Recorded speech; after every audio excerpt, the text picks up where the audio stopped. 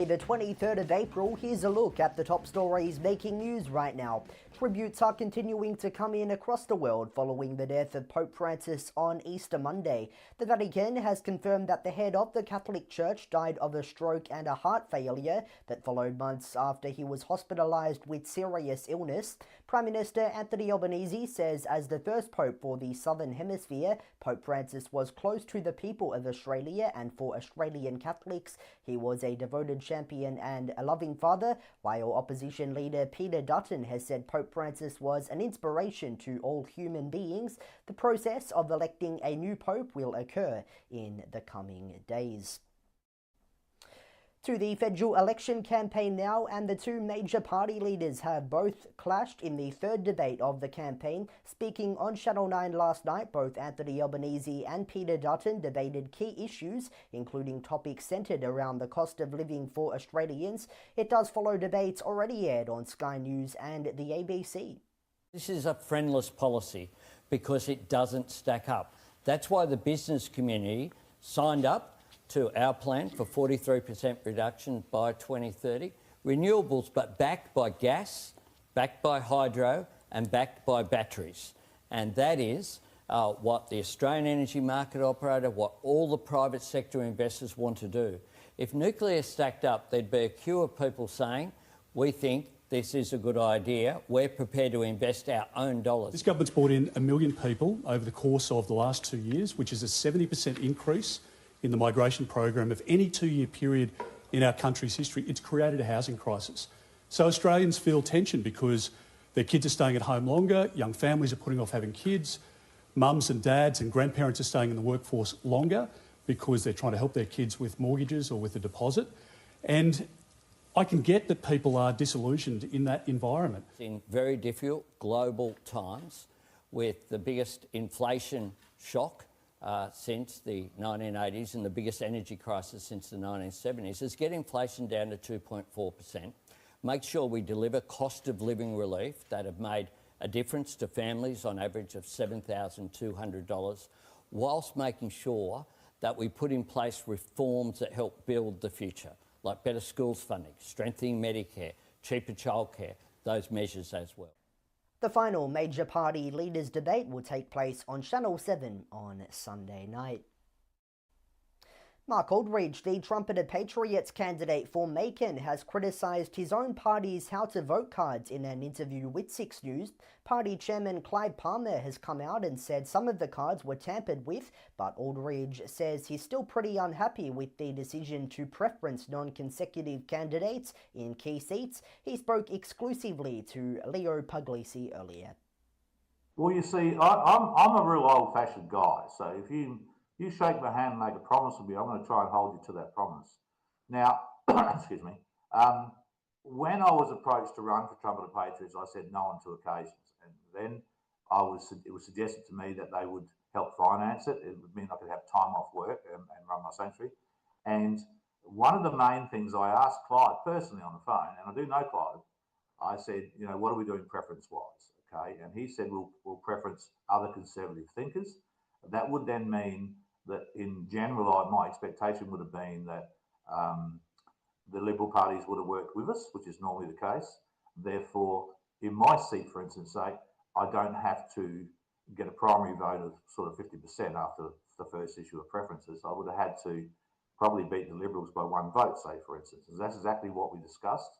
And so then when the preference cards came out in my particular electorate, they were reasonable. I didn't have a problem with what was in my electorate. What I had a problem with was any electorate where this decision by the party would enable or possibly enable someone from the left of politics to be elected on our preferences. I don't like that, and I wasn't happy with that. So I made myself I made it very verbal, and I spoke to others in the party and made it quite clear that if there was an ability to leave the party at the time I did that, I would have. It's interesting, we also saw yesterday the Trumpeter Patriots candidate in Flinders. He did quit campaigning for this, so he's withdrawn. He obviously still appears on the ballot, but he's endorsed One Nation there. He's called on other candidates to do the same. Are you prepared to also withdraw your candidacy over this? I think there's a problem for me in my state that my name is on the ballot paper. And I'm kind of a man that's committed to any promise that I make. And as much as I feel deceived in some respect here, I will, if the name's on the ballot paper, I may as well give it the best shot I've got because I'll be a voice. I think the issue would come once elected, because obviously if I'm elected by any votes that have come the way of Trump the Patriots, then I have an onus to work with them. However, I would be reluctant to be told what to do in any situation where it got in the way of the direct connection between myself and my electorate. So that'll be a hard move to make. We can't quit because our name's on the ballot paper. And the only effective way that would change would be if the party themselves disendorsed us.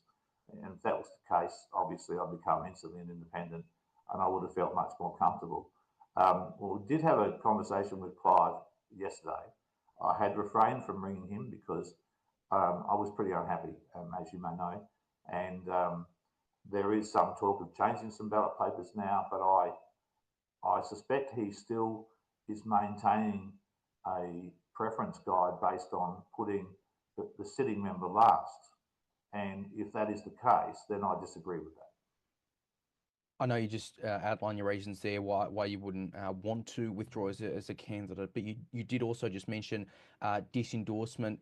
Again, you've been very critical of the party's decisions publicly. That's something that usually puts any party's candidate at risk of disendorsement. Do you feel like that could happen to you? Have you gotten any indication that you might lose the party support over this, or are they just happy to kind of let you outline your views? I think at this stage, judging by the conversation last night, that they would like to keep me and maintain me because of my profile in the seat. I'm not adamantly opposed to policy of the party by any means. So it is only just this preferencing. So I've been telling everybody that follows me on social media that they really should take the lead and own the ballot paper, because they do. They own the ballot paper, they own the preferences. But I've made it quite clear to everybody that supports me and anyone that may or may not vote for me that my position is that the ballot paper, the decision to preference in such a way that could effectively empower, say, a Greens or a Teal or a Labor candidate into any seat, I would not be supporting that at all. Party has come out today and claimed there's been interference with these how-to-vote cards. I don't believe they're talking about your seat specifically, but they've mentioned others. Have you been briefed by people in the party about that? Is that your understanding that there's been some kind of hack? Look, look, I don't. I think it sounds a bit disingenuous, to be honest, but I'll be honest. Having run federal campaigns and state campaigns for some time, it is not untoward to think that there's people out there that would like to undo parties, particularly a party with the name Trump in it, obviously, for obvious reasons. So this could have happened. But that same notification I received from the party still seeks to put the sitting member last. And I think I understand their position, possibly. I don't think that position is very powerful for the candidates. And I don't think it's very powerful for the future of the country. I'm all for seeing the slow demise of a two-party system and putting back into politics that genuine connection between the electorate and the candidate themselves or their elected member, because I think the parties do get in the way of that. I think that undermines democracy in itself. But I don't like the idea of another 3 years of Labor. Personally, I don't think it's going to work for us. I think the Labor and the Greens have shown a very strong leaning left, and I think at times it's very irresponsible for the future of this country. So my position is still to oppose any preferences provided or any advice given to voters from our party that would risk that happening. And those are the top stories on 6 News right now. You can stay up to date anytime by heading to our website or by following us on social media at 6newsau. Stay with us for continuing news coverage. For now though, I'm Darby Travers. Thanks for your company.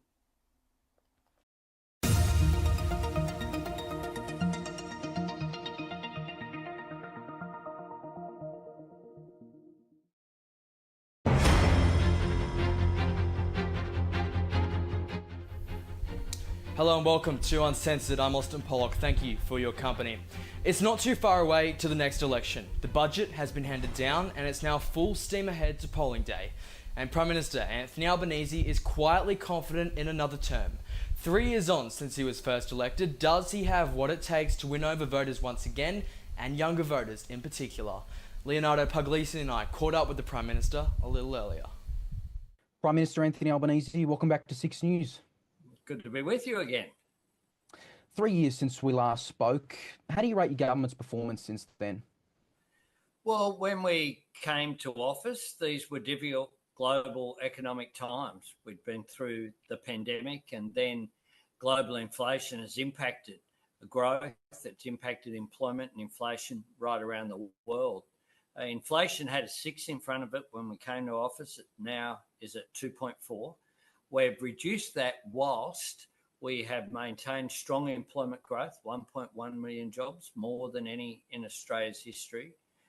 We have real wages increasing 5 quarters in a row. We've produced tax cuts for every single Australian taxpayer, and we've produced cost of living measures to assist people. So I think in terms of the economic challenge that was there for us, it was like landing a 747 on a helicopter pad. How do you get inflation down whilst providing cost of living relief, whilst not having a negative impact on employment and growth? We've managed to do that. I think we are turning a corner. There's more to do. At the same time, we've had significant reform in aged care, in childcare. We're taking action on climate change. We've restored our relations with the world as well. Prime Minister, how are your confidence levels going into the next election cycle? It, of course, is a matter for the Australian people, and all elections historically in Australia are close.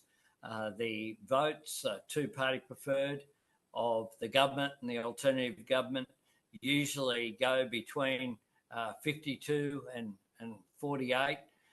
It's either that or 51, 50. Elections are tough, and the Labor Party, I've been here for 10 terms. 3 of those terms have been in government. But I think we've got a good story to tell. Importantly, we've got a good offer as well. The offer going forward of cutting 20% of HECS debt, the further reform in childcare with the abolition of the activity test, the deals that we've done for students, the students who will come after you will benefit from our Better and Fairer Schools funding program, $16.5 billion, doing the deals with state and territory governments, lifting up investment from them as well, so that every school student can get the resources that they deserve, whether they're at a public school or a private school, so they can fulfil their opportunity in life and be the best they can be. We hear a lot of families, right? They're doing it tough right now, and that's something that a lot of people are struggling with. How will this budget address that immediately? Well, there will be immediate support through the energy bill relief, the next tranche of support which is there. For students, they'll get 20% off their student debt. That will have an impact for that cohort. The work we're doing on cheaper childcare has already benefited Australian families to the tune of $2,700 on average. Free TAFE has benefited 600,000 Australians to get the skills they need for free. We've got tax cuts that have been delivered for every Australian taxpayer. These have all made a difference. But importantly as well, real wages are increasing. We want people to earn more and to keep more of what they earn. That's been an objective of my government, and we are achieving it. As for this upcoming election, I know you've said that there wouldn't be any formal power sharing arrangements in the event of a hung parliament. Obviously, you were there in 2010 when Labor was in a minority situation. I know you are gunning for a majority here, but in the event that you don't have that, are you prepared to have some kind of negotiation with crossbenchers?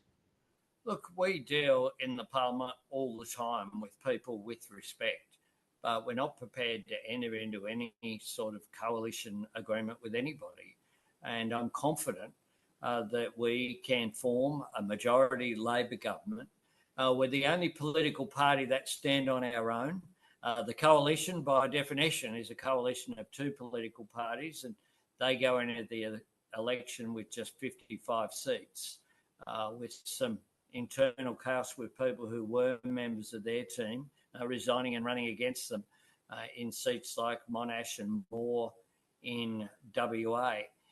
So when you look objectively at going forward, I think realistically it's only the Labor Party that could be in a position to form majority government. We think that is a strong message. Australia, the last 7 elections have produced 7 different prime ministers on election night. I seek to be the first person since John Howard to be re-elected. Part of our pitch is the stability that we have offered.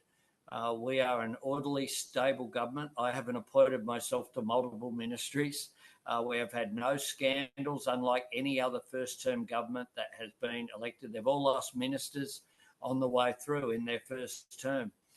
We've been very focused on delivering, and these have been turbulent seas that we've had to navigate globally, but we've always had our eye on the horizon of how do we achieve the objective of building Australia's better future, how do we deal with immediate issues of cost of living pressures, whilst making sure we put in place those mechanisms for the long term, such as the transition to clean energy.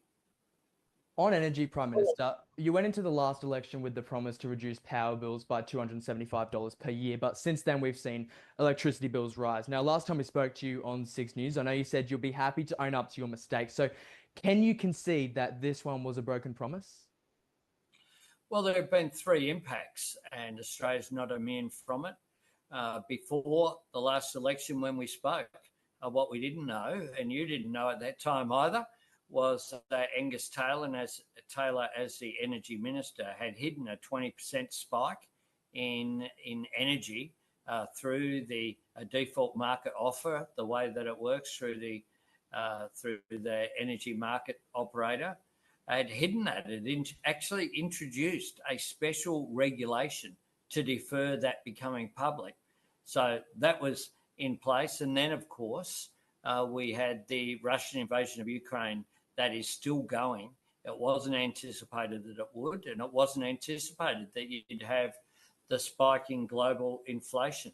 So we haven't been immune to that, of course.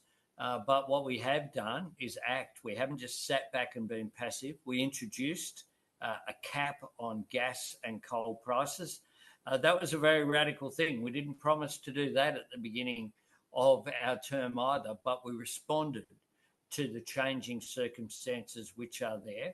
And since then, now we have the 3rd lot of energy bill relief, which for some people, when combined in Queensland, for example, have got through the current system some $1,300 off their energy bills.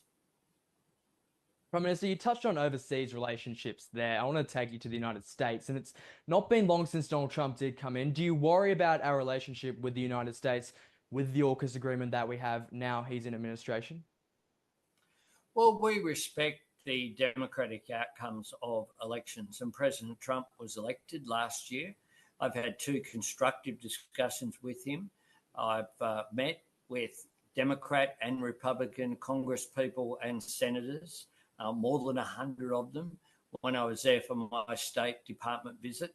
And so we'll continue to engage constructively with our friends in the United States. It's a relationship which has been in place now since the Second World War, and it's a strong one. It's a strong economic relationship, a strong security partnership, and it's based upon common values that we have as 2 great democracies. In terms of just getting back home a bit, younger voters are making up a key demographic at this election, as you know, right? Gen Z and millennials are outnumbering baby boomers. They have been moving away from major parties. They're looking for politicians to hear them. What is Labor, including especially in this budget, offering young Australians? Well, what we're offering is a 20% cut in debt that they have through their HEX payments, and that will be immediate, will make an extraordinary difference to them. We've changed the APRA conditions so that banks won't take into account people's HECS debts when they're determining housing loans. We have a plan to build more homes for Australians, 1.2 million. We need to address housing affordability as a major issue. Many young people, of course, for young women, the reproductive health policy that we've announced, more than $500 million. Action on climate change is something that's of concern to young Australians very much. And for those certainly not really of voting age, but younger than that, of course, the education deal that we are doing, people will be familiar with the Gonski report of more than a decade ago, talking about how you make sure that every young Australian is able to get the best opportunity in life. We've actually delivered it, putting it in place, a 10-year funding agreement that will see the school resourcing standard met. That makes an enormous difference for Australians. In addition to that, the free TAFE and apprenticeship support that we have in place as well. Already 600,000 Australians have benefited from that. Overwhelmingly, they've been young Australians, but some people are retraining as well as the economy changes. I just have to ask very quickly on the topic of young people, because it's something that caught my eye over the past, well, really year, is the social media ban. I know you were very supportive of 6 News when we last spoke, when I was 14, my other colleague, Roman McKinnon, was 13. What since then made you kind of change your mind that it was fine for the 14 and 13-year-olds to be on social media talking to you then, but not so much now? Well, we want to make sure that for social media, we know can be very positive. It can be a way that people can engage, but it can also cause harm. And speaking to parents who had lost their child effectively is something that is heartbreaking. The rise in mental health issues for young Australians as well requires a response. And just as the banning of phones in school classrooms has had, I think, a positive impact. The feedback is all very positive about students being able to engage in classes much more effectively, and importantly as well, actually talk to each other at lunchtime and during breaks in class as well, learning those social skills. As technology changes, we need to make sure that society has discussions about how we keep control of it rather than technology changing us. So these are complex issues. I understand that, and I understand as well that this was a tough decision to make, but we looked at the evidence, we consulted very widely. We are consulting at the moment about the details of how it will take place. That's why when we did the announcement and the legislation, it comes into effect 12 months after it was carried. But I was quite pleased that it was carried with the overwhelming support of the Parliament. People have responded to what is a need. All right, well, really appreciate your time. We look forward to catching up again later in the campaign. Prime Minister Anthony Albanese, thank you so much for coming on 6 News again. Yeah, thanks very much. Have a great day. Thanks, Prime Minister. And that is Uncensored. You can stay up to date with the latest news on our website, sixnewsau.com, and on social media at 6newsau. You can support our work at patreon.com/6newsau. I'm Austin Pollock on behalf of myself, Leo, and the entire team. Thank you for your company.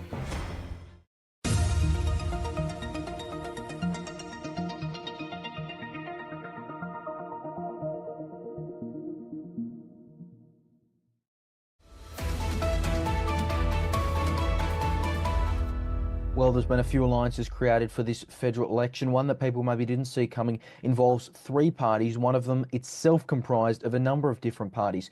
The Fusion Party was formed back in 2021 after a merger of the Science Party, Pirate Party, Secular Party, Vote Planet, and Climate Change Justice Party. And at this federal election, they've aligned with Democracy First, a never registered minor party with Vern Hughes, a perennial candidate, as one of its main figureheads. Democracy First has gone through a number of name changes since it was founded after the 2022 election. At one point, it was known as the Conservative Party. In addition to that, they've also joined forces with the Australian Progressives, which was formally registered and did contest the last federal election. And they're standing across Australia in the Senate. Miles Whittaker is from Fusion, and he is the party's candidate for the Senate in New South Wales. He spoke to Six News to discuss the alliance a little earlier. What we have to understand is that in this country, there is a huge impetus towards the status quo and a huge impetus towards the major parties, but that is entirely artificial, and it's being pushed by a combination of regulation and big money and special interests. And so many of us who are so frustrated by how change is stymied and stagnated in this country are coming at this from many different directions. And for years, we were trying to go it alone, and essentially one day, the circumstances aligned and the stars and the moons and the planets aligned, and essentially we said it's time to put aside our egos and time to move together, that we have so much in common that we may as well unite. And so that was essentially the founding story of Fusion Party 3 years ago. And now here we are again doing what internally we're calling Unite 2.0, where we're essentially relaunching Fusion Party for the federal election this year with a new coalition of parties. And so the old ones are still there. So we still have Pirate, Science, Secular, Vote Planet, Climate Emergency, but now we are welcoming a coalition with Democracy First and the Australian Progressives. So the Progressives themselves have a history that is almost as long as many of our member parties, being founded in approximately 2016, whereas Democracy First is much newer. And so there's new ideas, new faces, old faces, and many different people and movements coming together, which is essentially the 10-second summary of Fusion Party. Many strands woven together makes a stronger rope.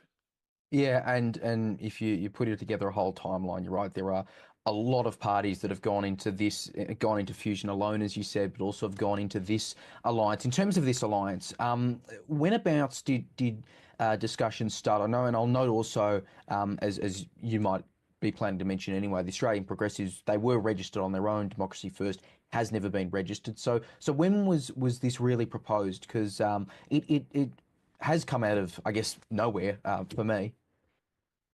Yeah, well, it's an interesting and a complicated question, because ultimately people and society and politics is complicated as well. And I'm an advocate against sort of oversimplifying things. But there's a great analogy here, I guess, with evolution, if I could take a sort of scientific angle, where you can look at monkeys and great apes, and then you can look at humans a few million years later and be like, okay, well, when did the monkeys become the humans? Well, the answer is there is no clear line. Like, obviously in fusion, there's points where very formal decisions were made. There were times when things were formally announced. There's sort of milestones we can look at along the way. But a great example of why there's, this kind of blurring over is how many of us in Fusion were literally volunteering and supporting members of these other candidates or parties in previous elections. Maybe not officially as, under whatever sort of label or title we wear, but we were there all the same. We're friends with these people. We're friends with their ideas. And so sooner or later, there came a point where we're like, look, we can work together more closely. We can get sort of some of the redundant barriers out of the way and actually make real change, lasting, impactful change. And so in terms of what all these parties stand for, and that includes the original member Fusion parties as well, where's the kind of collective here? What makes it, I guess, close enough that you're able to form an alliance? Because I'd imagine, you might have some differences here and there, but you've got to have some level of unity to be able to enter into a coalition. Yeah, no, that's like the first questions everyone's going to ask. And unfortunately, there's not an answer that anyone's going to expect, because what we're doing here is fundamentally a new and a different kind of politics. And you can see kind of in the party logo here that this is kind of exemplifies the approach we take, where if you look for what is the center, what is the single one thing that Fusion is, well, there's kind of no one thing. What we have are multiple overlapping circles and colors in the logo representing different overlaps between our policies, our values, ideas. And so anyone going to our website can find the values that we stand for, the principles that we embody, the policies that we're campaigning on. And talking to our candidates, they'll say exactly the same thing. Here are my policies and my values and principles. But it's kind of like you can look at any 2 or 3 of our member parties and they might have 60 to 90% in common. but then there'll be a different sort of, 90% overlap between any two of our member parties. And so there's never any one single thing. Rather, we're kind of this sort of evolving consensus. One way to look at it is of us as a process-based political party. I think something that's almost been, notorious among minor parties in general, not necessarily naming yours, but is there has been a lot of infighting with that kind of different policies. And you say it could be, 60% overlap, it could be 90, it could be between all these different parties. Can that really hold together to what I imagine you guys would like to build up to the point where you're winning seats? Is an alliance with that many parties and that many different viewpoints actually sustainable? Well, no, that's a good question. And I kind of draw back to the pirate party movement in Europe for inspiration here, where some people describe pirate politics as syncretic, where you take elements of policies and values from different movements, from different philosophies, and yet somehow can forge something where people feel united towards an identity, towards a value, towards a position. So although in Fusion Party we haven't got any elected state or federal members yet, we actually have a number of council and local government representatives around Australia who are proud to sort of embody our work in their local representation. And so similarly at a state and a federal level, that we have the shared sort of vision and trust in each other, that if we can find a way to work together, which in the vast majority of cases we have, then we will work together. I'm interested. I hope I didn't misquote. You said you do have local government councillors? I hadn't That's seen correct. them pop up. Yes, so they tend to have a low profile as for various reasons. Local politics tends to be depoliticized in Australia. In many cases, that's actually by request, that party politics tends to stay away from local government. There tends to be a lot of skepticism against party politics in lower government. Right. Fusion has, and I don't know whether, and you can obviously answer this, whether you guys reject or agree with the label, but I guess by some who've seen it on the outside would put it, they'd say this goes in the left camp if you had to split it. Do you see the party fitting in that way as kind of a Greens-like party in some regard, or is that just not, does that not fit for you? Well, no, I mean that's kind of the thing. Like, one way that I like to look of us as being the last teal party in Australia, or the last of the teals, and maybe that's a bit of an unfair way to put it, because obviously the teals aren't a party, they're a movement. And so like you could look at the teals and say, look, are the teals left wing or right wing? Well, they have some left wing policies, they have some right wing policies. Are they centrist? Well, it's kind of hard to say. I mean, if you kind of look at it in a general sense, it would be fair to say we are centre left or centre to left, while acknowledging that there are some moderately far left policies and some policies which are actually supported by right wingers within our policy platform. So again, it kind of comes back to the idea of this being a process-based political party, where one thing which we try to do very hard is look at the evidence and then develop evidence-based policy, and then not being afraid to adjust if the evidence changes. Democracy First, Vern Hughes, I think in his announcement of this, he described the alliance as non-ideological. You've just talked there about kind of evidence-based decision-making and policies, but I guess a lot of people would probably attach an ideology to a party standing for something. Can you stand for something without having some kind of ideology? Because I mean, what you say is and what's been written is pretty broad as a platform. Mm. Yeah, well, there's a beautiful paradox there. The Slovenian philosopher Slavoj Zizek actually talks about this, about how all of us are essentially suffused or embedded in ideology in everything we do, even those who try to be non-ideological. So to sort of put aside the philosophy for a second, the paradox here as expressed through us is that we don't want to take a zealous sort of theory-driven position where the theory says one thing and say we're always going to do that even if the evidence disagrees. So it's kind of more like it's a hard and fast general rule. And so maybe in this sense, to be fair, to call us centrist, in that if the theory clashes with the evidence, we're more likely to side with the evidence than the theory. And so in that sense, we're biased towards evidence rather than ideology. In relation to this alliance, and speaking of Vern Hughes, I mean, he's a man who's shopped around in minor parties a lot. He's been with the right-wing Federation Party. I think he was involved in the Democracy First is really part of the establishment of, or the successor to the Conservative Party, which he was involved in. I mean, that doesn't sound very not left, not right. It sounds pretty firmly right if he was involved in the Conservative Party barely a year or two ago. Yeah, well, I mean, if you go back to the history of many of our major influencers, candidates, organizers for all of our member parties, you will find literal socialists and Marxists and anarchists in there as well. And so like there's this weird kind of wonderful paradox where the community that we've been building and have built and will continue to build genuinely tries to find collaboration and common ground towards positive solutions for Australia that is independent of ideological positions. And so these days, Vern, I think he to me, I should let him speak for himself, but to me, it feels that he speaks more of as a centrist, non-ideological position. And so maybe it was his experience in right-wing and center-right spaces, which made him realize that when you lean too far into ideology, like most right-wing parties do, well, all right-wing parties do these days, then it simply, it doesn't work. And so we abhor extremism in that sense and look for some kind of evolving consensus. Speaking of evolving consensus, in terms of your own policies, just as Fusion kind of standalone here, are you still maintaining those? Are you still, I guess, as a party in control of your own policies and the alliance is more broad? Is that the right kind of understanding? More or less, yeah. And so, like anything else, the situation evolves, and so we tend to look for a permissive approach in a sense that if a candidate and the policies the candidate supports agree with our values and principles and doesn't clash with our sort of main federal platform, then there shouldn't be an issue there.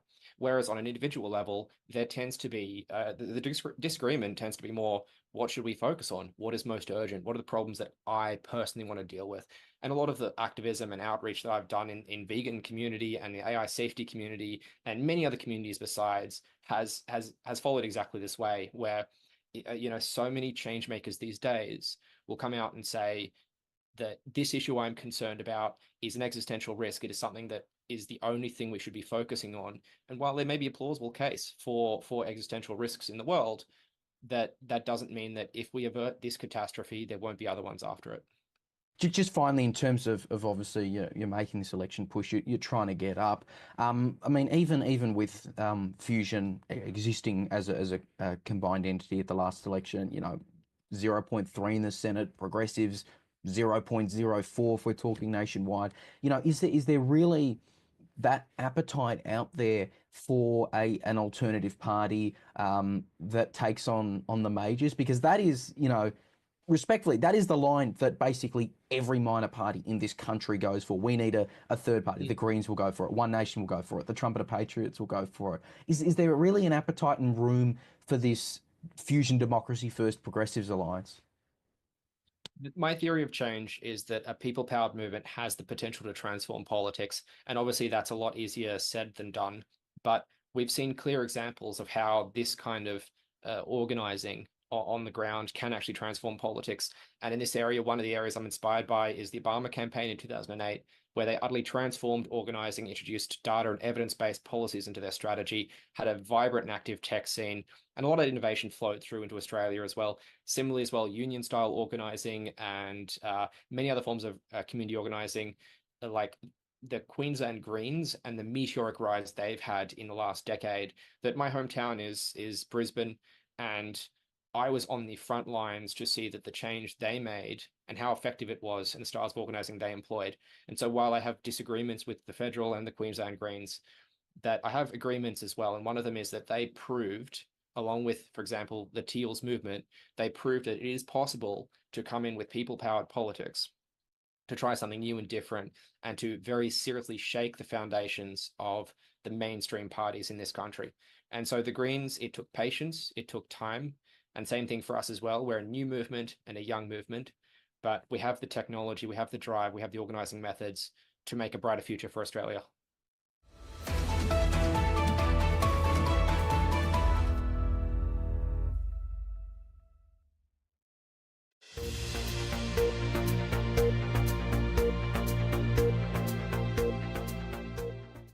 Joining us now on 6 News, the two newly elected One Nation MPs in WA, Rod Caddies and Phil Scott. Gentlemen, both great to have you here.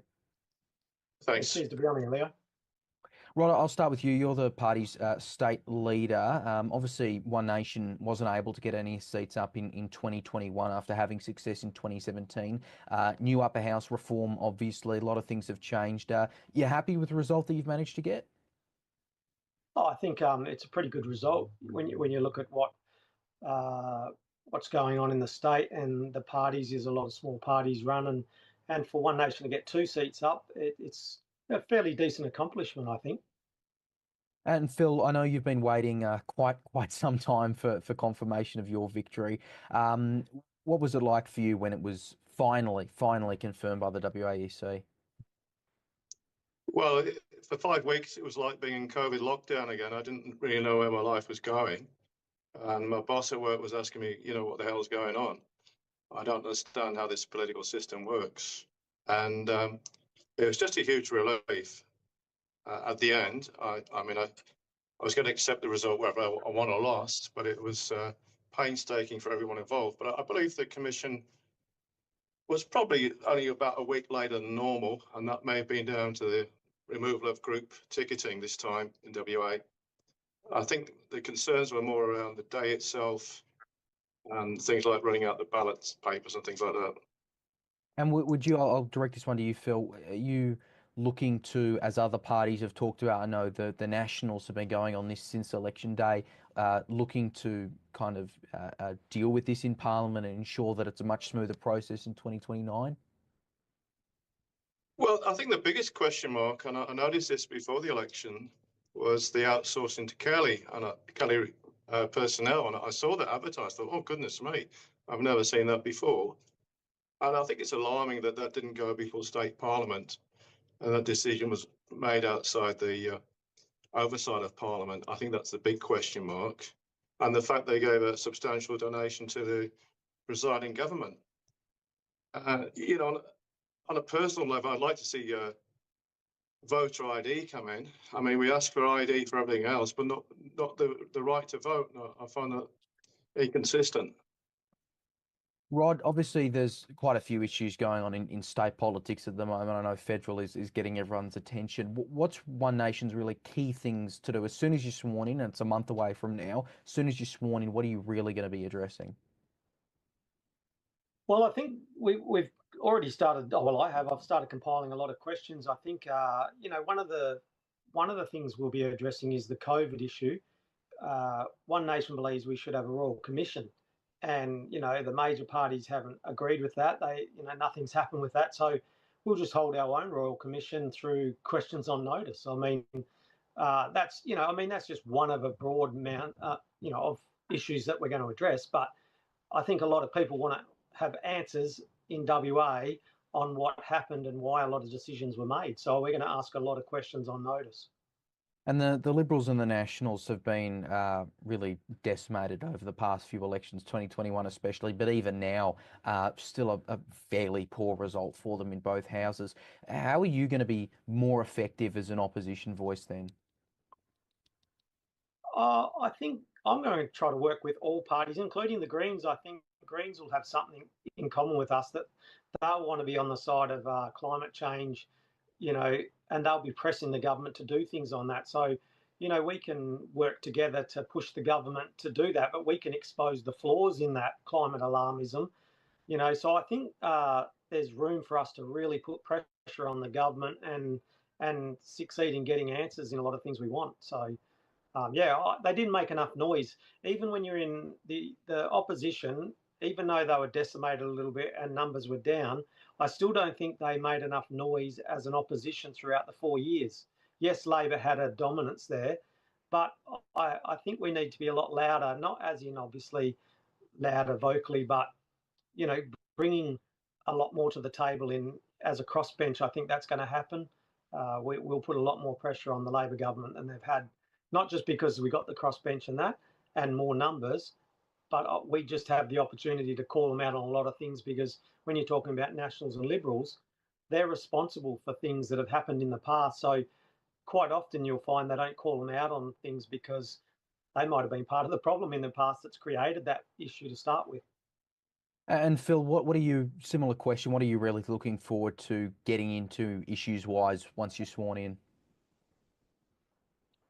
Well, I think it's keeping the government honest and accountable, making sure that the appointments they make are based on merit rather than jobs for the boys, keeping the separation of powers present, and making sure that they're not taxing by stealth. I mean, the water bills have gone up excessively, and people are saying that's a form of indirect taxation that the householders are having to meet. So there's a lot of issues that can be raised. It's a matter, as Rod said, of raising our voices to make that clear. The Liberals and Nationals did a lot of fence sitting while in opposition. One Nation was the party that took a very clear lead on the voice, while Libby Madam and others were like fence sitting or changing their mind. So with One Nation, you know what you're going to get, and we're not beholden to any big power brokers or organisations. We're very much a grassroots party, and that was shown by the very small funding we have for this campaign. So for two of us to get up on very little money was a huge achievement, and I believe that's a credit to the very passionate candidates we had who were doing it because they loved their country, and they could see that Australia was heading down the wrong track. It wasn't, they knew, a lot of them, they weren't going to win, but they wanted to get out there. And the beauty of it, these weren't career politicians. They were people from normal jobs, tradespeople, engineers. They were of all ethnic backgrounds, and they just want to keep Australia prosperous and peaceful. And they hate seeing the way the country's going, especially the migrants, because they came here under the understanding that we had a good standard of living, that we would have our freedoms protected, and they're seeing the same mistakes being made here as they saw overseas from their countries of origin. Rod, it must be a huge benefit for you to have Phil elected as well, rather than you essentially almost being a party of one in Parliament, actually having another party colleague, which also puts you look at the numbers, I think you're better than legalised cannabis in the numbers, which surprised some people as well, but must be huge support for you. Oh yeah, definitely. It's, you know, there's numerous reasons why it's of benefit both to myself, the party, and to WA, because, you know, having that extra member, it shares. You know, I've got someone to share the workload, the portfolios. It's pretty hard to be across everything in society that's going on. So if you can half that straight away, you're already better off in that sense. So, you know, there's that. You've got more resources. We've got, you know, with Phil getting elected now, you've got an electorate allowance you can use in the community. You can get out there. There's two people getting out in the community and hearing what's going on. You've got, you know, yeah, it's just the double. You've got two staff each. So rather than just having two staff to deal with, we'll have four now that can be looking at legislation and working on, you know, how we can make things better for WA and improve it. So yeah, it's a great thing. And I've got a buddy there to sort of, you're not that lone person in Parliament. You've got someone beside you to help you fight through that and to bounce ideas off, because you're not always right, and sometimes it's good to bounce ideas off another person. So it's great to have him there. Rod, there has also been. Go ahead, Phil. It's great because Rod and I were with the West Australian Party when it was resurrected in 2016. So we've known each other a long time. So we understand our different personalities, and I think we will both bring things to the table. Yeah, Rod, something that, you know, some people pointed out, I'm sure you would well known, is that, you know, One Nation as a party has had sitting members defect from the party, not irregularly. Are you you know, confident that that's something that is going to be avoided? You're happy to stay with One Nation and continue leading it in WA and building up the state branch? Oh, definitely. You know, I think there's a lot of inner workings go on in politics, and you know, whether that be decisions made, people are elected, and Phil's aware of it, and many people in the past are aware of it. You get elected. I did a hard job, you know, like I put in a lot of hours to getting elected myself. If you look at my below the line votes, you know, I got a lot of votes below the line, comparatively to a lot of people. So there's still a lot of hard work goes in, but you get elected under a banner of One Nation under Pauline. And what's happened in the past, I believe, and I know these people, the people that have left, some of them I've known about them prior to them getting in. There is self-interest in life. You've obviously got to have some self-interest to progress in life, but I think sometimes the motivation and the end goals of some of these people have never been about the state and country, or it's been a little bit too much of the self-interest thing. So if anyone was going to stay together, it will be myself and Phil with Pauline. I haven't seen a reason at this point. I've been with the party. I stepped back for a little while, but I was exhausted. I just ran in 2 campaigns, missed out, spent a lot of money, and I needed a break. Pauline's always been good to me. She's always stayed in communication. We're pretty much a bit like friends. She's not the nasty sort of grumpy woman to these candidates. They're leaving for all different reasons. But I think there's been some pretty decent reasons for the party. I'm trying to think how to put it in a way. I don't feel some of these candidates have left for the right reasons. I don't think it's the party's fault. I think it's the members of Parliament's fault. And yeah, just quickly, Phil, you mentioned there that you've been with the party for just under a decade now in the Western Australian branch with Rod. So sounds like you're all on board with sticking with it as well.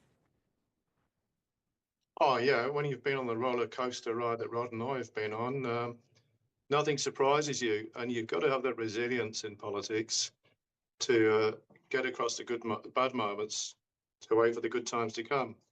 And I've stuck with this party because we're the party that really stands for true Australian values, that will protect our heritage and the nation that sadly has been going down the tube. I mean, with all the resources we've got, we shouldn't have over 120,000 homeless in this nation. It's a national blight.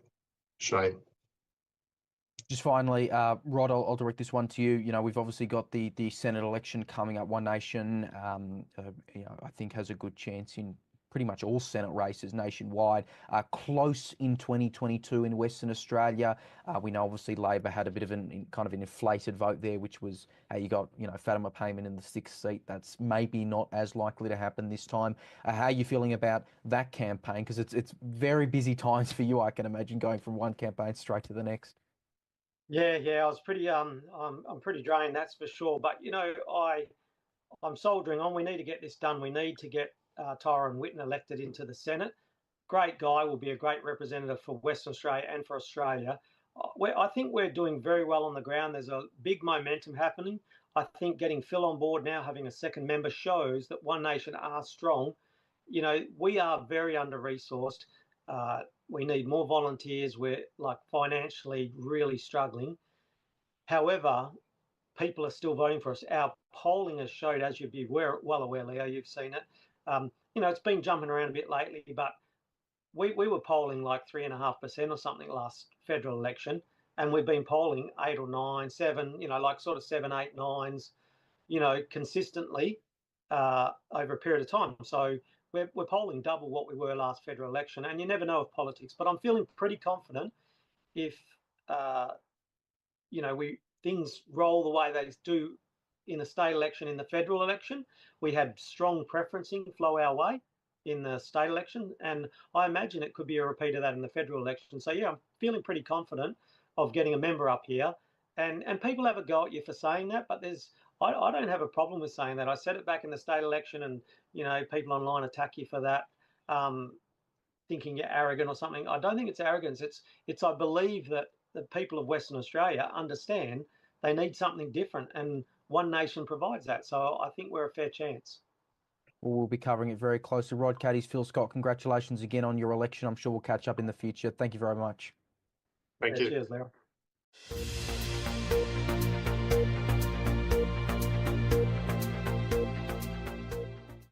Joining us now on 6 News, Lee. She is the member for Fowler in the federal parliament. She was elected at the 2022 election, and she is running it again now. Thank you so much for being here.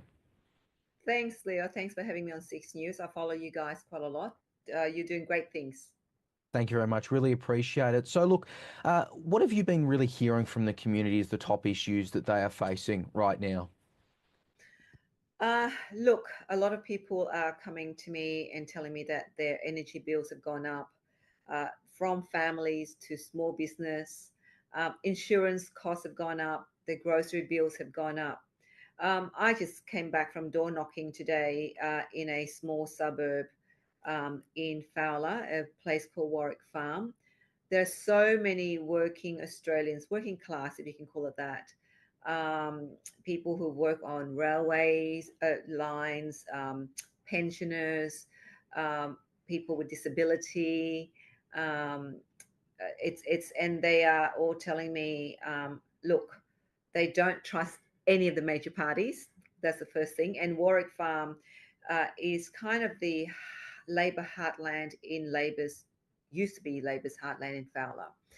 And people are telling me that, they're very disenchanted with the major parties, disenchanted with politicians overall, by the way. And I kind of said, I'm an independent. And I said that, I do keep the government accountable, and I, ask and ask the questions, the hard questions. I don't just stick to parroting any of the government's lines. So I try to tell them that. But that's today's door knocking. People were they don't believe that the government is there for them, for the working people. But generally, cost of living has been a front and centre of people's minds here in Fowler, in southwest Sydney, and I have no doubt middle Australia. But for you personally, what have you made of the Albanese government's performance over the past 3 years where you've been sitting in Parliament and observing it? Look, there have been some good policies, such as, the cheaper childcare. For me, that is a good policy. However, what I have observed in the last 3 years in the federal parliament is that a lot of our policies, there isn't a huge substance behind it. So the example is that cheaper childcare, while we are trying to give cheaper, affordable childcare to every, families in Australia, that's not means tested. That means those who don't need it still get it. But also the fact that we have a workforce shortage in childcare. So therefore, it's very hard to make life easy for families who need to take their kids, put their kids through childcare. The other policy that I think, such as the National Reconstruction Fund, which is for Made in Australia. I don't know if you follow that very much, Leo, but that was a $10 billion fund to supposedly help local small to medium-sized manufacturing in Australia to manufacture in Australia. Not a single dollar has come out of that fund to medium-sized or small manufacturing businesses to help them scale. We don't know where the money, we don't know what that promise of $10 billion, what happens to that money. And it's 3 years and none of the, major or small to medium-sized manufacturing businesses that I've spoken to, they have not seen it. So how do we encourage local manufacturing when the tagline, or when the government emphasize on local manufacturing or made in Australia, when we're not making anything in Australia really? A lot of times is we're importing. I'm curious. So No, go ahead. Sorry. So I think that there's a lot of headline grabbing policy announcements, absolutely, but such as building 1.2 million homes. Really, can we achieve that? And it's been a real interesting time for me to watch the machinations of a government and what major parties do in the federal parliament, because it's my first time being elected as an outsider, not understanding, not knowing the process and the procedures in the federal parliament, but seeing these men, majority of the men, making these decisions and announcing, like I said, headline grabbing policies. Our community, our working Australians, are still feeling the the shock, the electric shock with the rising energy bills, electric shock of rising prices that are hurting families a lot, especially in southwest and Western Sydney. I'm interested and curious just there because obviously, as you say, right, first time you've been in Parliament, you're not the only first-time crossbencher over the past 3 years. Have you been able to work closely or form any kind of relationship with some of the other crossbenchers? You know, I guess the Teals, you're not Climate 200 funded, but have you been able to, you know, work with them and talk with them over the past 3 years, maybe more than you've had with major parties? Oh, look, absolutely. You know, as a crossbench, we're all independent. So therefore, you don't have the machineries of the major parties to really support the work that you do. So when a major policy piece gets introduced in the lower house with only one staff at the federal parliament, it's very hard for me to really delve into that piece of policy. And so we kind of check in with each other, say, oh, especially those who've been there 2 terms, such as Helen Haynes, Rebecca Sharkey, and Zali Stegel, or Bob Catter or Andrew Wilkie, to say, oh, what do you make of this? And you know that they will kind of, kind enough to kind of give a quick briefing about what the piece of policy does, and then it kind of gives you time to really check in with your community to say, is this, how do we vote on this? So you do have conversations with the crossbench. We don't work closely together. We don't vote together as a bloc, which is what major parties do. But we do have conversations with one another. You know, when I run into a vote and when a bell rings and you kind of in a meeting, you think, oh my God, I have to run it. I don't know what it's about.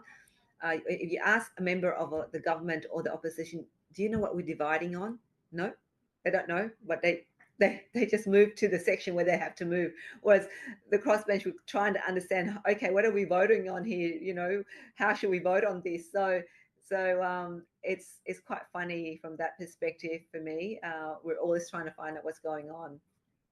I'm interested there as well, and we'll get into the broader topic of a hung parliament in a sec. But you know, obviously, it has been, while narrow, a Labor majority. Have you felt like you've been able to be an effective independent voice when, you know, as far as the numbers go, the government does not strictly need your vote? Oh, absolutely, Leo. I have been very effective, and I tell you, so when I campaigned in May, prior to the May 2022 election, my campaign message was on the cost of living, because I already knew out here in Western Sydney the cost of living was impacting people. Petrol prices were starting to go up, so I knew then that as soon as I get elected, I will need to ask the question in Parliament about what will the government do with the cost of living, especially for families that are driving cars using petrol. That will they reintroduce the fuel excise tax cut, which the coalition did under the during the COVID lockdown. The government said no, we don't have the money in the budget, we can't do that. So I asked that question to the Prime Minister, that asked that question to the Treasurer. And so cost of living was front and center of my campaign. The first 12 months, the government did not focus on the cost of living. Everybody was focused on the voice campaign, the voice referendum. And I then, in that 12 months, while they were focusing on the voice, I put to the government that they need to do something around the stage 3 tax cut, because I believe that stage 3 tax cut had to be revised because we're moving into a cost of living crisis period. No, they did not agree on that. I also put to the government they need to look at reducing the HECS debt, because again, the cost of living is impacting young people in our community traveling to university to study, while at the same time having to put up with the increase in the indexation, which is impacting the HECS help debt. No, the government didn't want to do anything about that in the first 12 months because everyone was talking about the voice. And at the end of the referendum, when the referendum failed, the government then pivoted to focus on the cost of living in 2024. And I continue to ask the question around HECS. I continue to ask the question of cost of living. The government then announced in their May 2024 budget that they would reduce the HEX help debt indexation from 7.1% to 3.1%. And then they also had the revised stage 3 tax cut. And then they introduced a $300 rebate for families and $325 for small businesses to help with their energy bills. So I believe my voice really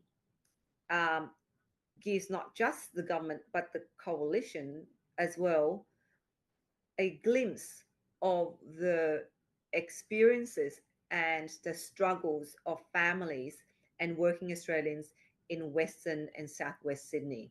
So I think, I believe I've been very effective, and that's why the government's policies around that they're announcing now, including the Medicare rebate.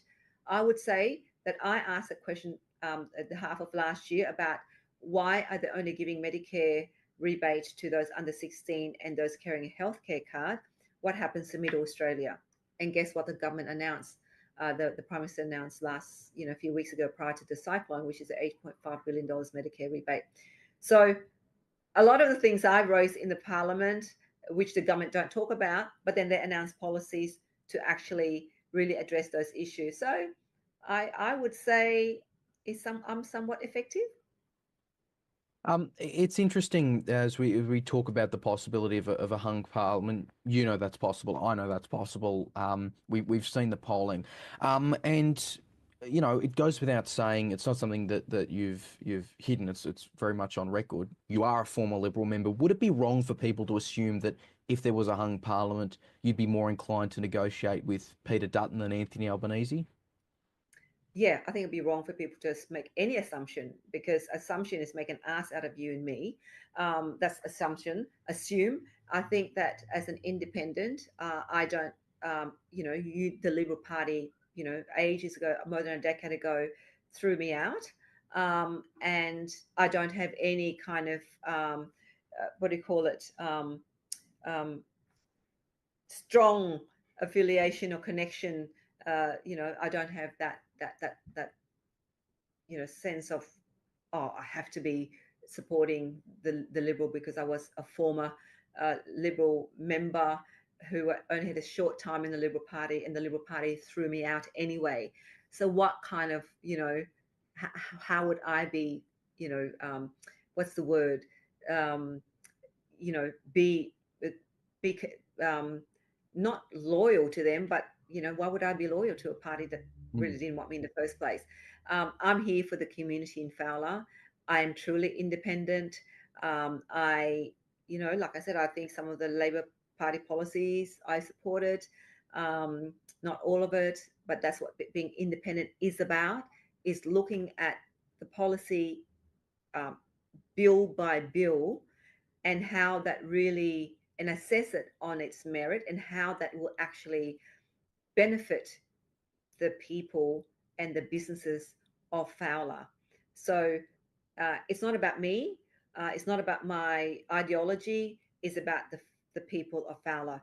That's my bottom line. Whatever my interest is, I don't care. I'm here as a voice, as a vehicle for the community of Fowler, and what's best for the young people, what's best for the working families, what's best for the the pensioners. I'm here to advocate for them. So whoever can deliver and can give me the best, who can best deliver for the people of Fowler, that is someone that I'll be sitting down and having a conversation with, and somebody who's genuine in actually wanting to deliver for the community of Fowler. Right. So we can basically at this point put you down as a either or. You'll see how it goes. We'll work Either it out. or. Yes. If the majority of Australia gave, whoever has a bit more of the numbers, and then, we'll sit down and talk. But the good thing about being independent is you don't belong to anybody, and you have the choice to choose to sit down with whoever comes to the table and say, this is what we can do for your community. And, my community is front and center of my of my work, of whatever I do here. They come first. You touched on this at the start in relation to major parties. Obviously, your election in 2022 was, I think, at least in part, spurred on by the particular candidate Labor did choose in Christina Keneally and some of the controversy that came with her candidacy. That is obviously not the case this time around. Why should we think that it's maybe not a fluke that you got in and it was just a kind of one-time backlash and they'll return to being safe Labor again? Why should people give you a chance of re-election? Oh, look, I think the community in Fowler here, I'm not just somebody who just have flown in and got by fluke elected at the last federal election. I have been a local, I grew up here. I came here as a refugee, grew up in a suburb not far from my office at the moment, went to school in the area, and started my journalism cadetship in Fairfield and Liverpool, which is part of Fowler. So it's not as if I just moved in here 10 years ago and gone to politics. So I actually grew up here. So I am part of this community first and foremost. Secondly, I am an elected councillor and I have worked in this community since 2008. So people know who I am. And thirdly, since having office, my staff just had a meeting today, just said, oh my God, can you believe it? They said our cases that we have helped is coming up to about almost 10,000. 10,000 in 3 years. Now, it surpassed the numbers that the previous office had dealt with. It was about, a few hundred cases. We are nearly 10,000 in 3 years. So to me, that's an indication that my office are doing a lot of community outreach, that a lot of people are coming here seeking help and knowing that we actually deliver. And yeah, look, you don't know what the outcome is of an election. Nobody knows. And I think it's going to be one of the most interesting elections because even in neighbouring electorates such as McMahon, Werriwa, those Western Sydney so-called safe Labor seats, you're actually seeing the member actually door knocking, which is fantastic because as a member of parliament, you need to be out there door knocking and engaging and connecting with your community so you can understand and advocate for them. And I'm glad that I led the way in that, and I'm sure that the Labor MPs are cursing me because they have to work, but we can't take our seats for granted. As long as the community voted for me and have placed their trust in me, I will continue to serve them.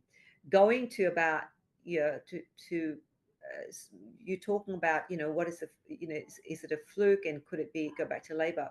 In my door knocking, Labor voters are disenchanted with the major party, with Labor, and people are disenchanted with the major parties. So with that, as you know, there's been this sense that the government has not delivered for the community on the cost of living. The trust in politicians is at a very, very low level, and I think is decreasing as months go past. So that will benefit independents because as an independent, you do not parrot any of the government lines or don't party lines. You don't go out there and just nod and just, say what the party tells you to say. It's a great time to be an independent because you know that you can keep the bastard honest and you will call the government of the day to account and make sure that you speak up for the community and fight for what they deserve. And I believe I've done that. I have to ask this though, because this is something that I've observed kind of in the background over the past couple of years, and I'm really curious on it. A few years ago, you were forming the Western Sydney Community Party with Frank Carbone. We really haven't seen much movement around that for some time. It's AEC registered, but as far as I can see, we haven't got branding candidates, etc. Is that still going ahead for this election? Look, I don't know yet, but I formed the party in preparation for the future of this Western Sydney community. I think that when you form a party, when you do anything, for me at least anyway, I always want to make sure that I have laid the foundation. I need to get re-elected again for me to continue to build that foundation. It's no point rushing, forming a party, and then rushing running candidates, because I need to consolidate this the seat of Fowler first, and then start to grow. So I'm not don't write it off. I mean, it's there. It's there to help establish, so that to plant the seed in the ground, I suppose. But let's, for me, the focus is to serve this community, to make sure that I am going to continue to be a strong voice for them in whichever party forms government, and to advocate for our community needs first and get that delivered. And then I can think of, growth for the party in the future. But at the moment, it's there. Like I said, just you want to plant a seed first. The journey of 1,000 miles begins with one small step, and that was a small step. I planted that seed, and let's see how it grows. Do you plan to even use the party name on the ballot? I mean, I think at least last time I checked, you're still registered with the Parliament as an independent. Yeah, are you planning to use it at all? Because I mean, it does kind of seem weird for it to be dormant for 2 years. I know I had a name change last year, but it is just as you just said, it's just been sitting there for 2 years. Yeah, it's planting a seed, and it's not rushing into anything, focusing on the work that I have to do now.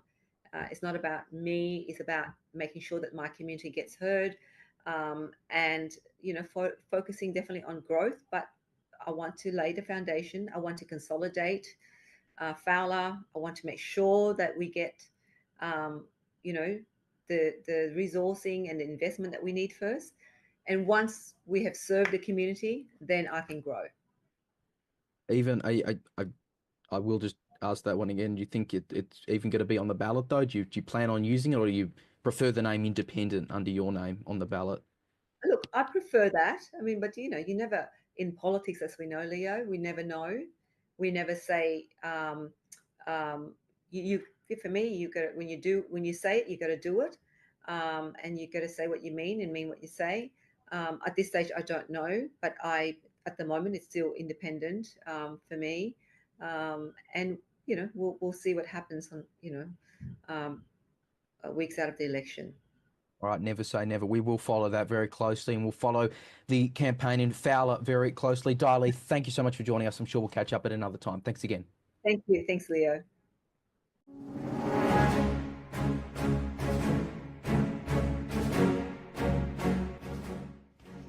It is Wednesday, the 23rd of April. Here's a look at the top stories making news right now. Tributes are continuing to come in across the world following the death of Pope Francis on Easter Monday. The Vatican has confirmed that the head of the Catholic Church died of a stroke and a heart failure that followed months after he was hospitalized with serious illness. Prime Minister Anthony Albanese says as the first Pope for the Southern Hemisphere, Pope Francis was close to the people of Australia, and for Australian Catholics, he was a devoted champion and a loving father, while opposition leader Peter Dutton has said Pope Francis was an inspiration to all human beings. The process of electing a new pope will occur in the coming days. To the federal election campaign now, and the two major party leaders have both clashed in the third debate of the campaign. Speaking on Channel 9 last night, both Anthony Albanese and Peter Dutton debated key issues, including topics centred around the cost of living for Australians. It does follow debates already aired on Sky News and the ABC. This is a friendless policy because it doesn't stack up. That's why the business community signed up to our plan for 43% reduction by 2030. Renewables, but backed by gas, backed by hydro, and backed by batteries. And that is what the Australian energy market operator, what all the private sector investors want to do. If nuclear stacked up, there'd be a queue of people saying, we think this is a good idea, we're prepared to invest our own dollars. This government's brought in 1 million people over the course of the last 2 years, which is a 70% increase in the migration program of any 2-year period in our country's history. It's created a housing crisis. So Australians feel tension because their kids are staying at home longer, young families are putting off having kids, mums and dads and grandparents are staying in the workforce longer because they're trying to help their kids with mortgages or with a deposit. And I can get that people are disillusioned in that environment. In very difficult global times, with the biggest inflation shock since the 1980s and the biggest energy crisis since the 1970s, is get inflation down to 2.4%, make sure we deliver cost of living relief that have made a difference to families on average of $7,200, whilst making sure that we put in place reforms that help build the future, like better schools funding, strengthening Medicare, cheaper childcare, those measures as well. The final major party leaders debate will take place on Channel 7 on Sunday night. Mark Aldridge, the trumpeted Patriots candidate for Macon, has criticised his own party's how to vote cards in an interview with 6 News. Party chairman Clyde Palmer has come out and said some of the cards were tampered with, but Aldridge says he's still pretty unhappy with the decision to preference non-consecutive candidates in key seats. He spoke exclusively to Leo Puglisi earlier. Well, you see, I'm a real old-fashioned guy, so if you shake my hand and make a promise with me, I'm going to try and hold you to that promise. Now, excuse me, when I was approached to run for Trumpeter Patriots, I said no on 2 occasions. And then it was suggested to me that they would help finance it. It would mean I could have time off work and run my sanctuary. And one of the main things I asked Clyde personally on the phone, and I do know Clyde, I said, you know, what are we doing preference-wise? Okay, and he said we'll preference other conservative thinkers. That would then mean that in general, my expectation would have been that the Liberal parties would have worked with us, which is normally the case. Therefore, in my seat, for instance, I don't have to get a primary vote of sort of 50% after the first issue of preferences. I would have had to probably beat the Liberals by 1 vote, say, for instance. And that's exactly what we discussed. And so then when the preference cards came out in my particular electorate, they were reasonable. I didn't have a problem with what was in my electorate. What I had a problem with was any electorate where this decision by the party would enable or possibly enable someone from the left of politics to be elected on our preferences. I don't like that, and I wasn't happy with that. So I made myself I made it very verbal, and I spoke to others in the party and made it quite clear that if there was an ability to leave the party at the time I did that, I would have. It's interesting, we also saw yesterday the Trumpeter Patriots candidate in Flinders. He did quit campaigning for this, so he's withdrawn. He obviously still appears on the ballot, but he's endorsed One Nation there. He's called on other candidates to do the same. Are you prepared to also withdraw your candidacy over this? I think there's a problem for me in my state that my name is on the ballot paper, and I'm kind of a man that's committed to any promise that I make, and as much as I feel deceived in some respect here, I will, if my name's on the ballot paper, I may as well give it the best shot I've got because I'll be a voice. I think the issue would come once elected, because obviously if I'm elected by any votes that have come the way of Trumpeter Patriots, then I have an onus to work with them. However, I would be reluctant to be told what to do in any situation where it got in the way of the direct connection between myself and my electorate. So that'll be a hard move to make. We can't quit because our name's on the ballot paper. And the only effective way that would change would be if the party themselves disendorsed us. And if that was the case, obviously I'd become instantly an independent and I would have felt much more comfortable. Well, we did have a conversation with Clive yesterday. I had refrained from ringing him because I was pretty unhappy, as you may know. And there is some talk of changing some ballot papers now, but I suspect he still is maintaining a preference guide based on putting the sitting member last. And if that is the case, then I disagree with that. I know you just outlined your reasons there why you wouldn't want to withdraw as a candidate, but you did also just mention disendorsement. Again, you've been very critical of the party's decisions publicly. That's something that usually puts any party's candidate at risk of disendorsement. Do you feel like that could happen to you? Have you gotten any indication that you might lose the party support over this, or are they just happy to kind of let you outline your views? I think at this stage, judging by the conversation last night, that they would like to keep me and maintain me because of my profile in the seat. I'm not adamantly opposed to policy of the party by any means. So it is only just this preferencing. So I've been telling everybody that follows me on social media that they really should take the lead and own the ballot paper, because they do. They own the ballot paper, they own the preferences. But I've made it quite clear to everybody that supports me and anyone that may or may not vote for me that my position is that the ballot paper, the decision to preference in such a way that could effectively empower, say, a Greens or a Teal or a Labor candidate into any seat, I would not be supporting that at all. Party has come out today and claimed there's been interference with these how to vote cards. I don't believe they're talking about your seat specifically, but they've mentioned others. Have you been briefed by people in the party about that? Is that your understanding that there's been some kind of hack? Look, look, I don't. I think it sounds a bit disingenuous, to be honest, but I'll be honest.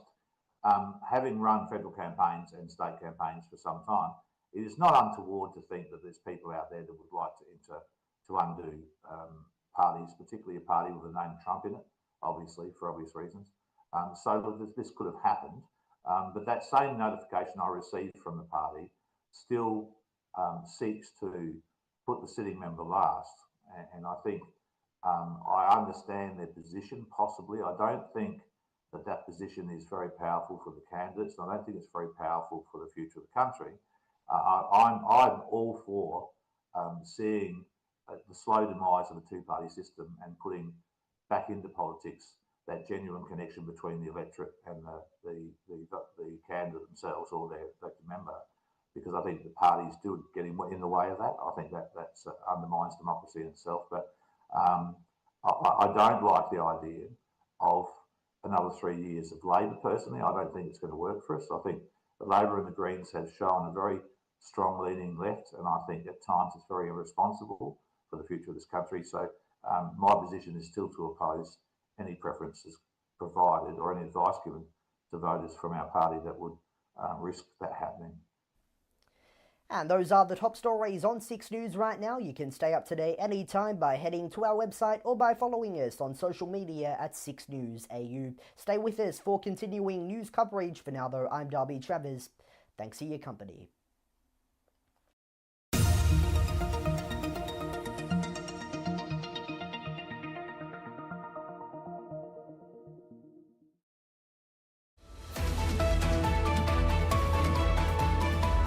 So the big thing, Maggie, that's kind of created a bit of a stir amongst, I guess, some in the freedom movement in relation to these freedom parties are how to vote cards. Now, the obvious disclaimer, as we both know, right, these how to vote cards are recommendations only. In the Senate and the House, they're recommendations only.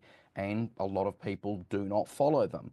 But still, they exist, and it's always interesting to look at. Now, you see, I've actually got a UAP how to vote card from 2022. And you can actually see some of their Senate preferences off the back. I want to start in the Senate in Victoria, and that's going to be a key race here where you've got quite a few freedom parties potentially in the running. Trumpeter Patriots, one them, two family first, and third, Democrats. What are they doing with the Democrats? Why would they put Democrats over Rennick, Libertarian, Citizens, and One Nation, who aren't even on there? I think what's going on there is that the Democrats are quite neatly slotted in between Family First and Jared Rennick People First in the ballot order. And so they've been able to have a how to vote card, which goes 1, 2, 3, 4, 5, 6. Even if there's a few parties in between, it's still completely in order. And they've decided, you know what, the Democrats not going to get in maybe 0.5%, 1% if they're very lucky. So why not just put them in third for, consistency, making sure voters have an easy time preferencing in the Senate. Well, yeah, and here's their how to vote card for the Senate UAP in 2022, and it was 615423 in that order, and they had One Nation on this. And what's really notable here, they don't have One Nation on this how to vote card at all. Now, Family First is an outside chance. I still think of the parties on there, the Libertarian Party, I reckon, has the best shot of those six that Trumpeter Patriots has there. Would you agree? Of the six they've got there, yeah, I'd probably agree. Family First, maybe if they have some big grand campaign that I'm not aware of. I don't think they do. I'd say the Libertarians have been putting up billboards across a lot of places in Victoria. Jordan Ditloff, their candidate there. I want to go to the Senate in New South Wales now. This is where it's really interesting, as we've discussed. You've got this Australia First Alliance. That's the Libertarians, that's the Hart Party, and that's Gerard Rennick People First on the same joint ticket. That's in New South Wales. And Trumpeter Patriots there, they have Family First second, again, Christians third. Christians aren't running in Victoria, as I understand off the top of my head. And then you have the Libertarians fourth, the Lambie Network fifth, the Citizens sixth, and again, no One Nation. And this is again a spot where One Nation has a realistic chance. They've won a Senate before. They've won a Senate seat before. If we go to Queensland as well in the Senate, it's pretty similar there. Trumpeter Patriots number one. You have Family First second, third Democrats, fourth Rennick KAP, five Lambie, six Citizens, no Libertarians. Gerard Rennick, obviously, he's in an interesting position, Maggie, as this incumbent running for re-election. He's up against Malcolm Roberts, who's an incumbent One Nation senator running for re-election. Does Rennick have a shot? Honestly, at the start of this race, I thought, I might as well count out Jared Rennick, but I think at this point, he might have at least the slightest chance, something like 5 or 10% chance to win, just because I've seen a lot of people talking about him on social media, but also a lot of people on the ground, a lot of people, even in Brisbane, around me, in central Queensland, a lot of signs up for Jared Rennick People First. He's really been able to get some sort of grand campaign going in Queensland. I don't think that'll be enough to get, 5%, which would probably be, the minimum amount of votes he'd have to get to be able to beat One Nation. I don't think he'd be able to get 8%. That's impossible to beat Labor or the Greens. But I would say at the very least 5%, maybe there's an outside chance Jared Rennick does surprise everyone. I mean, the UAP got 5% in Queensland last time, and that vote has to go somewhere, and I reckon a lot of those votes won't be going back to the Trumpeter Patriots. Exactly, yeah. I think one thing that I still don't think that they'll do very well at all, but one thing that might benefit Trumpets here is that they are second on the ballot in the Senate. They're column B there in Queensland. If we go to South Australia, in the Senate, that's an area where One Nation could win. You have the Libertarians on that ballot. They're again behind Family First. Then you've got Rennick, Lambie, Citizens. If we go back to WA as well, you have one Trumpets, two Christians. There's no Family First running. Three Democrats, again, four People First, five Libertarians, six Citizens. And if you look at Tasmania, Tasmania is really interesting. Really, really interesting. Look at this. One Trumpets, two Lambie, and look, people say a lot of things about Jackie Lambie's political positions, but for her comments on vaccines, she's not exactly a huge friend to some in the online freedom movement. Three Libertarians, fourth Liberals, five Labor, six Citizens. They have both major parties on there. And you remember, this is semi-optional preferential, so neither of them necessarily need to be on there. But you've managed to get Labor on the how to vote. You don't have One Nation. Is it fair to call this a bit of a spat? I mean, Clive Palmer did try to buy One Nation. Like that's like on record, being reported by, I think it was Sky. It seems they've really spat here because they were preferencing One Nation at some point on the Senate ballots as the UAP in 2022. I really think there's been some sort of conflict with the UAP and One Nation and even Bashuda's Vicious Farmers Party, because One Nation and Bashuda's have been omitted from every single Senate how to vote card for the Trumpeter Patriots. Even the Trumpeter Patriots has chosen to put Labor and the Liberals, but mainly Labor ahead of both parties in Tasmania. So I think Clive Farmer's made a very deliberate choice, and Sue Ellen Wrightson, to, punish One Nation, maybe because, they didn't agree to Clive Farmer's proposition of a merger. And Bashuda's Vicious Farmers, I'm not entirely sure, but I think there's really been a lot of preference spats between all these parties on the right. The Libertarians and One Nation have been having a go at Family First. The Great Australian Party has been having a go at Libertarians and One Nation. Just a lot of a lot of anger on the right and a lot of internal conflict, which I don't think is very good, especially for mobilizing these volunteers of these parties. If we look at the House of Representatives, it's particularly interesting. The Greens held seats. Now, Trumpeter Patriots, they're not running in all seats, unlike UAP 2022, but they are running in the 3 Greens held seats in Queensland. Start off with Brisbane, and they've got their 6 One Nation, 4 Labor, 3 Family First, 8, so last Greens. Greens are last on that ballot. 7 Trevor Evans LNP, and then you've got Trumpets, you have People First, and you have, wait for it, you have the Fusion Party second. You have Fusion second on the Trumpeter Patriots ballot, a how to vote card in Brisbane. This is bizarre. This is really, really weird preferencing. Again, Labor over LNP is the main point, but this just seems a bit inexplicable. I think so. Trumpeter Patriots have made the conscious decision to put incumbents last in every seat. I don't think I've seen any out of vote cards that oppose that. But they have made the interesting decision of putting both major parties last, and then the Greens third last behind both major parties, maybe behind independents in select seats. I don't know how Trumpeter Patriots have put Diley and Fowler, but the point is, Trumpeter Patriots are essentially directing preferences to the Greens in most of these seats.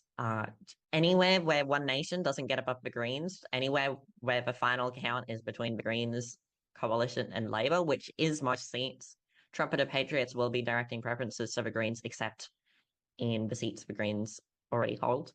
Yeah, So like that means... this, and they've put Labor 4th, and we'll see how the final 2 candidate preferred shows up. If we look at Griffith as well, which is obviously held by Max Chandler Mather, Griffith currently has, he's last, as you'd kind of expect, but second place, second is Labor on this how to vote card. Again, we know these are recommendations, but still, you have second last One Nation, you have People First 5th, LNP 4th, you have 3rd is Family First, and 2nd is Labor on this. And then if you look at Ryan, the other Greens held seat, the candidate there is named Ryan, no photo by the way. So there's a bunch of these candidates without any photos. You again have Rebecca Hack, the Labor candidate, second there, and you have the Greens last, as you'd expect. Theoretically, if you have voters following this, and this ends up being a contest, maybe not necessarily Ryan, but in some other seats where it's Labor versus Greens, this helps Labor over the Greens. This would, if you followed it, go directly to Labor, depending on the final count here. I think Trumpeter Patriots have made the very understandable realization that, okay, Labor is the most dangerous party to the Greens in these 3 seats. I don't think the LNP aren't projected to really gain any ground in Queensland and stay stagnant statewide. that means there'll be some swings to the LNP, some swings to Labor. Places where there'll be swings to Labor will probably be in the inner city. So there's no reason to say the LNP are going to win Ryan or Brisbane, in my opinion. And I think Clive Palmer's also come to that realization. And so he's decided the best way to unseat these three Green MPs in Brisbane, Ryan and Griffith is to direct preferences to Labor, because that's who will, that's who is the more serious threat to the Greens. I mean, even in Griffith, if Labor just stays above the LNP, Max Mayfield will probably lose. One other one I want to look at. By the way, you mentioned Fowler. It looks like Trumpets isn't running a candidate there, which is interesting. But I want to look at actually Monash. Monash, I'm interested at. The incumbent there is Russell Broadbent, independent, formerly Liberal. He's third. I couldn't tell you off the top of my head who Tully Fletcher's with off the top of my head, but Russell Broadbent is third there. Behind the Teal independent, Deb Leonard. What? Come on, this looks like random number generators at this point. You've got Trumpets one, the Teal independent second, and the right-wing independent Russell Broadbent third. What is this? Come on, this is even by weird how to vote card standards. This is insane, surely. I mean, consistently across a lot of these seats where the Teals are trying to gain, and Warren, Monash, Moncrief, McPherson, the only seat I've seen an exception to that is Moore. The Teals have been put ahead of every notable contender, essentially second in most of these seats. Like, Trumpeter Patriots are directing preferences to Alex Dyson and Warren, or Akana Mark Bartlett and McPherson, Nicole Arrowsmith and Moncrief, ahead of the LNP, ahead of Labor, ahead of the Greens, ahead of almost every right-wing party even. And so I think it's really very interesting. I'm not sure what Clive Palmer's really thinking, deciding that Teals are more palatable to Trumpeter Patriots than the LNP. But or Russell Broadbent. He's made that decision, and clearly he's decided to help them. One other one, just finally, I want to look at here, Bennelong, because this gained some attention as well. Bennelong is, at the last election, it was picked up by Labor. This is obviously John Howard's old seat. You remember when he lost it on 2007, like, well, neither of us remember, but, as I said, currently held by Labor. Trumpeter Patriots running there. 8 candidates. Last place, Liberals in Bennelong. Now, the only explanation, by the way, second last is Labor in this seat, but it is going to be one of them. And if you follow this how to vote card directly, it's going to end up with Labor almost certainly. The only explanation I can think of this, Maggie, and you follow redistributions closer than I do, is that because it's notional Liberal, they're putting the Liberal candidate last, even though the incumbent MP is definitely Labor and is not last there. Other than that, I cannot think of why they do this. I think what's going on here is Clive Palmer hasn't done his research. I say Clive Palmer, Trumpeter Patriots hasn't done their research. Maybe they've gone to some Wikipedia seat pendulum and just seen which seats are notionally Liberal, which seats are notionally Labor. They've put the Liberals ahead of behind Labor in Bennelong, but they've put them. They've also put the Liberals last in Menzies, which is notionally Labor. So I don't really know what's going on. Bennelong seems to be the only exception. I just don't think they've done their research. They haven't really looked at, what party even that the MP Jerome Lexal is from, which would be Labor. And so they've made the mistake of putting Labor second last instead of last in Bennelong. I really appreciate that they have just recycled the exact same UAP 2022 template.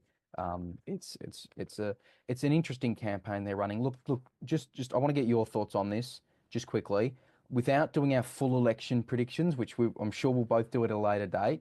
UAP got 4.12% House of Representatives nationwide in 2022. What will Trumpeter Patriots get? I think probably about 2%. just courtesy I mean, I'd say maybe 3% if they were running in every seat. I think it'll be 2%. I mean, last election, the UAP shot up in the polls. Shut up. Went from 1 to about 5% just before the election. I think something like that might slightly occur again, and so they'll go from about 2%, or where they are right now, which is about 1.5%, to 2.5%. And so really, I don't think they're going to get a significant nationwide vote. They aren't even running in a third of the seats. I don't think they're running in any ACT seats. Neither's One Nation for what it's worth as well. So if you're a right winger who doesn't like the Liberals in the ACT, you're a bit starved of options. You can either vote Teal or Family First if you're in Fenner. Otherwise, you don't really have many options in the ACT yet. I will slightly disagree with you on the national vote. I reckon 1% for Trumpeter Patriots. I think, as much as they have the money, it does seem to be less of a campaign than last time. You've had the generic billboards with Tucker Carlson on them, and I know you've got the constant ads, but look, at the end of the day, then, as you say, they're not running at about a third of seats. They do not have candidate images for a lot of their candidates either, and ghost candidates aren't uncommon amongst minor parties, but still.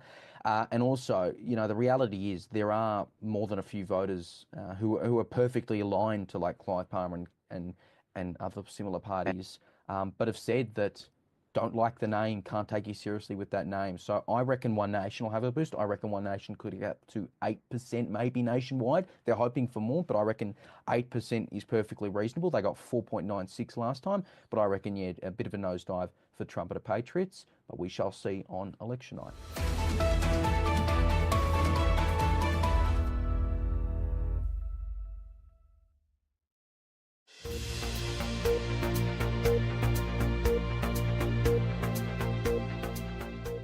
Joining us now on 6 News, Rebecca Sharkey. She is the member for Mayo in the Federal Parliament. Really nice to have you here.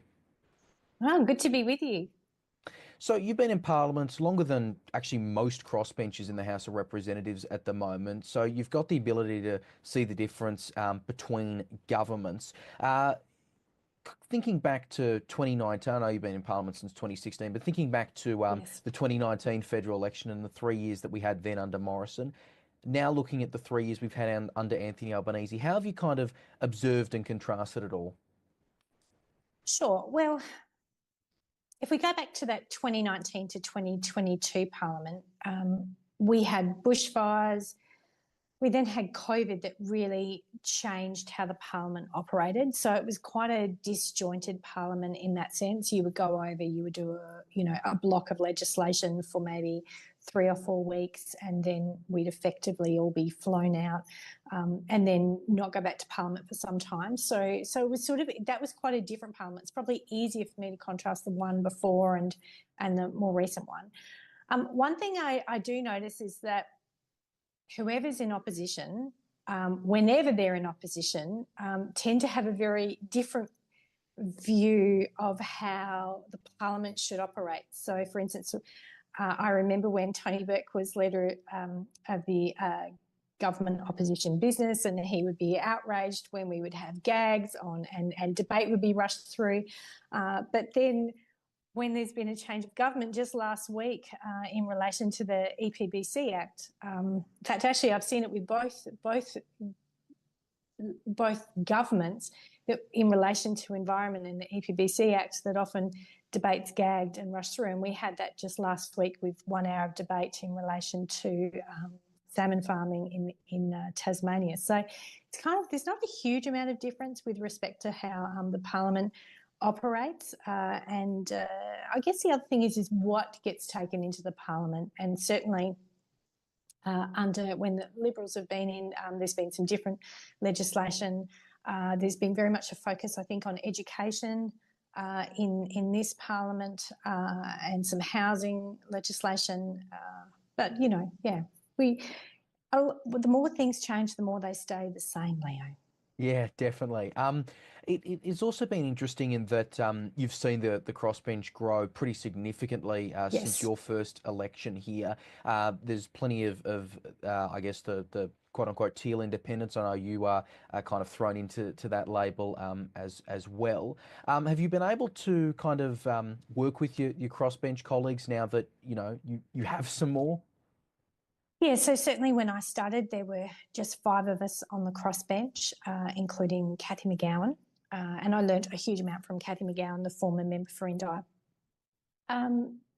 Look, I think that you work across the parliament, and not just within your own crossbench, but across the parliament on issues that are important to you, whether that's and important to other members of parliament, and see where you can find commonality, whether that's around telecommunications, whether that's around different consumer laws. So it's been good to have a bigger crossbench. It means that you can often have a proper vote on a particular bill, whereas if there's less than 5 people, it's not counted. There isn't a formal count of votes if there's a division. So that's been good. And of course, I sit in between Andrew Wilkie and Bob Catter. So I've really enjoyed my time on that front row with both of those gentlemen. And learning, I'm always learning from other members of parliament, even though I've been there for 9 years.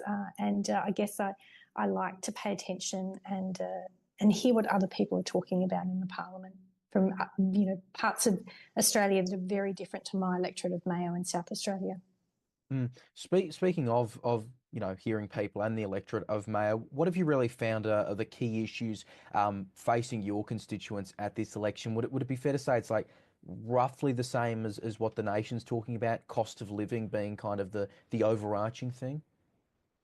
Certainly, cost of living is huge. I've got parts of my electorate that have got a lot of young families in new houses, particularly around Mount Barker, parts of Strathalbyn, parts of Aldinga, and just covering the mortgage, childcare fees, and putting food on the table is consuming people's entire pay packets, and a lot of people are incredibly stressed. With just making the finances work week to week. I think also I have a regional electorate, so getting access to healthcare support has been a big part of my advocacy over the last 9 years, but particularly over the last 3 years. We now have an emergency department in that very big area that I talked about of Mount Barker. But we know that the difference in spend between someone that lives in regional Australia and someone that lives in metropolitan Australia with respect to health is around $800 per person. So those health inequities and getting access to a GP is critical in my community. Now, in terms of what's going to happen after this election, I think you and I both know a hung parliament is very, very much possible, and we've seen that reflected in the polling, the vibes, etc., etc. You made the comments, I think, to the Australian was the other day that you'd be speaking to potentially Peter Dutton first if he was in the position to actually form some kind of stable government. Why is that? Well, look, I think it's really hypothetical, if I can first say that. I mean, every election that I've been part of, and this is my 5th election, people talk about it being a hung parliament. And so far, it hasn't really materialised since 2010. We've had small moments of, for a very brief time when Barnaby Joyce was caught up in the citizenship issues of having a hung parliament. But most of the time, there's a very, very slim majority. Look, I have been very clear that I am open to talking to both sides. I guess it really depends, if that eventuates and whoever gives me a call. I do recognise that underneath Mayo sit a number of Liberal seats, but, I will talk with whoever. I want to see stable government. I think that that's really the most critical thing that we need to ensure. And like every other Australian, I am watching what both of the major parties are talking about and what they're promising to the nation. And I'm also reflecting on what was promised last time and really just, like everyone else, I guess, keeping a list of what's being promised and how that would impact my community and what my community would expect to see and what they want to see. Mayo's notional two-party preferred had Labor above the Liberals last time, which was a shift on 2019 and 2016. Do those kind of things, weigh in as a kind of a factor? Because, obviously, and I know your aim is to win the seat and to end up in the two-candidate preferred. We are going to have the ability to see whether Mayo prefers Labor or the Liberals if it was just that chance. Is that a consideration? Oh, look, absolutely. I would look at that. It's interesting because Anthony Green, I was talking with him at an ABC event in the Parliament, and he really questioned those figures. I think probably largely because, as I said, underneath Mayo, it's largely Liberal seats or non-Labor seats across the electorate. I'll be, keeping my ears open, and I've got to say, I do find it somewhat difficult to have this conversation about what happens after the election, because ultimately I need to get re-elected first, and I think it's really presumptuous to say, well, that's going to happen and this is what I'm going to do in a hung parliament, because ultimately everybody's job's on the line on the 3rd of May, and that's democracy, and we then wait and see what the communities say right across Australia. We will, but just quickly on that, is it just fair to say overall you're not locking in or out with either side at this point? It's really just wait and see. Oh, absolutely. And the one thing I must be really clear on, for the last 9 years, no matter who's been in government, I've worked really well with them, and I've strived to work well and get as much as I can for my community and improve legislation.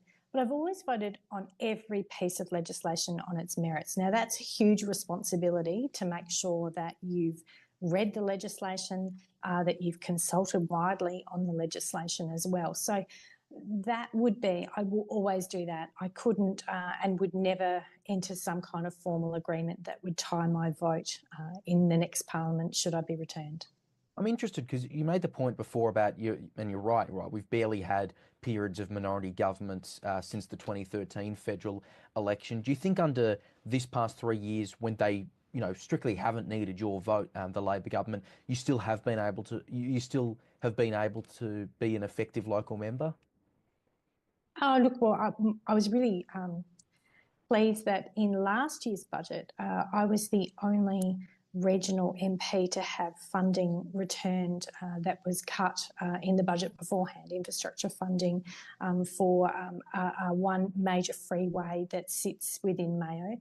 So I was really pleased to see that. We've had some pretty significant announcements in this year's budget with respect to a Medicare urgent care clinic and some more road infrastructure funding.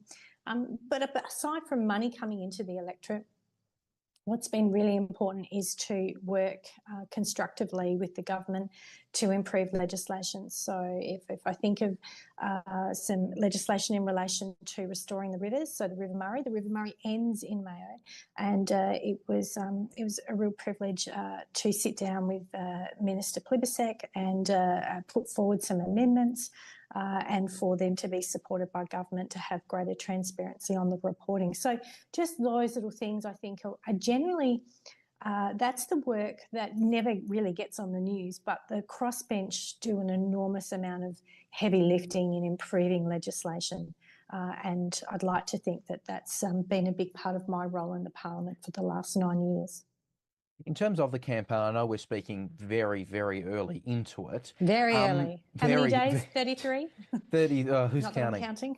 Yeah, exactly.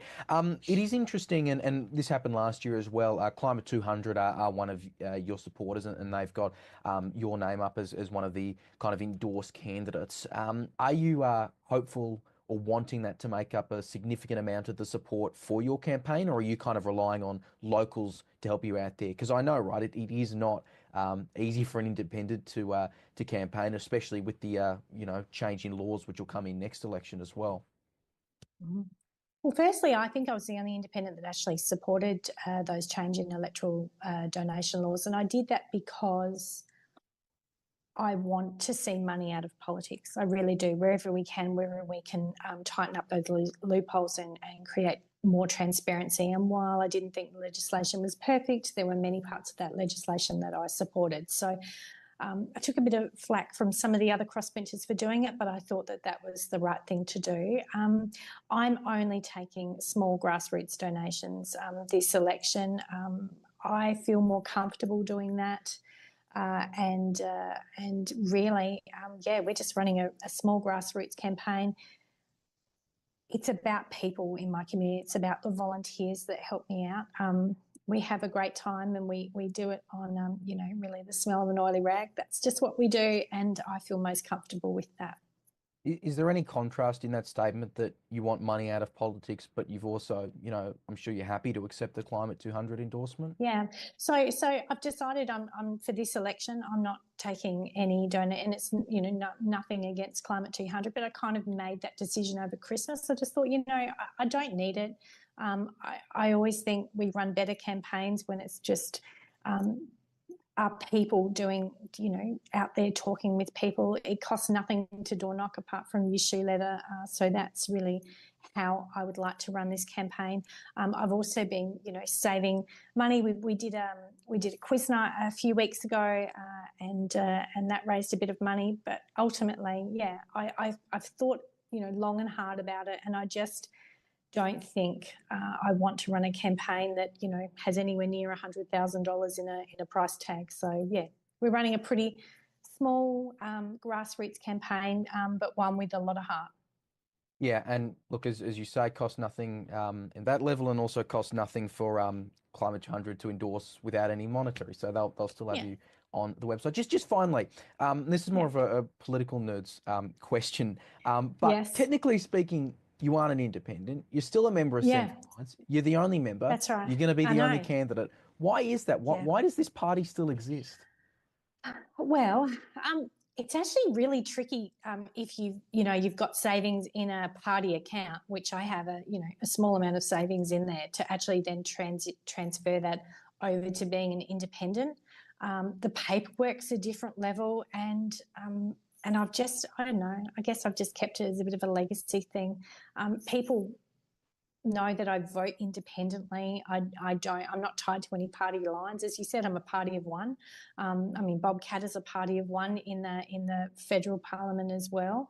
Look, it's just more, I guess I'm so focused on my job, and I've got to say, even while we've got this election campaign on, I'm still fielding emails from people on issues from aged care to childcare, and trying to, sort out everyday problems for people as well. So, we're just all a bit too flat out to do anything else.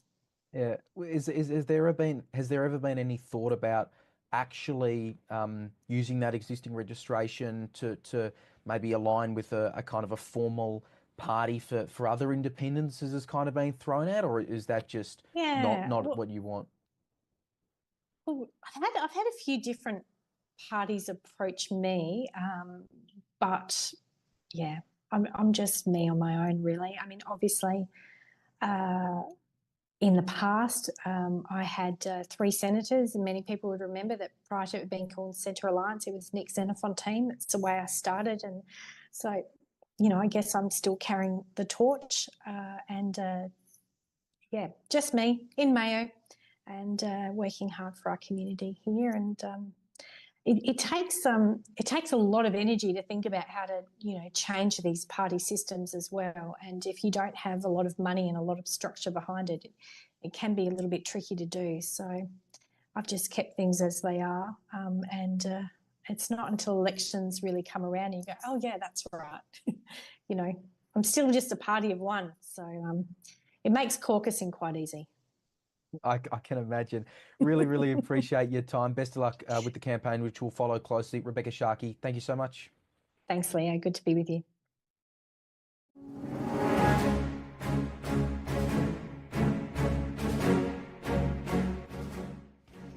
It is Wednesday the 23rd of April. Here's a look at the top stories making news right now. Tributes are continuing to come in across the world following the death of Pope Francis on Easter Monday. The Vatican has confirmed that the head of the Catholic Church died of a stroke and a heart failure that followed months after he was hospitalized with serious illness. Prime Minister Anthony Albanese says as the first Pope for the Southern Hemisphere, Pope Francis was close to the people of Australia, and for Australian Catholics, he was a devoted champion and a loving father, while opposition leader Peter Dutton has said Pope Francis was an inspiration to all human beings. The process of electing a new pope will occur in the coming days. To the federal election campaign now, and the two major party leaders have both clashed in the third debate of the campaign. Speaking on Channel 9 last night, both Anthony Albanese and Peter Dutton debated key issues, including topics centred around the cost of living for Australians. It does follow debates already aired on Sky News and the ABC. This is a friendless policy because it doesn't stack up. That's why the business community signed up to our plan for 43% reduction by 2030. Renewables, but backed by gas, backed by hydro and backed by batteries. And that is what the Australian energy market operator, what all the private sector investors want to do. If nuclear stacked up, there'd be a queue of people saying, we think this is a good idea, we're prepared to invest our own dollars. This government's brought in 1 million people over the course of the last 2 years, which is a 70% increase in the migration program of any 2-year period in our country's history. It's created a housing crisis. So Australians feel tension because their kids are staying at home longer, young families are putting off having kids, mums and dads and grandparents are staying in the workforce longer because they're trying to help their kids with mortgages or with a deposit. And I can get that people are disillusioned in that environment. In very difficult global times, with the biggest inflation shock since the 1980s and the biggest energy crisis since the 1970s, is get inflation down to 2.4%, make sure we deliver cost of living relief that have made a difference to families on average of $7,200, whilst making sure that we put in place reforms that help build the future, like better schools funding, strengthening Medicare, cheaper childcare, those measures as well. The final major party leaders debate will take place on Channel 7 on Sunday night. Mark Aldridge, the trumpeted Patriots candidate for Macon, has criticised his own party's how to vote cards in an interview with 6 News. Party chairman Clyde Palmer has come out and said some of the cards were tampered with, but Aldridge says he's still pretty unhappy with the decision to preference non-consecutive candidates in key seats. He spoke exclusively to Leo Puglisi earlier. Well, you see, I'm a real old-fashioned guy, so if you shake my hand and make a promise with me, I'm going to try and hold you to that promise. Now, excuse me, when I was approached to run for Trumpeted Patriots, I said no on 2 occasions. And then it was suggested to me that they would help finance it. It would mean I could have time off work and run my sanctuary. And one of the main things I asked Clyde personally on the phone, and I do know Clyde, I said, you know, what are we doing preference-wise? Okay, and he said we'll preference other conservative thinkers. That would then mean that in general, my expectation would have been that the Liberal parties would have worked with us, which is normally the case. Therefore, in my seat, for instance, say, I don't have to get a primary vote of sort of 50% after the first issue of preferences. I would have had to probably beat the Liberals by 1 vote, say, for instance. And that's exactly what we discussed. And so then when the preference cards came out in my particular electorate, they were reasonable. I didn't have a problem with what was in my electorate. What I had a problem with was any electorate where this decision by the party would enable or possibly enable someone from the left of politics to be elected on our preferences. I don't like that, and I wasn't happy with that. So I made myself I made it very verbal, and I spoke to others in the party and made it quite clear that if there was an ability to leave the party at the time I did that, I would have.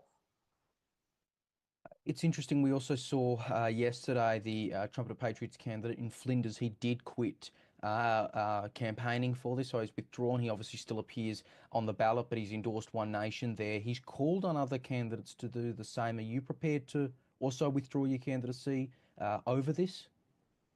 I think there's a problem for me in my state that my name is on the ballot paper. And I'm kind of a man that's committed to any promise that I make. And as much as I feel deceived in some respect here, I will, if my name's on the ballot paper, I may as well give it the best shot I've got because I'll be a voice. I think the issue would come once elected, because obviously if I'm elected by any votes that have come the way of Trump the Patriots, then I have an onus to work with them. However, I would be reluctant to be told what to do in any situation where it got in the way of the direct connection between myself and my electorate. So that'd be a hard move to make. We can't quit because our name's on the ballot paper. And the only effective way that would change would be if the party themselves disendorsed us. And if that was the case, obviously I'd become instantly an independent and I would have felt much more comfortable. Well, we did have a conversation with Clive yesterday. I had refrained from ringing him because I was pretty unhappy, as you may know. And there is some talk of changing some ballot papers now, but I suspect he still is maintaining a preference guide based on putting the sitting member last. And if that is the case, then I disagree with that. I know you just outlined your reasons there why you wouldn't want to withdraw as a candidate, but you did also just mention disendorsement. Again, you've been very critical of the party's decisions publicly. That's something that usually puts any party's candidate at risk of disendorsement. Do you feel like that could happen to you? Have you gotten any indication that you might lose the party support over this, or are they just happy to kind of let you outline your views? I think at this stage, judging by the conversation last night, that they would like to keep me and maintain me because of my profile in the seat. I'm not adamantly opposed to policy of the party by any means. So it is only just this preferencing. So I've been telling everybody that follows me on social media that, you know, they really should take the lead and own the ballot paper, because they do. They own the ballot paper, they own the preferences. But I've made it quite clear to everybody that supports me and anyone that may or may not vote for me that my position is that the ballot paper, the decision to preference in such a way that could effectively empower, say, a Greens or a Teal or a Labor candidate into any seat, I would not be supporting that at all. Party has come out today and claimed there's been interference with these how to vote cards. I don't believe they're talking about your seat specifically, but they've mentioned others. Have you been briefed by people in the party about that? Is that your understanding that there's been some kind of hack? Look, look, I don't. I think it sounds a bit disingenuous, to be honest. But I'll be honest. Having run federal campaigns and state campaigns for some time, it is not untoward to think that there's people out there that would like to undo parties, particularly a party with the name Trump in it, obviously, for obvious reasons. So this could have happened. But that same notification I received from the party still seeks to put the sitting member last. And I think I understand their position, possibly. I don't think that position is very powerful for the candidates. And I don't think it's very powerful for the future of the country. I'm all for seeing the slow demise of a two-party system and putting back into politics that genuine connection between the electorate and the candidate themselves or their elected member, because I think the parties do get in the way of that. I think that undermines democracy in itself. But I don't like the idea of another 3 years of Labor. Personally, I don't think it's going to work for us. I think the Labor and the Greens have shown a very strong leaning left, and I think at times it's very irresponsible for the future of this country. So my position is still to oppose any preferences provided or any advice given to voters from our party that would risk that happening. And those are the top stories on 6 News right now. You can stay up to date anytime by heading to our website or by following us on social media at 6newsau. Stay with us for continuing news coverage. For now, though, I'm Darby Travers. Thanks for your company.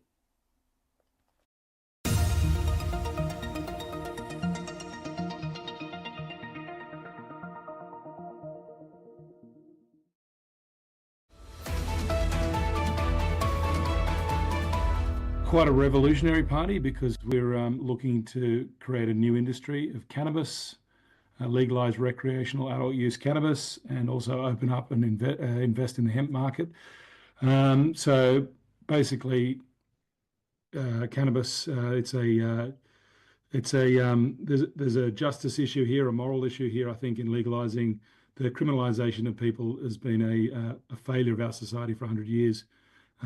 It's unfair and it creates stigma and destroys lives. So we want to reduce harm by legalising cannabis, and we think there's some benefits there economically, as well as also reducing costs and for policing and all that sort of thing. The hemp industry has a potential to be a boom industry, sustainable sort of clothing, biodegradable plastics. There's a whole host of opportunities for hemp, and it's being held back by red tape. So we really want to create that industry as well. So we're more than just one policy. We're a party about change. All right, Craig Kelly, your opening statement. Yeah, thanks, Leo, and thanks for having us, and thanks to the other candidates. Look, firstly, I'd say this Albanese Labor government that we've had for the last 3 years has been the worst government in our nation's history. Our real wages are going backwards. Standard of living is going backwards. Housing affordability is out of control. We're seeing the extinction of the great Australian dream. And of course, we've seen attacks on freedom of speech. But unfortunately, the opposition in this country, the Liberal and National Party, simply haven't done the job. They are not strong enough. They are too weak. They have let Albanese and his cohorts get away with blue murder. At this next Senate, and it looks like we're going to have a Albanese, possibly Albanese Greens government, we need the strongest representation we possibly can here from New South Wales. We need someone that can get in there and hold those bureaucrats to account in Senate estimates and can really hold the government to account, that can take up the fight on the important issues of net zero, excessive migration in this country, and stand up for freedom of speech. I believe the Libertarians are best placed to do that, here not only in New South Wales, but across the country. And I believe I have the track record to show that I can do that, to stand up for New South Wales, to stand up for Australia, and especially to take on what is likely to be an Albanese Greens government with a very weak Liberal opposition. Thank you very much. Lyle Shelton. Thanks very much, Leo. Thanks to the other candidates. Family First has a vision for a positive future for our nation, a future where mum, dad and the family, mum, dad and the kids' marriage is preferred in public policy, promoted in public policy. Without strong families, you can't have a strong nation. We're fighting for a reduction in the cost of living so that young men and young women can get married, they can found and form a family and be able to afford a house, which they can't afford at the moment. We want them to be able to pay their electricity bills, which they can't as a result of the net zero policies being pursued by both the Coalition and Labor. We want faith-based schools to be free to employ staff who share the ethos that the parents expect of their school, not to have the government tell them who they can and can't employ. And we want to get rid of the gender rubbish out of our schools. We want to close down the child gender clinics, which are poisoning children, sterilising them with the puberty blockers, cross-sex hormones, and mutilating their bodies. We want girls and women's sport to be fair. So we have a vision for a flourishing Australia, one where it's economically flourishing and one where it's socially flourishing, with mum, dad, and the kids at the centre of public policy. Thank you very much. Last but not least, Warwick Stacey, your opening statement. Yeah, thank you. And in the 30 seconds that you gave us, I will speak quickly. 25 years ago, there was no cost of living crisis, no anguish over electricity, grocery and fuel bills, no fears over housing and rental availability and affordability, no immigration crisis. 18 years ago, Australia had a surplus of $20 billion. Today, we have a $1 trillion debt with Albanese and Dutton spending like drunken sailors, promising to continue spending. We've had 18 years of spineless, selfish, self-centered, self-enriching, supposed leadership by both major parties. Australia has a leadership crisis amongst all the other crises. One nation offers genuine leadership. Thank you very much. Now, look, the first question, and we're going to get it to every candidate at some point, but it is on probably the most critical issue at this election, and we've asked this to all the other candidates at all the other debates, and so we'll ask it again tonight.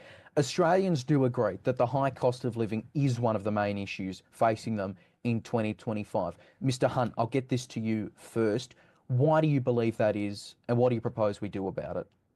Well, because it's had a genuine effect on people's lives, the increasing costs. I think people in this country and the world probably see their lives have deteriorated in the last 20, 40 years. There's been certainly recent times, the cost of living, housing costs, things have gone up.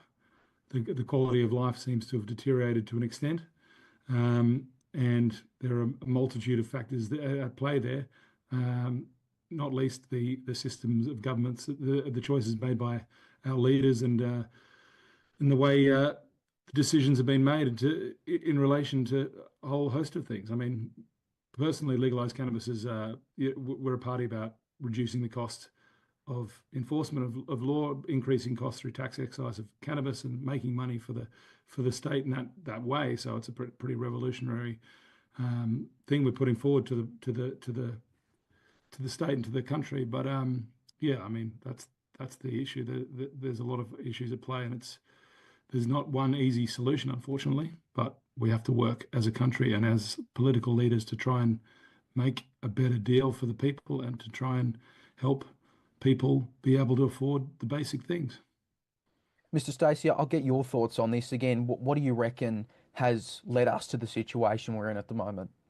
It's been insane ideological madness in the absurd pursuit of net zero, pursuing the 82% renewables target, clinging to failed international policies and agreements such as the Paris Agreement, and this absurd belief that we can change the weather, when in fact this climate change, again, or global warming, they change the name according to their requirements, is a complete fraud being perpetrated upon the people of Australia and the people of the world. So this pursuit, we are destroying the environment. To borrow a phrase from the Vietnam War, where they talked about we had to destroy the village to save it. The Greens and Labor are destroying the environment in order to save it. They are covering our countryside with solar panels, with wind turbines. They want to put them offshore.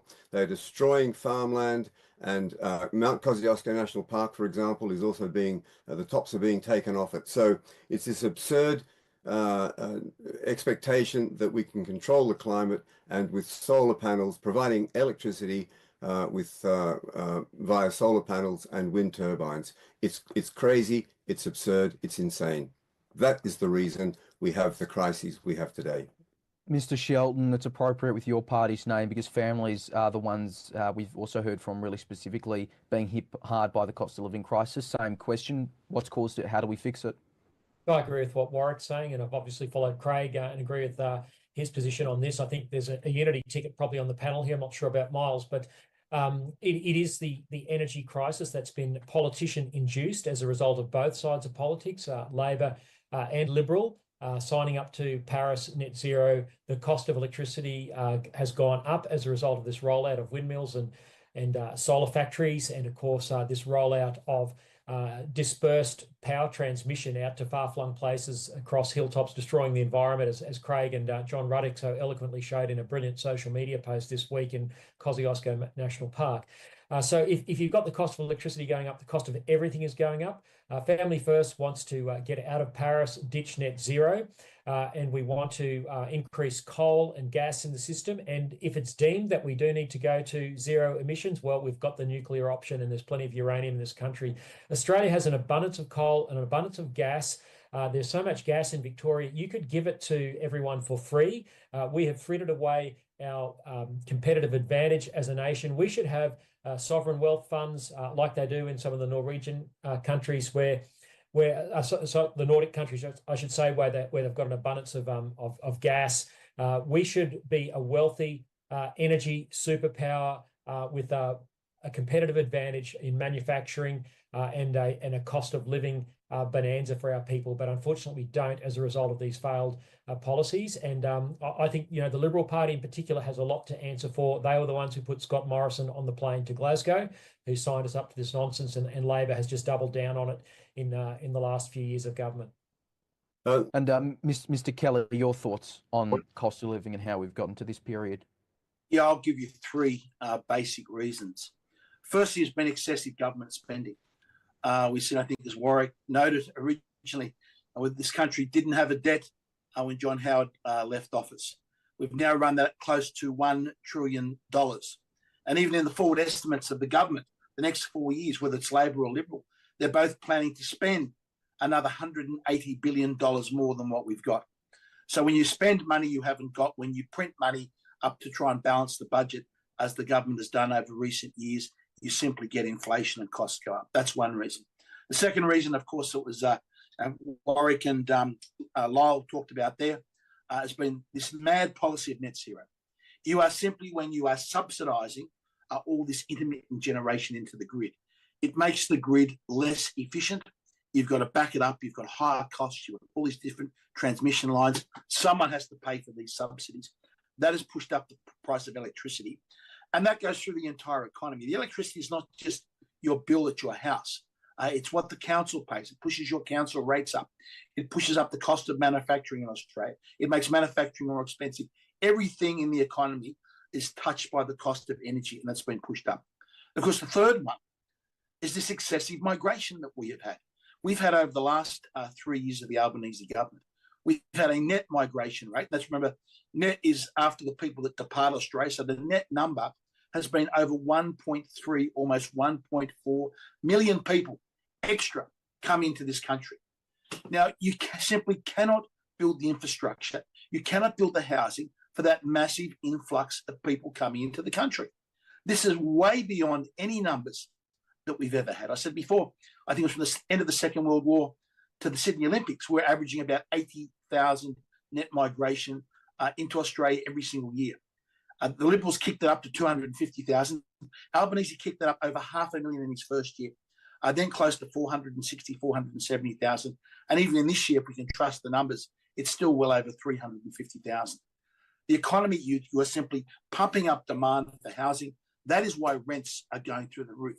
That is why young people are having such difficulty with rents and so many people are having to share a house. That is what has pushed up the price of housing in this country. So those three factors together, and that's why we've got to have policies to tackle them all. It's got to be, we've got to cut government spending back. We cannot be running these deficits continually year after year. We've got to cut migration basically back to a net zero. And we've got to simply abandon this net zero, abandon all these subsidies for this intermittent generation, and get back to what might give us cheap, low-cost electricity, and that is our coal-fired power generators. You made a good segue there, Mr. Kelly, so I'll direct this one to you as well about housing specifically. And look, for young people like myself, amongst many other age groups, this is such a key concern at the moment. We saw the opposition leader, Peter Dutton, say that he would like housing prices to steadily increase to protect homeowners. Do you share that view? Look, no, housing in this nation is absolutely massively overpriced. If you compare what you have to pay for a house here in Australia with a lot of US cities, we're paying double what we should be. Now, look, it's going to be tough for people who've just entered into the market if they see prices decline. But we've got we have a Ponzi scheme that's been going on. We have a housing bubble that's been going on. We've got to let the air out of that bubble slowly. Otherwise, we think it can keep going up and up forever. It will explode, and it will bring down the entire economy and cause absolutely devastating consequences for many people and many households. And I just add, the policies that the Labor and Liberal Party have rolled out over the last couple of days will simply make housing less affordable. They're simply going to push up demand for housing, which will make prices go higher and make it even harder for young people to get into the market. And we've got to cut migration. You simply cannot have this increase in demand every year with excessive numbers of people entering into the country. It's got nothing to do with attack on migrants. I hear people saying that. The point I make, most important, is the people that are affected worst by this are migrants, not only young Australians, but migrants that moved here in the last decade, that have done their sums and worked out, this is how much I need to save and borrow for a house. Those sums have been blown out of the water because of this excessive migration. So you've got to cut migration. And just one other quick point on this. I've seen some of the teals out today talking about, we've got to build more houses, we've got to build more houses, we've got to build more houses. Now, yes, we do. But the thing is, we at the moment in Australia over the last decade, we have been world champions in house building. There's been very few countries in the world that have built more houses per capita than Australia has. So the problem is not lack of supply. The problem is excessive demand, and that is what has to be tackled. All right, Mr. Stacey, I'm interested in your thoughts as well on the subject of housing. How do you, again, see the opposition leader's comments that he'd like them to continue steadily increasing? Well, I think that's just evidence of Peter Dutton looking over his shoulder at a constituency that he doesn't want to lose, and that, of course, is homeowners who perhaps depend on the wealth of their homes to continue to rise. So when they sell, they're going to have a very nice profit. And I think also Claire Neal said the same, almost the same thing, that she wanted to see house prices rising. They talk about it being done in a sustainable way, and of course that's really, it's just the glib cliches, the throwaway lines, looking at a constituency. On the one hand, Labor is talking about opening up $10 billion, I think, for first home buyers. But then on the other hand, Claire Neal is saying that let's hope that house prices keep rising. It's inconsistent, it's contradictory, it's typical of the Labor government and of the opposition. And One Nation, we have policies that are going to help home buyers to get into the market. We are looking at reducing the cost, taking 10% off the GST off building products, so that is going to lower the price. We're going to look at taking away there's an absurd requirement now for new homes to be NDIS compliant and wheelchair compliant, and that adds about $40,000, $49,000, $50,000 to a new home. And we're going to take away that option. This is taking away the option of the owner to design his home the way he wants to do it. It's government interference, which is so typical of Labor and of the opposition. So we have policies that are family friendly, that are homeowner friendly, and that will help people get into the housing market. Mr. Hunt, I'm not sure if legalised cannabis does have a specific housing policy, but look, if you are elected as a senator, it's something that the people in New South Wales, I imagine, would like to see you address. So how would you be, pushing for action in relation to housing on the Senate crossbench? Well, I have to say that the policies of the government of the last 20 odd years have created basically a feudal system now, where you have to own, your family has to own land, and that has to be passed down the generations. It's a tragedy that people can't buy housing anymore. And, I've had that struggle and had to move out of the city for that reason. It is really sad. And I think that it started with tax discounts, capital gains changes by the Howard government, negative gearing. There's a lot of tax breaks that were, and efforts made previously to change them were sort of voted out, sadly. So, I mean, it's really difficult to change, and all the policies sort of seem to continue to give more and more capacity for the housing market to increase. There doesn't seem to be any solution beyond increasing the market. So, I mean, we would like to see it. We would like to see people be able to afford housing, and 20 years those policies have made it worse, and it needs revolutionary thinking, changing thoughts, processes, and how you deal with this. And I think our party and the way we're dealing things in a new way is, we'll consider all those policies, but I think we need to be thinking outside the box here, and we certainly need to be not incentivising property ownership by subsidies, and we need to be considering tax breaks for to kind of get rid of those tax breaks associated with property developers and multiple property owners. Mr. Sheldon, would you like to see more homes built?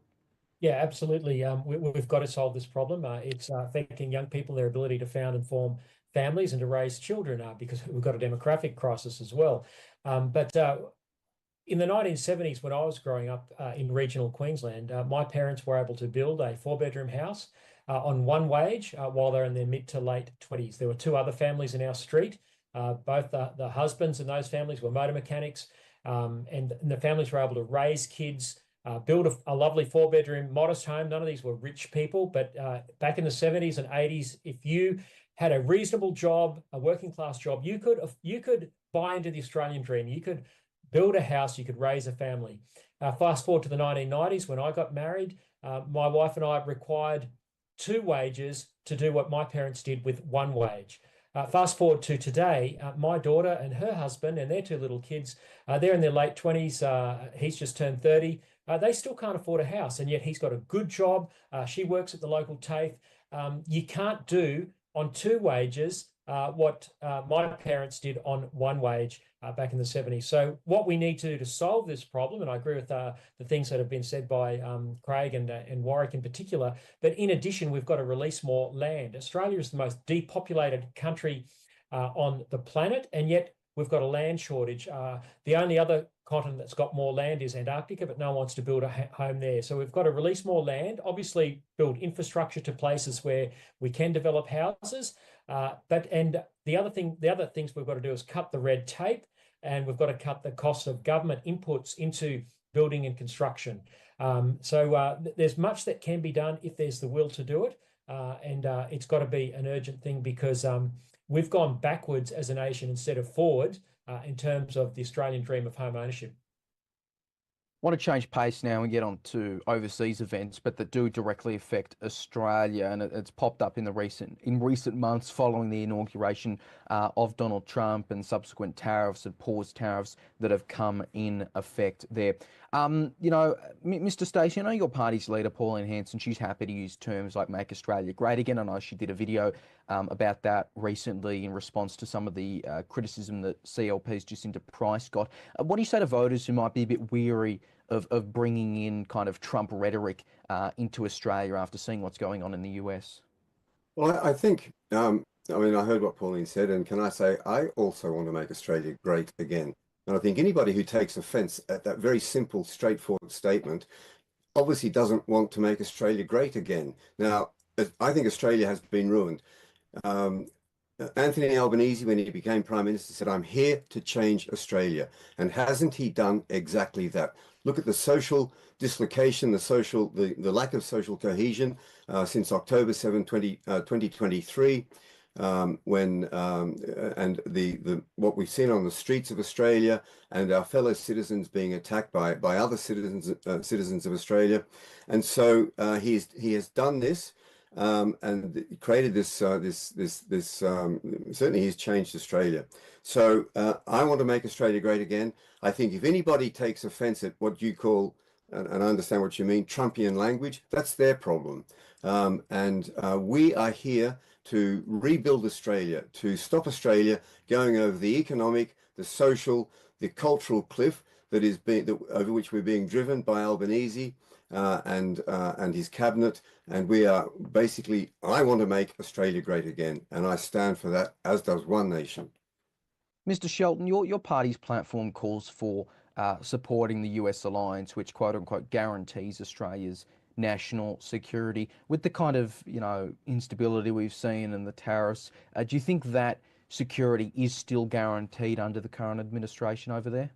No, I don't think it is. I think JD Vance has made it very clear. If nations don't support the sort of values that have characterised the Free West, that are Western Judeo-Christian values of freedom of speech and freedom of religion, well, America's going to ask the question, why should we come to their aid, whether it's through NATO and by extension through the ANZUS alliance that Australia has had in the post-war years. So I'm very concerned, and I agree with JD Vance. I think we as a nation need to make sure we are defending the values of free speech and freedom of religion, and we're not in this country. I'm in the middle of a 6-year legal battle against 2 drag queens who are suing me because they don't like me exercising free speech in criticising drag queen story time. Why would the Americans want to come to a country that puts people like myself, Kirralie Smith, Sal Grover, and so many others through courts for expressing views on biological gender and protection of children?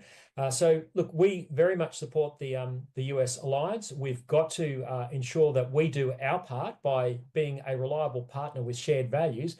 And the other thing we've got to do to ensure that remains at the core of both the US and the Australian end is we've got to increase our defence spending, and Family First has called on defence spending to be increased to at least 3% and beyond of GDP, so that we're pulling our weight. I can sympathise with the American attitude, and this is not just a Trumpian thing. Americans feel like they've been taken for a ride by much of the world which is no longer sharing its values and isn't pulling its weight on defence spending. And so I think we must ensure that we prioritise those things, because without the American alliance, let's face it, we don't have a hope against an assertive and aggressive China, which has just circumnavigated our nation and conducted live fire exercises off the coast of Sydney, reported to the Prime Minister by a Virgin pilot. I mean, this is farcical. We've got to get this alliance front and centre. That means supporting free speech and pulling our weight on defence spending. Mr. Kelly, do you agree with what Mr. Shelton said there about continuing to back that US alliance, or should we as a nation be moving more towards, an independent or independence and moving away from kind of reliance on the US? Well, if we want to scrap the US alliance, we've got to be prepared to actually multiply our defence spending by about 10. We think we're going to do it alone without the US. Look, our US relationship and alliance has been a vital part of our security since the Second World War, and it will remain to for decades into the future. There's a relationship we must treasure and we must protect. And there's a few concerns that I have of where we are at the moment on this. When President Trump was elected, Kevin Rudd should have returned and been stood down as ambassador. He should have been recalled. For the comments that Kevin Rudd had made against President Trump previously, simply disqualified Kevin Rudd from that position. He could not be effective as our ambassador in Australia. And it shouldn't matter what political party that you come from. You want an effective ambassador in Australia. If what the Democrats had have won, by all means, leave Kevin Rudd there, because of his attacks on Trump would have given him a bit of an inside door. At the moment, Rudd is squeezed out as Washington. He cannot be an effective representative for Australia in Washington. And yet, not only the Labor Party leaving him there, Mr. Dutton was asked the question about Kevin Rudd, and he said, my tendency is to try and leave Kevin Rudd there. He should be recalled and sent home absolutely immediately. The second issue is, as Lyle brought up, there was the issue of freedom of speech. Now, we have a situation where we're all on social media, where many people from America come on and make comments on our pages and bits and pieces.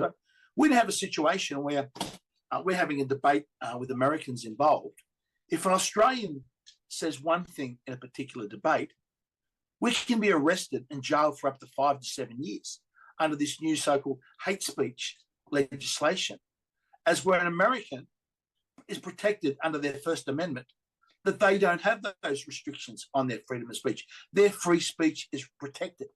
Now, that legislation, that hate speech legislation, that hasn't started to be enforced yet. You watch till after the election campaign, when the election's out of the way and this legislation starts to be enforced, people will realise the great distinction that between Australians and Americans have free speech.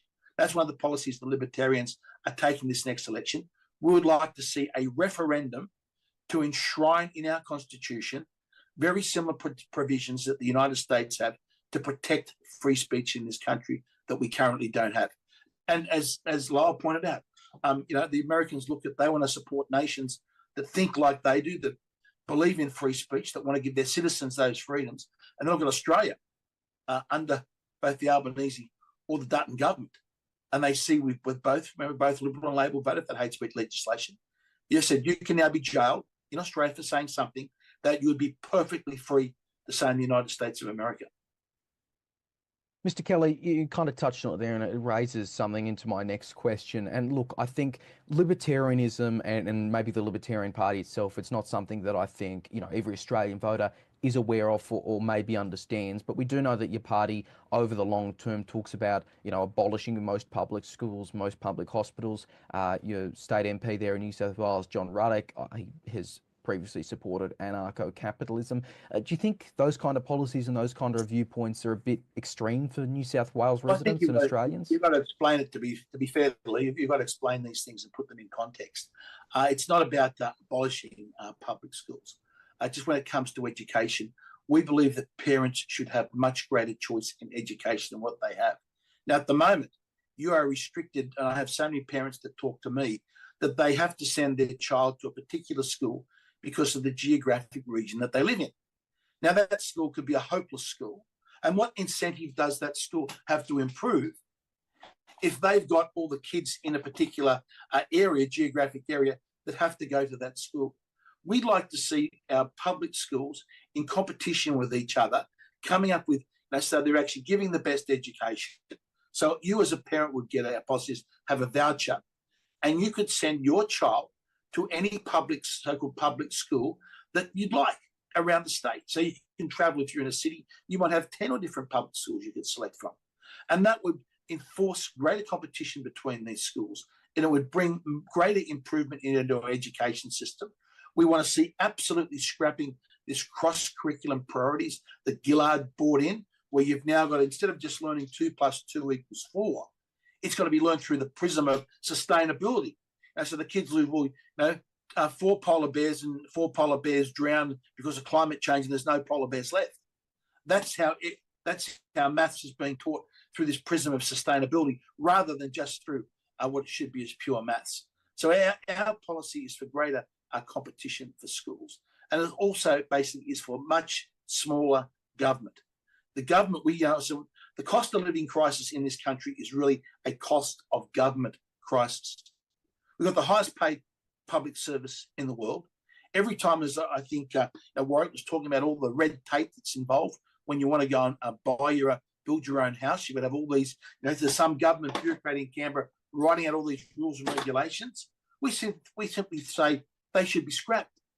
It's your parcel of land, you're building the house on it. Get the government bureaucrats out of your way. And that reduces also the taxes that you have to pay. It gives you more freedom. So simply everything lowers libertarian. It's about lower taxes and greater freedom. Mr. Stacey, Yes. yeah, perfect. Go ahead.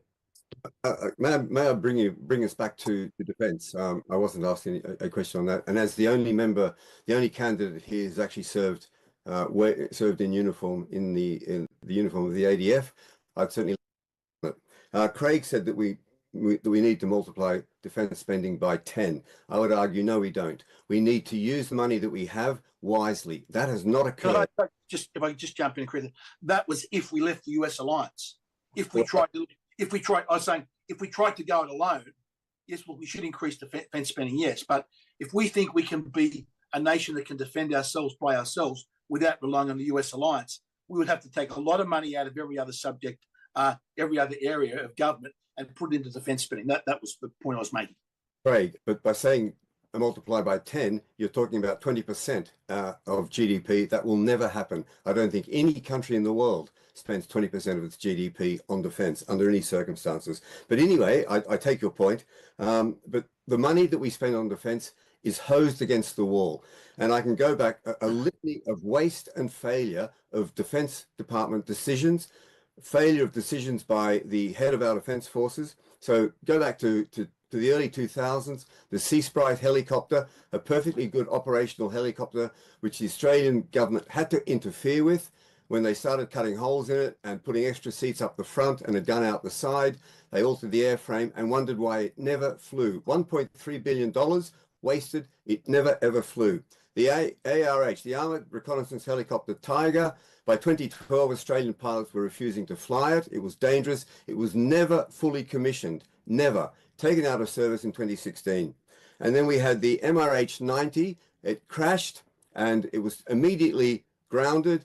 And then the 46 aircraft that we had that we could have sold to another 8 or 10 armies around the world that are still flying the MRH-90. It was almost $1 billion worth of helicopter. It was wantonly cut up, destroyed and buried. The government wouldn't donate it to the Ukrainians who asked for it. They wouldn't sell it and put $1 billion back into Treasury. Instead, they cut it up.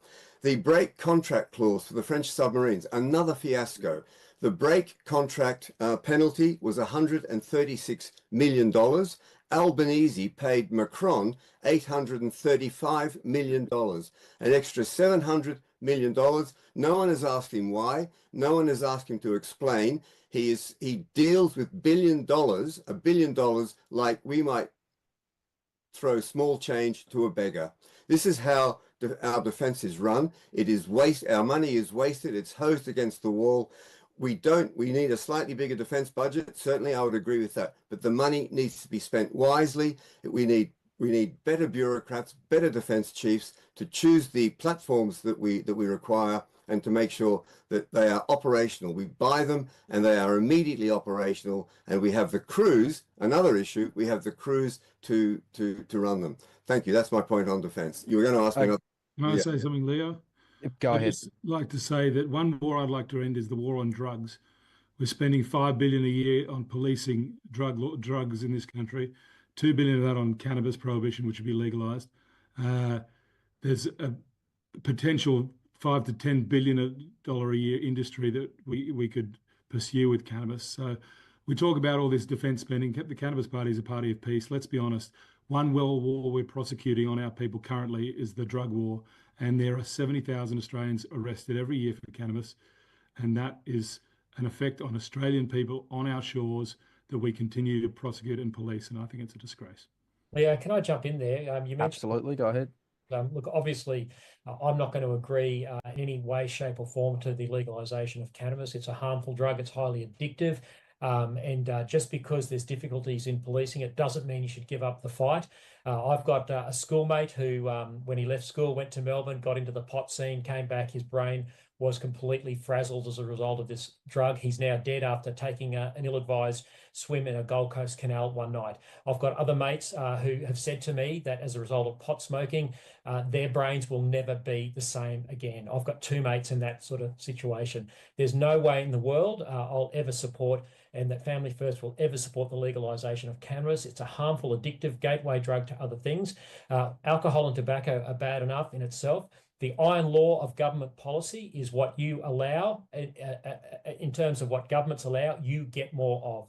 And yes, policing and prohibition might be difficult. Yes, we might need to look at diversion programs for young people so you don't lock them up necessarily on their first offence, but you've got to maintain some sort of a standard if we don't want to end up like parts of Vancouver that I've visited, where people are just lying in the streets in a comatose state as a result of their drug liberalisation policy. San Francisco is the same. We do not want to go. We do not want to become the Amsterdam of the Antipodes. This is a terrible policy, and it's going to fry the brains of our kids, and we must be vigilant in the war on drugs and don't give up just because it's too hard. We don't give up on the prohibition on murder because we can't catch every murderer.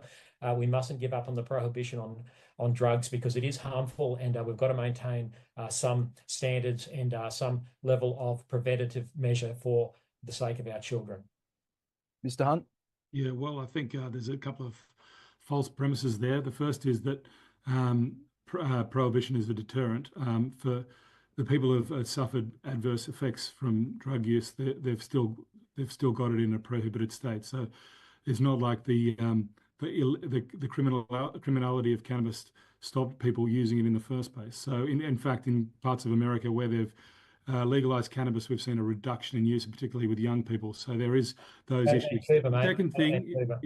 The second thing is that the black market of the drug market, particularly with cannabis and other drugs, causes a lot of the harms. Not just the criminalisation of people, which is a harm. I don't know how you can pretend that criminalising someone for carrying a plant isn't a harm when they go to jail, where they can go to jail, go through the court process, suffer stigmas for life. But second of all, the fact that it's grown on the black market, it's sold on the black market. There's no regulation. There's no understanding of the strength and all those sort of things. You can't put money into education. You can't, tobacco use is discouraged during legalization just through education. So I think there's a couple of false premises there. And actually, we're a party about reducing risk, and the risk is associated with criminalization. So in reality, the best way to do that, bring it into the fold, regulate, educate people, reduce the harms, but also allow the freedom.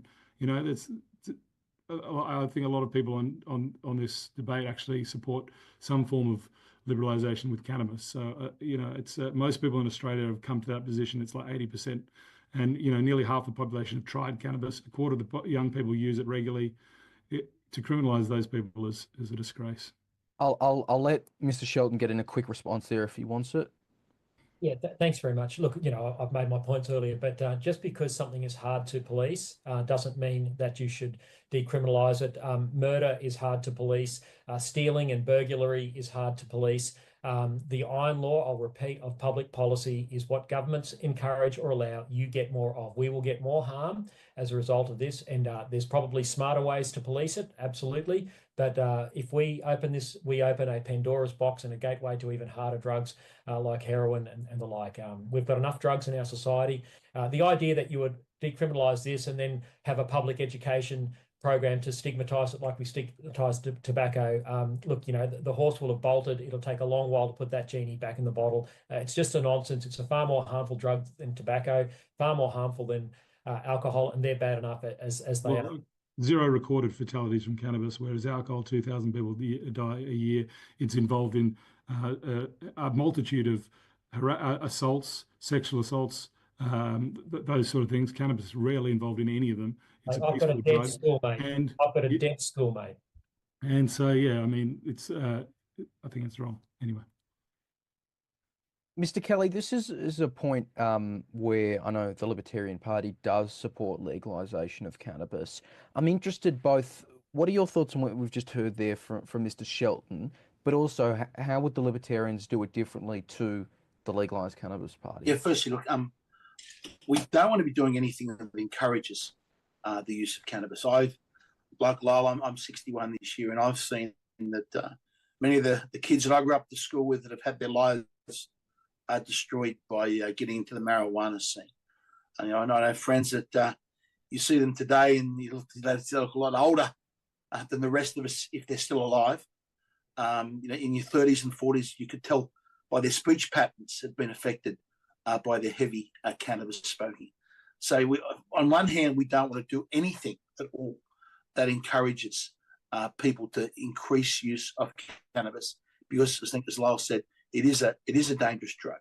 On the other hand, do we really want police going around and knocking on people's doors for an activity that they are doing inside their own home? That's probably where the libertarian policies differ a little bit. Several years ago, I went on a study tour to Portugal, which was very interesting. And I know, there's all differences in countries and things, and Portugal had a very significant problem previously with heroin. And what they did, they decriminalised it, but they didn't necessarily legalise it. And they took away a lot of the criminal prohibitions if you had drugs under a certain amount. And that program has widely been acknowledged as being a highly successful program that got a lot of people off very hard drugs. And I see that, and I was able to, speak to a lot of people in clinics. Basically, what they did, if you had a certain amount of drugs under a certain limit, you were not taken through the criminal court process. You were taken more through like a medical educational process to help you get off those drugs. All right, Mr. Sheldon, quickly. And I'm sorry, but just a counterpoint to that. And look, I think Craig's position is obviously very different to the Legalised Cannabis Party position, but the law isn't just a big stick to beat people over the head. Law in the Western tradition also has an educative function. And, if you decriminalise this, you send a message, you green light it, as I said earlier. There's ways you can police this without dragging young people through the criminal system. But you send a very powerful message, particularly to those who will take advantage of a decriminalised situation and want to sell it. And that will always be criminal elements. And so, I just think this is a Rubicon we shouldn't cross. I acknowledge there's difficulties in policing, but I think we need to be smart about the way we're policing it. But to throw our hands up in the air and decriminalise it would be a retrograde step.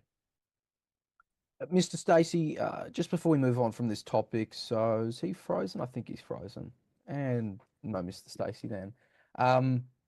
While we no, we do have him. I think we've got Warwick Stacey. Mr. Stacey, I'm hoping you were hearing some of that debate, but just again, what really is the One Nation? Is he frozen? I really can't tell. I think he is frozen.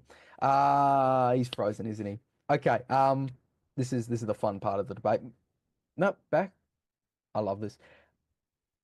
Warwick Stacey, can you still hear us?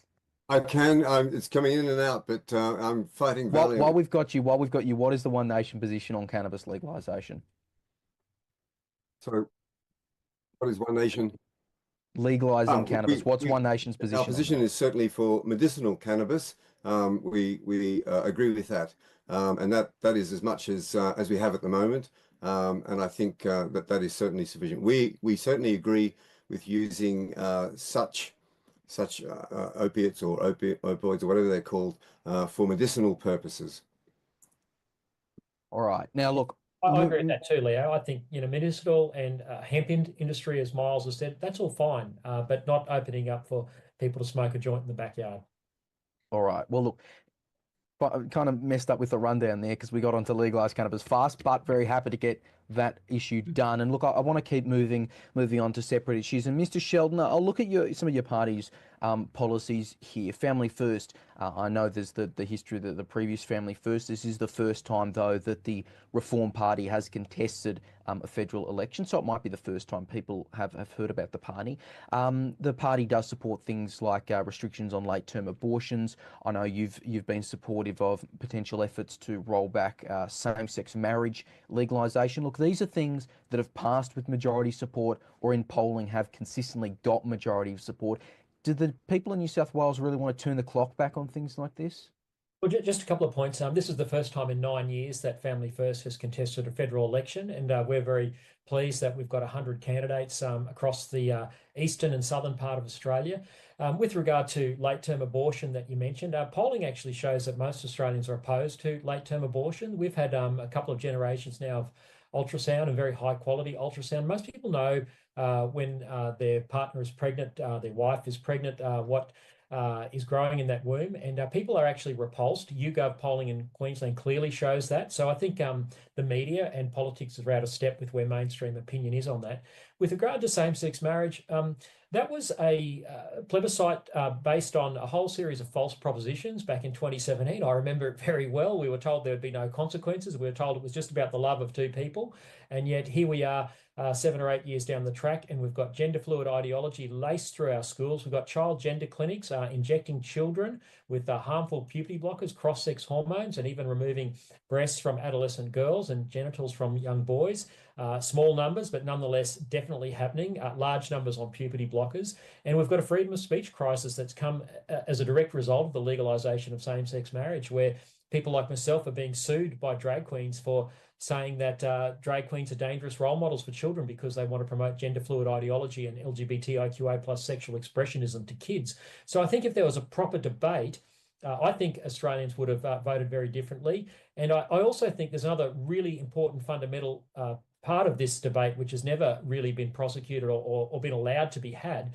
And that is, if you allow two blokes to get married, as we've done, marriage is a compound right to found and form a family. And we've got a big push on now by people like Tim Wilson, who's recontesting the seat of Goldstein in Victoria, who want to legalise commercial surrogacy so that two blokes can rent the womb of a woman, usually a woman of a lower socioeconomic background who needs the money, and then have a cash market in human babies, because that's the only way they can get kids. There has to be a proliferation of sperm donation and severing the biological ties between children and their parents. And that's a fundamental breach of the human rights of the child to know and be loved by both parents wherever that opportunity is. Kids lose their mum or dad because of tragedy or desertion, but it should not be made so on purpose because of public policy. That's what same-sex marriage does.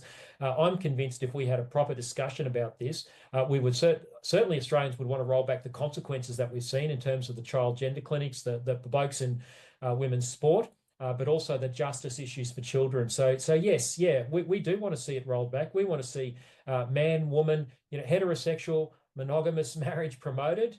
None of us have perfect families. None of us have perfect relationships. Relationships break down for all sorts of reasons.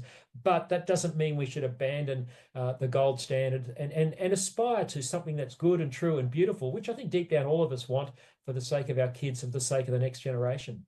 But look, I mean, the plebiscite was, 8 years ago or something like that. I think I was in year 4 at the time, so a while back. I mean, it seems like this is something that's done and run. In 2025, should a federal senator really be caring about, this kind of thing and talking about potential rollbacks for absolutely. what was a plebiscite 8 years ago?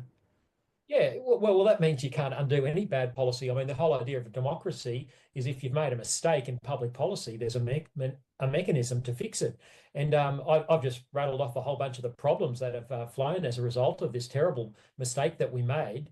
And I think if we had a proper debate, and if the media gatekeepers would allow a proper debate, I think Australians would choose something very, very different. But it was all, you were only in grade 4, but I remember it well. It was love is love. I debated many of the leaders of the same-sex marriage campaign on television, in media, multiple times. They all said there was no consequences. They lied. They said there'd be no consequences to Christian schools. As soon as the ink was dry on the legislation, there's been a 7-year battle waged by the former leaders of the same-sex marriage campaign, Anna Brown, Alex Greenwich and others, to try and decimate faith-based schools and take away their right to hire staff who believe what their parents believe about marriage and biology. And the Albanese government came within a whisker last year through an Australian Law Reform Commission process of introducing legislation that would have taken away the freedom of schools to employ staff who shared the values on marriage and biology, male and female, that the parents share. The government has no right to tell any faith-based school, Christian or Muslim, what teachers they should hire and what values their kids should be exposed to. But that's a direct consequence of same-sex marriage, Leo. So yes, I won't back away from this one bit. We've got to fix this problem because it's creating social chaos and taking away freedoms in this nation. Mr. Hunt, look, we've spoken about a few issues tonight. We're not done yet, by the way. We've got a few things to cover. But look, we've talked about housing. We've talked about cost of living. You've talked about legalising cannabis, obviously. Do you think some of the things that Mr. Shelton has brought up there are things that, New South Wales voters that you've spoken to do care about at this election? No, I don't. I think that's done and dusted. And, I do think there is capacity to look at old laws and change them. I think, the failures to set up a sovereign wealth fund and mining tax and all the sorts of things have contributed to our lack of money as a country and some of the issues we face today. So I don't think that any law is permanent, but I do feel that when you're talking about, an issue like gay rights, this is a civil liberties issue for us, human rights, things that we entrenchedly believe in as a party. I mean, homosexuality was illegal in this country, in this state, up to the 80s and 90s. I mean, that's a disgrace, and the Cannabis Party can really associate with that sort of criminalisation of people, the stigma attached with being yourself. I really feel like that's something that we've got to move away from as a country, and I think we are moving away from it. We're moving to a better place where we're tolerant, we're compassionate, and we accept people for who they are. And the Cannabis Party can understand it because it's the people who have used cannabis have faced stigma and prohibition for 100 years. So we've got we advocate for civil liberties, privacy, human rights, compassion, personal freedoms, anti-discrimination, tolerance. They're the key themes that we'll assess any policy with. Mr. Kelly, if I try to understand, philosophies and principles regarding libertarianism, would that mean that you and your party would be opposed to any attempt to roll back same-sex marriage as Mr. Shelton is supporting? Yeah, firstly, it was interesting you said you're in year 4 when that was going through. I was actually in the parliament at that time, and I can remember it very well. I opposed the legislation at the time, but I did say, because it was a plebiscite, that I would vote the way my electorate did.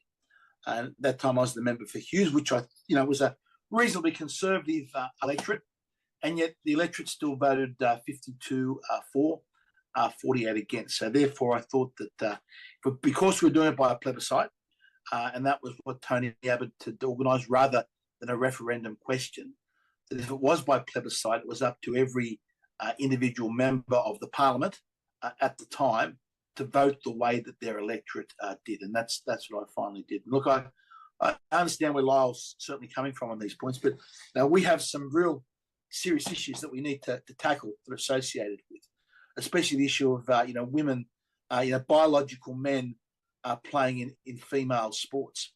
And one of the great changes that I've seen over my lifetime, and it's a change for the good, has been how so many opportunities are there for girls today to play sport that were never there when I was growing up. The girls had very limited sporting opportunities. Today, we've seen women professional soccer players, rugby league players, Aussie rule players, cricket players.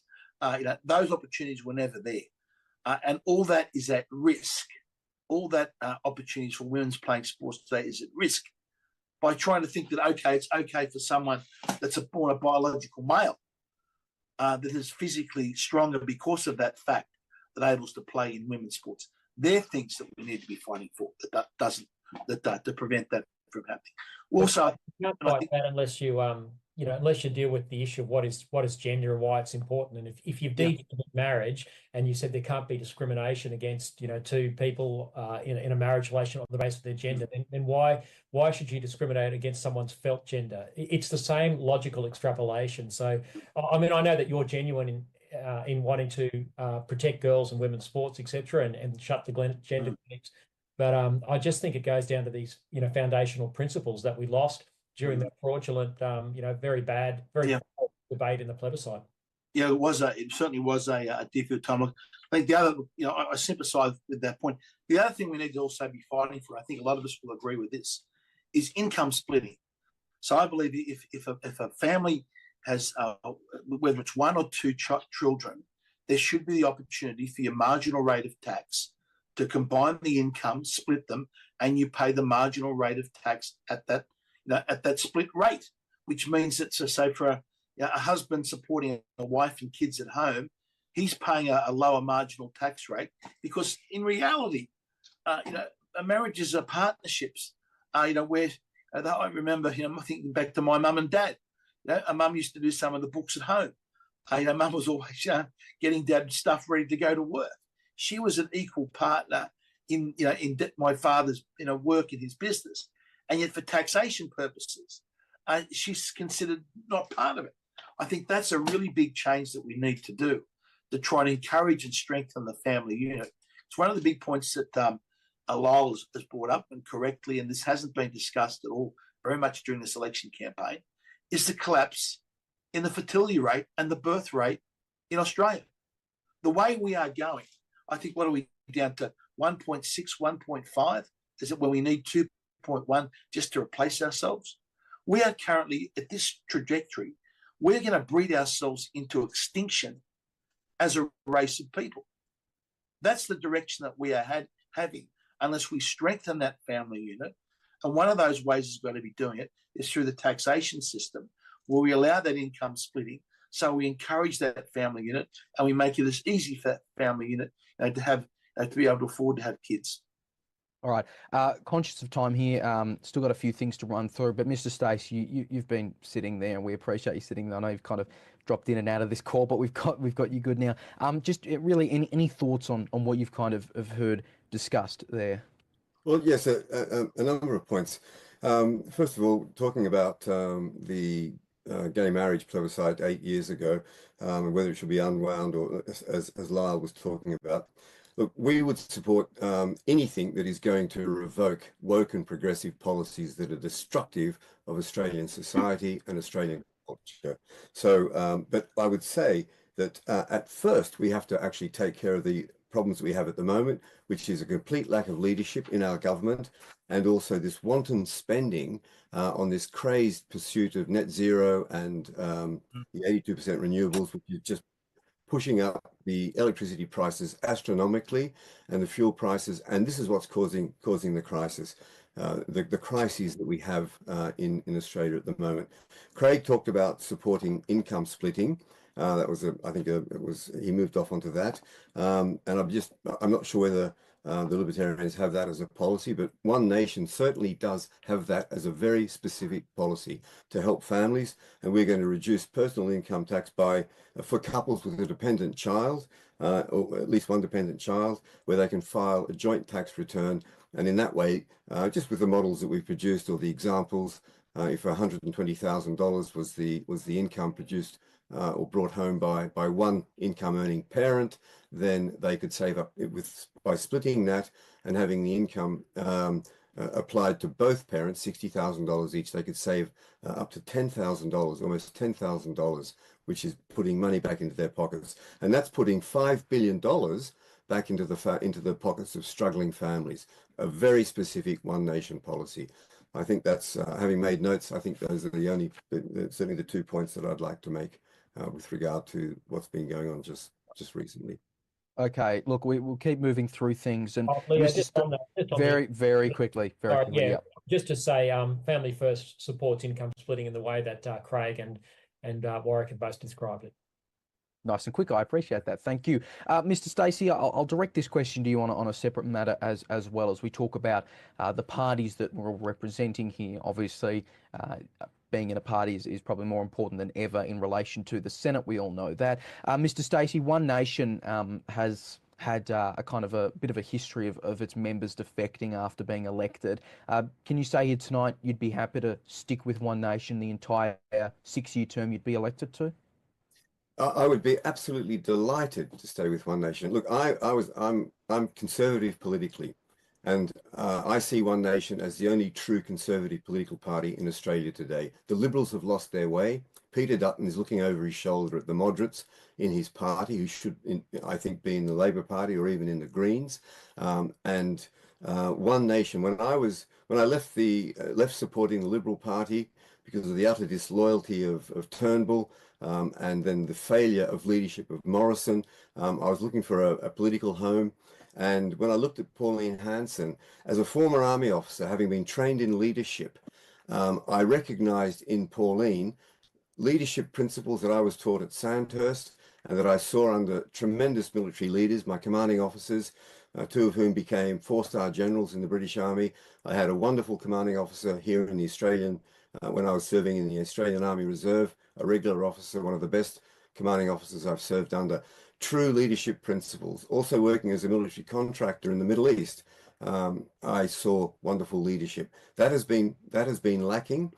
Pauline personifies all the principles, the 6 main principles of leadership that I was taught and that I've seen in action under the commanding officers under which I've served. So I have no problem. Every one of One Nation's policies I agree with, and I certainly know I'm here. I would be delighted to be elected to the Senate for 6 years and to serve in the Senate under Pauline's leadership for 6 years. Okay, Mr. Kelly. I'm sorry, I've got nowhere to go. There is no other Conservative party in Australia. One Nation does it for me, and One Nation will do it for the Australian people and for Australia. All right, Mr. Kelly, the Libertarian Party is your 4th party in 4 years. You were a long-time Liberal member. You defected to the UAP. After leaving Parliament, you were a member of One Nation for about a year, and now you are with the Libertarians. If elected at this election, can voters expect stability, given you have changed parties more than a few times? Well, firstly, what's important, I think, is not the party, it's your values and your principles. And my values and my principles haven't changed. It was the values and principles of the Liberal Party that changed. The Liberal Party that I joined in 2009 to run for the election in 2010, when I was successfully elected under Tony Abbott's leadership, and then when we formed government in 2013 under Tony Abbott's leadership. That is not the Liberal Party of today. It is the Liberal Party that have changed their policies, not myself. My values, my principles have stayed consistent all throughout that period of time. Everyone knows exactly where I stand on all the important big issues. And if there's a question, I'm for freedom of speech. I'm for lower costs of energy. I'm for getting the UN and the World Economic Forum and these people out of the affairs of Australia. I'm for scrapping this nonsense, this destructive and futile policy of net zero. I'm for making sure we get sustainable migration rates and we end this excessive migration rate and we try and restore that great Australian dream for young Australians that they can own their home. They're all policies that I've had and beliefs I've had throughout my entire life. And they will, I'm a bit old now to change my stripes. They're subjects that I will not change my views on. Obviously, you've touched on your kind of well-reported leaving of the Liberal Party, and we of course covered that at the time. But look, I mean, with respect to all of them, there are voters out there who can barely tell the difference between parties like the UAP, One Nation, and the Libertarian Party. Can you just explain to them why you've managed to get through all 3 in about 4 years? Well, firstly, after I left the Liberal Party, my intention was to sit as an independent. and try and recontest my seat. Clive Palmer, one of the most financially substantial individuals in this country, came to you and he said, "Craig, that is selfish. You just can't do this. There is too much at stake. We need to try and run another party at this coming, it was the 2022 election, to try and put pressure on the Liberal Party to be stronger in their views and to try and take on the Labor Party because their views are disastrous for our country." So we tried that in 2022. Unfortunately, for various reasons, that was unsuccessful. And then Mr. Palmer, after that election, decided to basically not re-register the party. So that was the end of the road there. I then worked for One Nation as a consultant for a short period of time. That was only a couple of months at the time. And since then, I've joined the Libertarian Party, which is probably where my heart is and where my true values are. And you are right. That if you look at the differences between the parties today, we're debating here with Warwick and with Lyle. The differences between our parties are very, very minimal. That's why this debate has probably been so cordial, because we all agree. I think we all agree that net zero is a complete nonsense. We all agree that we've got to reduce migration. We all agree that we've got to protect freedom of speech. They're all issues that we all agree on. And that's why I hope in the future that our parties can all come together, because running these fragmented parties, especially in the upper house, if we had united parties at the last election, we would have had 6 senators instead of, we've had a senator elected from every state, from a minor conservative, right, libertarian party, whatever you call, if we're able to combine those votes. Now, unfortunately, the preferences don't flow in that Senate. And again, at this election, I'd say if we were all united and we're on one page and working, and then instead of having these fragmented parties at this election, we would be having a conservative senator, a right conservative libertarian senator elected in every state again at this election. But that's going to depend upon how the preferences flow at this election. Mr. Hunt, can I ask you, because I know the legalised cannabis probably isn't as aligned to the other parties as they are aligned to each other at the moment. But look, I think the most notable, in terms of votes even, party that has pushed for cannabis legalisation is the Greens. Really, where do you split from them on your key issue of cannabis legalisation that is actually different enough to make a voter think, actually, I'll go for LCP over Greens? Well, I mean, I just say that the legalised cannabis party is one of the fastest growing parties in the country. There's people been elected in a lot of the states now recently. There's mums and, using medicinal cannabis and realise the stigma, that it's a medicine, and there's a whole host of reasons. But the Cannabis Party, we sort of straddle the progressives who see the failure in harm reduction and the criminalisation of people, and libertarians who see why should the government be criminalising people for cannabis. So I think I just want to be clear that we do have different perspective on some of the issues raised than the other parties here. Personally, I think it's important that we move to renewable energy, and the transition is managed in a positive way for everyone. I think that's going to be better for the environment in the future. I think the world is suffering under pollution and corporate destruction, where people can pollute the world with microplastics that's in every living human and face no jail time. But you can smoke a plant and go to jail. That's an absolute failure, and it's wrong. So we're in a different perspective there. We're different to the Greens. We're a different party. We're revolutionary. Our main focus is on creating 2 new industries that will change our country and the future. So they're going to change the environment. They're going to make things more sustainable. If we use hemp as a biodegradable plastic, we can get rid of the plastic problem. We can create a clothing that is breathable. It doesn't use the same water as cotton. This is through hemp.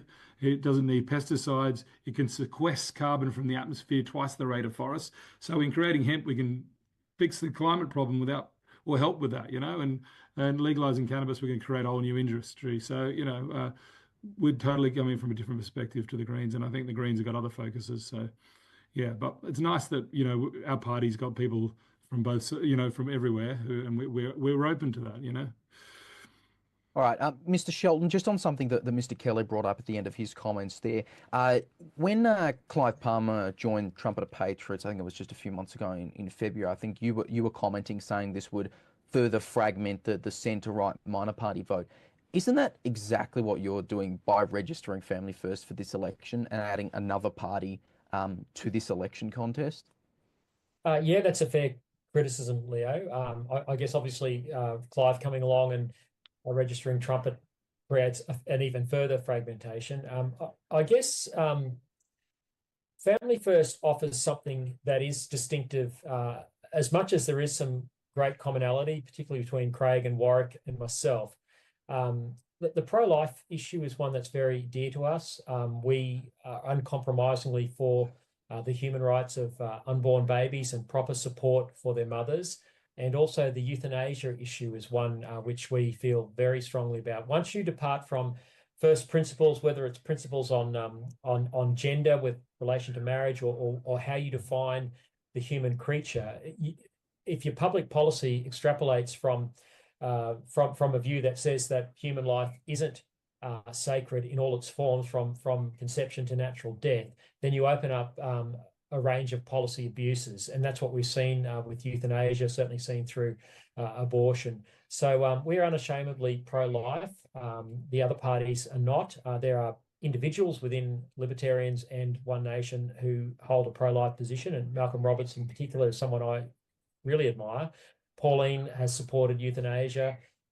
There's varying positions on abortion. So that's a key distinctive for us, but also I guess our unashamed emphasis on heterosexual monogamous marriage and promoting and preferencing that in public policy, I guess is also a key distinctive. So I think, Leo, what will happen in this space, and Craig has talked about this, and Warwick has talked about this, the Liberals and the Nationals have abandoned the values that many of us who are Conservative voters grew up supporting. I think we're in a situation similar to what Robert Menzies found himself in 1945, when he brought together about 30 disparate Conservative groups and united them under the modern Liberal Party. I think there's still a lot of dust in the air. I think in probably over the next 5 or so years, we'll see a situation where there'll be some sort of uniting, because we do need to get that Senate representation that Craig talked about. It is crazy that we get the votes, but it doesn't translate into the seats. So we're open to those discussions at Family First, but obviously we've got some pretty key policy positions, which we think are pretty basic and pretty important principles that we don't want to compromise on. On that, and look, I know a lot of, and of course, the obvious disclaimer is preferences are voter controlled. You can only recommend, et cetera, et cetera, et cetera. But look, Family First, it was just kind of came out that you guys are in Victoria, which is a really key, another Senate race, preferencing the Liberals second. Is that not going against all this talk about minor party unification and ensuring that minor parties get that Senate representation, et cetera? No, not at all. There's a real opportunity for Family First to achieve a Senate seat in the state of Victoria, and by giving the Liberals, particularly in the Senate in Victoria, our second preference. Well, the number 3 on their ticket is actually a Conservative. I believe he's a Christian. I don't know necessarily about his faith, but he's someone who's very much aligned with our values. The Liberals don't often pre-select those sort of people these days, or if they do, it's very unwinnable positions, or they generally kick them out of the party. So that was a very easy decision for us to make in Victoria. It does mean, yes, and I'm upfront about it, we've got to hold our nose a little bit with some of the House of Reps people that will be preferenced by Family First. But at the end of the day, we are fighting the Liberal Party because of its drift away from our values. And if we can pick up a Senate seat from them, that advances our aim. And, I think that's something that should be cheered on by everyone in the minor party space, because for whatever reason, the Liberals saw it in their interest to come to us. It's potentially a win-win for the cause, because if Bernie Finn gets up in Victoria, that's good for all of us on this call, except perhaps for legalised cannabis. If the number 3 on the Liberal ticket gets up, that's probably also not a terrible outcome for the values that we're all espousing. Just on also, we talked about the subject of stability, Mr. Sheldon, and yesterday your party disendorsed its candidate for Longman. You are, as it stands, the only party that's disendorsed after the close of nomination, so he's still on the ballot as a Family First candidate. Can you explain any of the reasoning why? Yeah, it's pretty simple. We're a family party. We believe in morality, and moral values, pro-family values. This particular individual, had some social media commentary that he didn't disclose to us. So he hadn't been honest on his pre-selection form. If you're talking about salmonella in penises, I'm not interested in candidates who want to put that stuff on public social media platforms and other platforms saying that other social media posts saying that women who have abortions are degenerate. I don't agree with that. I think women who find themselves with unsupported pregnancies need all the support society can give them, and we need to be working as a society to make abortion and the protection of human life unthinkable. But this sort of commentary by someone who quite frankly should have known better is not acceptable to our party. We've got 100 candidates. One guy has slipped through the net. We're not going to put up with it. And yes, it's regrettable that this wasn't discovered until after the close of nominations, but we won't tolerate that sort of thing. It's not about cancel culture, but it is about ensuring that we uphold the values of our party. And I think that would be pretty self-evident. And it's what our supporters would expect. All right, Mr. Kelly, you're in an interesting position here because you're running on a joint ticket. Obviously, you're leading as the Libertarians, but also on this ticket, the Heart Party and also People First for New South Wales specifically. Why do you think that kind of unity is important? And would you like some other parties, maybe some of the other parties that are here tonight, to come on board with things like that? Yeah. Look, absolutely. Look, after the last election, every meeting that I went to, people kept on saying, you guys have got to unite. Put your egos aside, put your differences aside, try and unite and run that joint ticket. Because as we said, if we hadn't had that joint ticket at the last election, we would have had, instead of just Ralph Babet and Pauline Hanson being elected, we would have had another 4, like-minded senators in that parliament. And that would make an enormous difference. It makes enormous difference, in Senate estimates where you can all get together and work your questions together, policy debate-wise, media debate-wise, using your resources. It would have made an enormous difference to this country. And I think, as I said, eventually we have to do this to get together. So we came up with different ways to do it. We couldn't get, much cooperation from many of the parties for various reasons. But with Gerard Rennick's People First Party, they were prepared to come on board here in New South Wales. Also, the Heart Party, the former Informed Medical Options Party, a very good party that stood up very strong during the COVID period. So we're running, it's actually a triple ticket. It's a freedom coalition. And I just hope that we get some results from that and people see what we've done and give us some reward for that coalition, because really at the subsequent election, we need to try and do this, a lot stronger, a lot more, bring ourselves together. As we said, it's likely that Pauline's likely to retire after the next election.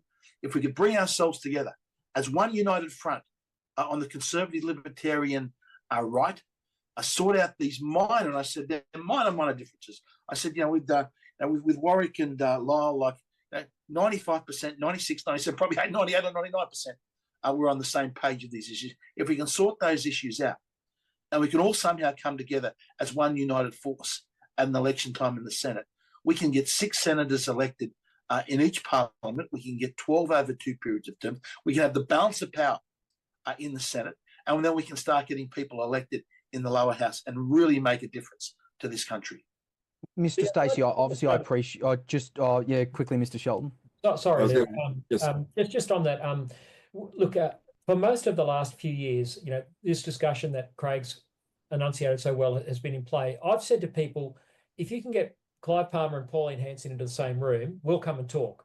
But the reality is, unfortunately, that just they are two, great Australians, but two very big egos, and that would have been the mechanism for uniting these voices, but that didn't happen. And then the discussions about a joint ticket happened very, very late in the piece.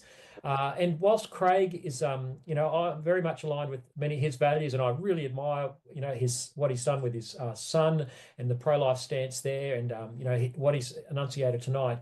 The Libertarians in Victoria are a different kettle of fish, and it was just impossible for us to stand on a joint ticket with the Libertarians, particularly David Limbrick. He espouses abortion, is quite in your face about it. The drugs issue, surrogacy, a whole same-sex marriage, a whole range of issues which are incompatible with our values. But we have done what we can to help with the unity. We are preferencing Craig. Libertarians in New South Wales are getting our second preference. We didn't stand in Jared Rennick's way. In fact, we're preferencing him in Queensland. There's a lot of alignment. So we've done what we physically can, but the structure of this over the last few years, when this needed to be done, was dominated by two very big players, which made it impossible for there to be unity. So that's the situation we find ourselves in. And Mr. Stacey, I want to get your thoughts on this. I obviously appreciate you're not, the head of One Nation, and you're speaking partly for yourself here. But would you like to see some unity between, two of the parties here tonight and others? Look, this Leo, I think, is a utopian view. It's a perfect view that in reality will never occur. And the reason for that is Lyle talked about Family First believing in morality, and nevertheless, a deal has now been done with the Liberals, which you could argue is not a Christian party. He even said that they have to hold their nose with some of the people in the Liberal Party with whom they've done this deal. We had a preference agreement with Family First, and they reneged on that. That's not true. They reneged. Let me finish. They reneged on that. We never had a preference deal. We had a preference agreement. I'll let Mr. Stacey finish, and then you can comment. Our Senate ticket how to vote cards have been printed with Family First as second on the vote on that how to vote. Family First reneged on that agreement. They, in the end, because they are looking at getting a senator up in Victoria, they certainly hope that they've, in a sense, created a wasteland for the rest of Australia. And I don't think that is a particularly moral position to be taken, politically moral position to be taken by a party that espouses Christian values. Secondly, the Libertarians have also reneged in the past, I understand in the 2022 election, on the preference agreement that we had with them. So you talked about loyalty before, Leo, and would I remain loyal to One Nation?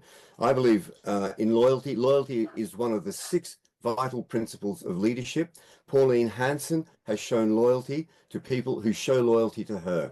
And loyalty is a thing that goes up and down, and it goes sideways in command. And this is an essential, a very essential tenet of leadership. So political integrity. Clive tried to buy One Nation. Pauline wouldn't have a bar of it. So the two came into the room. Pauline was always open to listening, but she was not for sale, and she does not hold her nose with, she does not do deals with parties or with people with whom she would have to hold her nose. So it's self-interest, it's lack of loyalty that drives so many political parties, so many political participants. And I'm certainly in the game to stay with One Nation. And when we make preference agreements with parties, we expect them to hold. We have always held to our side of the agreement. So I think this utopian view of the small minor parties coming together and forming a united bloc, it's utopian. I don't think it will work. Mr. Shelton, did you back out of a preference deal? No, Warwick is completely wrong there. There was no preference deal with One Nation. They never approached us. The preference agreement. Preference agreement. There's no discussion with One Nation about preferences at this election. Well, that's incorrect. It's not. You're wrong, Warwick. You should get your facts right, because that's a pretty, it's a pretty terrible accusation to make, allegation. It's just not true. Well, what has happened is I suspect that One Nation had a preference deal with the Liberals, and that's why you had to rip up your out of vote cards, because you made some assumptions about family. That is honestly, that is a scurrilous assumption on your part. It's an assumption, and I may well be wrong, but there was no preference. We have not done a deal with the Liberals. There was no preference deal or arrangement with One Nation, Family First. Preference agreement. There was no preference agreement with Family First and One Nation. There was no discussion with One Nation about preferences at this election. All right. Mr. Kelly, just very, very, very quickly. I know you weren't with the Libertarians, then the LDP in 2022, so I appreciate you kind of limited for comment on that because it was brought up. But do you think, we've seen some disagreements here tonight. We've seen them laid out in the past. Do you see them publicly? Can it really work? There are so many people with, their own personalities. Can it work, or is it just a kind of utopian idea, as Mr. Stacey said? Look, Sir Robert Menzies did it decades ago when he united all these minor parties and brought them into the modern-day Liberal Party.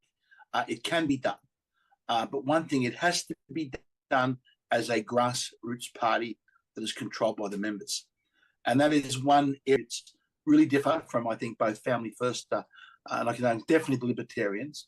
I won't speak for Family First. I'll let Lyle do that. But at the Libertarians, we are a democratic grassroots party. To be selected, I had to go through a democratic process of all the members of the party to win that number one position on their Senate ticket. And we allow our members to have a say in the policies of the party. We have branch structures now around in New South Wales. We have 12 branches in New South Wales. We're having regular meetings that we are building up our party. So looking to the future of how we're going to do this, it cannot be done where you've got a party run by one or two personalities that have dictatorial authority over what candidates they're picking and how the party run. It's got to be run on a democratic grassroots basis. And if we can do that, we can agree that as first principles, I am confident, it would have been nice to do it this election, but there are many reasons that didn't happen. I'm confident in the years to come that we can reunite all the minor parties on the conservative libertarian right. Because we need to, Leo, because the election system we have, if we continue this bickering amongst each other, we're going to end up with the Labor and the Greens in control of this country. And we're going to go backwards and downhill even faster than we are at the moment. All right. We'll leave that issue there, and we want to get. I didn't get to say. All right, go ahead very quickly. I'll just say on that the legalised cannabis is a grassroots organisation. I think we spent 20,000 last election, and Clive Palmer had about 100 million, and we got about the same percentage in some of in Queensland. So top-down parties versus grassroots parties, like as Craig was saying, I think that's the party we are. It's about the volunteers on the ground, trying their guts out just for a cause that they believe in. Ours is a party about trying to solve an issue, and then it's not about us being forever politicians. So I think that's an issue for that side of potentially for some of these parties here. But I think the grassroots is the future. I think, people would use grassroots to describe legalised cannabis, certainly. Look, we want to get to the part of the debate where each candidate has the chance, if they choose, to ask one other candidate one question. Now, we have again asked those candidates to keep their questions relatively short, very much direct to one candidate, so it's nice and clear. They do have the option not to ask anything. We don't know what they're going to ask or if they're going to ask anything. Mr. Hunt, if you've got a question for another candidate, the floor is yours. I'd probably better direct mine to Lyle Sheldon, if that's okay, given our opposing views on this issue. I was going to say, if you could imagine a plant existed that had proven medicinal qualities for MS, pain treatment, sleep issues, whole host of scientifically proven benefits, have been used for thousands of years for spirituality, creativity, is not involved in any violence at all, is generally about peace and well-being, and then that same product could be used in clothing and could make degradable plastics and could create breathable concrete and could change the future. Would you say that we should criminalize that, treat it as if it's, criminalize the people who use that plant that grows magnificently on this planet, or should we treat it as a gift from God, in essence? Well, if we use it for the uses that you've just so eloquently described, Miles, I wouldn't oppose that at all. I think that's a noble use of the plant. I've been to hospital a couple of times and had operations where I've been given morphine for pain relief. That's an ingredient of heroin, but I would never for 1 minute say that we should make heroin available for recreational use. in the same way that I wouldn't make marijuana available for recreational use. So I think it's with respect, and I get that you're passionate about your views here, but I think it is a little bit disingenuous to be conflating the use of hemp for clothing and concrete and the medicinal use of marijuana to then sort of say, let's have carte blanche legalization of it, when clearly the harms are well known. The medicinal use of it should only be done as approved by the Therapeutic Goods Administration, no other way. But we should absolutely use any substance which is going to relieve pain and has other benefits for society. But we've had a long talk earlier in this conversation about the harms. I think Craig and I are on a unity ticket there. I think Warwick may well be himself, that this causes way too much social harm to allow it to be something that is just spread abroad in the community and to expose our kids to. Thanks. All right. Mr. Stacey, if you've got a question for another candidate, go ahead.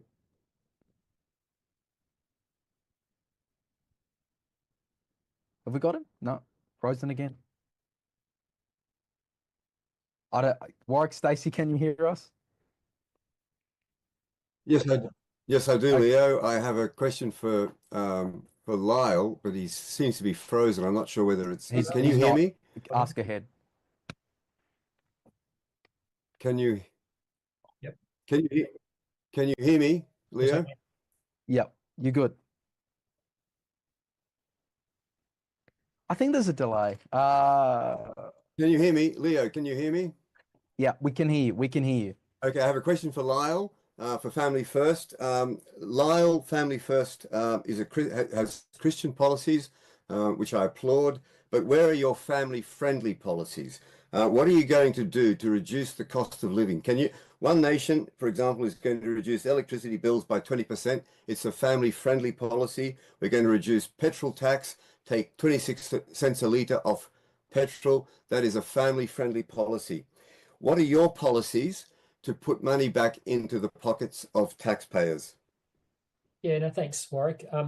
Look, I think we're in agreement that the net zero issue is one of the biggest ones, and that goes to the root cause of the cost of living crisis. So I think you and I are on a unity ticket in terms of getting out of Paris, ensuring that we ramp up coal, gas, and ultimately nuclear production so that we can have cheap, reliable, and affordable electricity in this country again. That'll relieve much of the cost of living burden. You and I agree on income splitting, as does Craig. That's a really fundamental reform. There's a penalty on couples at the moment who are raising children at home and who and where one couple wants to work in the home. That needs to be eradicated. We haven't prescribed particular measures in terms of like cutting the fuel excise and the like, because we know that you've got to fund roads. That's what the fuel excise is supposed to be doing. But we're deeply concerned about the soon-to-be $1 trillion debt. And that's a form of intergenerational theft, and that has to be addressed. And so we've avoided saying, well, we're going to cut the fuel excise, we're going to take the GST off building materials and all that sort of stuff, because you've got to know what is the impact on the budget. And if you cut income from the budget, then you've got to obviously raise taxes in other ways. Now, I think there's a lot of waste that can be cut, and maybe there will be scope for the sort of tax cuts and cost of living relief that you're talking about, and which Peter Dutton has talked about temporarily. But I think we've got to get the fundamental issues right, and this is what concerns me so much about this nation, where we're talking about giving out little trinkets around the edges, particularly Albanese and Dutton, and not dealing with the structural issues which are affecting the cost of living of every family. And that's the energy crisis, that's the intergenerational theft of debt, and the lack of a housing policy that releases more land, cuts red tape, and allows young people to get ahead. So I think philosophically, Warwick, I think we agree we've got to lift that cost of living pressure. We've probably got different ways of going about it. Thank you, Lyle, but certainly One Nation has costed our policies. We're going to make savings of $90 billion, and we're going to put $40 billion back into the pockets of taxpayers. We know where the money's coming from. We know where we're going to make the savings, and we know how we're going to help Australians in a way that the current government and the previous governments have not done. No, I commend you on that, Warwick. I mean, we don't have the resources of Senate officers and research staff to drill down to the detail of that. So I'm sure your figures are right, and if that can be done, we'd support that. But we would have to get into the Senate and look at the numbers specifically before we could make those sort of claims. All right, thank you very much for that. I'm conscious, by the way, for those at home, my internet's a little dodgy, so we'll see how long this holds out. Mr. Shelton, if you've got a question for another candidate, it's all yours.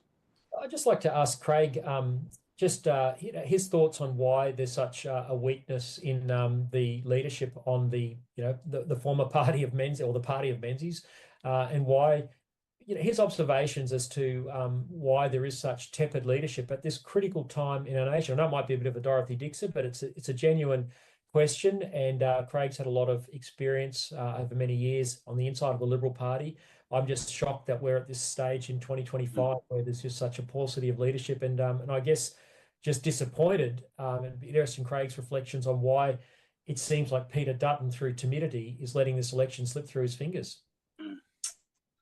That's a pretty good question. Unfortunately, today's Liberal Party is very factionally divided. The left faction has enormous sway over the party. That's one problem, and it drifts. The party has drifted significantly to the left, since over the last decade. That's one issue. The second one is, I think it's that many members of Parliament that are there are just too frightened to speak out. They're frightened that the media will come out and attack them, or someone, on the ABC will try and criticise them or something like that. If you're going to be in this game of politics, you've got to have a very thick skin, and you've got to carry a big shield and a big spear, and you've got to be prepared to be criticised. You've got to be prepared to take the game up. I think one of Churchill's quotes that gave me sort of inspiration was that you have enemies, good. That means that you've stood up for something once in your life. And there's too many people in that Liberal Party that just sit back there, don't want to rock the boat, hope to get in the ministry, and just want to go quiet, sort of thing. And when they really need to be at times standing up and speaking out, the culture has changed greatly in the party room, where the party room used to be an area where you would have vigorous debate on policy issues. When I first started, when I left, if you stood up and you said something that was contrary to what the leadership says, you were looked upon and frowned at. I think the Liberal Party really has serious problems, and I'm really not sure where they're going to go after this election. And you were right. Mr. Dutton had so many opportunities at this election to fight so much stronger on the issues that we're here all agreeing with. He simply, which I'm sure many of the people that are watching this program tonight, the Liberal Party viewers, are going, you guys are 100% right. You guys are right. But yet we've got the Liberal Party and the Nationals still signing up to the nonsense of net zero, dilly-dallying with the Paris. I remember sorry, Leo, we're going on a bit long with this answer, but I was in the party room. Scott Morrison walks in one day, and we win the 2009 election on a policy of no to net zero. Right? Scott Morrison walks in the party room one day and says, we've decided to sign up to net zero. And I'm next to him. I said, did I miss this debate? Well, where was the debate on this? Did I go to a bathroom break or something and I missed the discussion? A lot of these things are being handed down from the senior ministry to the backbench, and the backbench just doesn't have the backbone to stand up and fight on these issues. All right, thank you very much. And Mr. Kelly, if you've got a question for a candidate. Yeah, sure. Look, my question is to Warwick. That's on the subject of freedom of speech. We saw, the last Parliament where we saw Senator Hanson and Senator Roberts abstain on that hate speech legislation. Do you think they did the wrong thing? And if you were in Parliament, would you also abstain? And in the next Parliament, would you support a bill to repeal that hate speech legislation?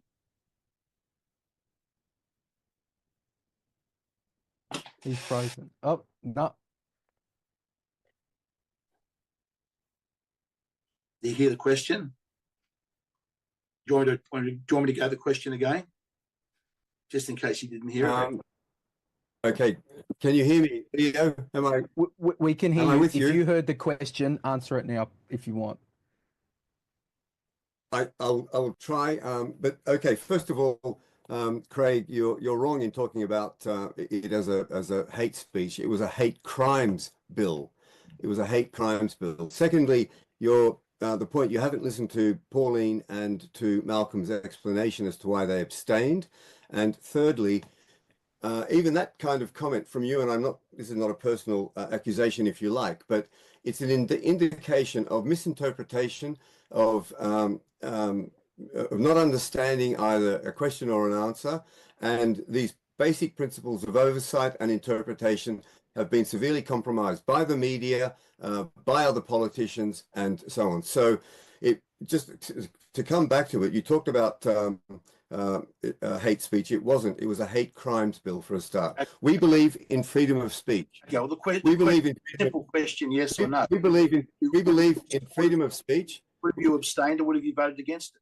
We believe in freedom of speech, and for us, freedom of speech ends where incitement to violence begins. And this is a problem that we have now in Australia, where people take offence at insults. Let me read a wonderful comment from the Australian High Court in 2004 on a free speech case known as Coleman versus Power. The following was stated by the High Court justices: Australian politics has regularly included insult and emotion, slander and invective in its armoury of persuasion. They are part and parcel of the struggle of ideas. We now have the situation where any kind of offence, any kind of slight insult is taken to be hate speech. I remember coming home crying because my best friend at school, Jimmy, had told me he didn't like me or whatever. And my mother told me, sticks and stones may break.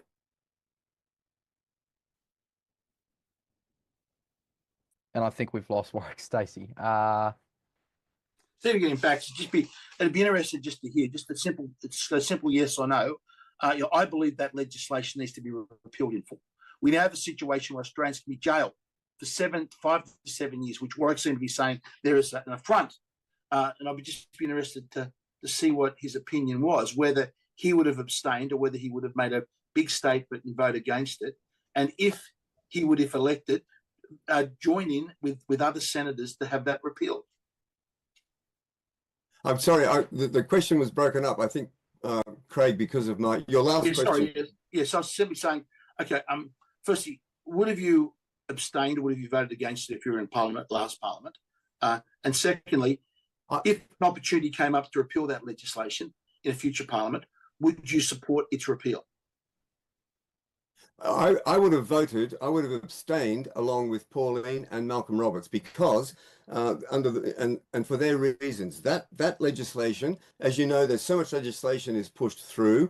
That legislation wasn't a priority. It wasn't a top order. It was suddenly pushed through by the Labor government. And as you know, we only have 2 senators. And I think Craig referred to the fact that Family First doesn't have the staff that perhaps One Nation now has in terms of being able to crunch numbers and so on. But as a result, Pauline and Malcolm hadn't been able to get to read through completely.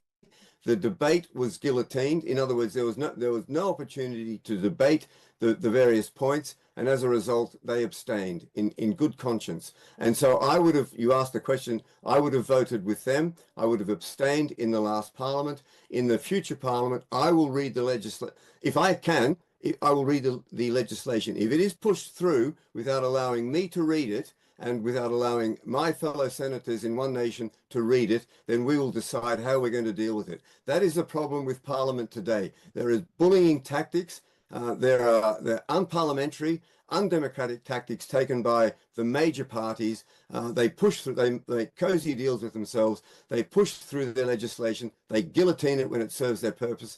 Pauline was just telling me about David Pocock, and he was happily guillotining bills that came through, perhaps from One Nation.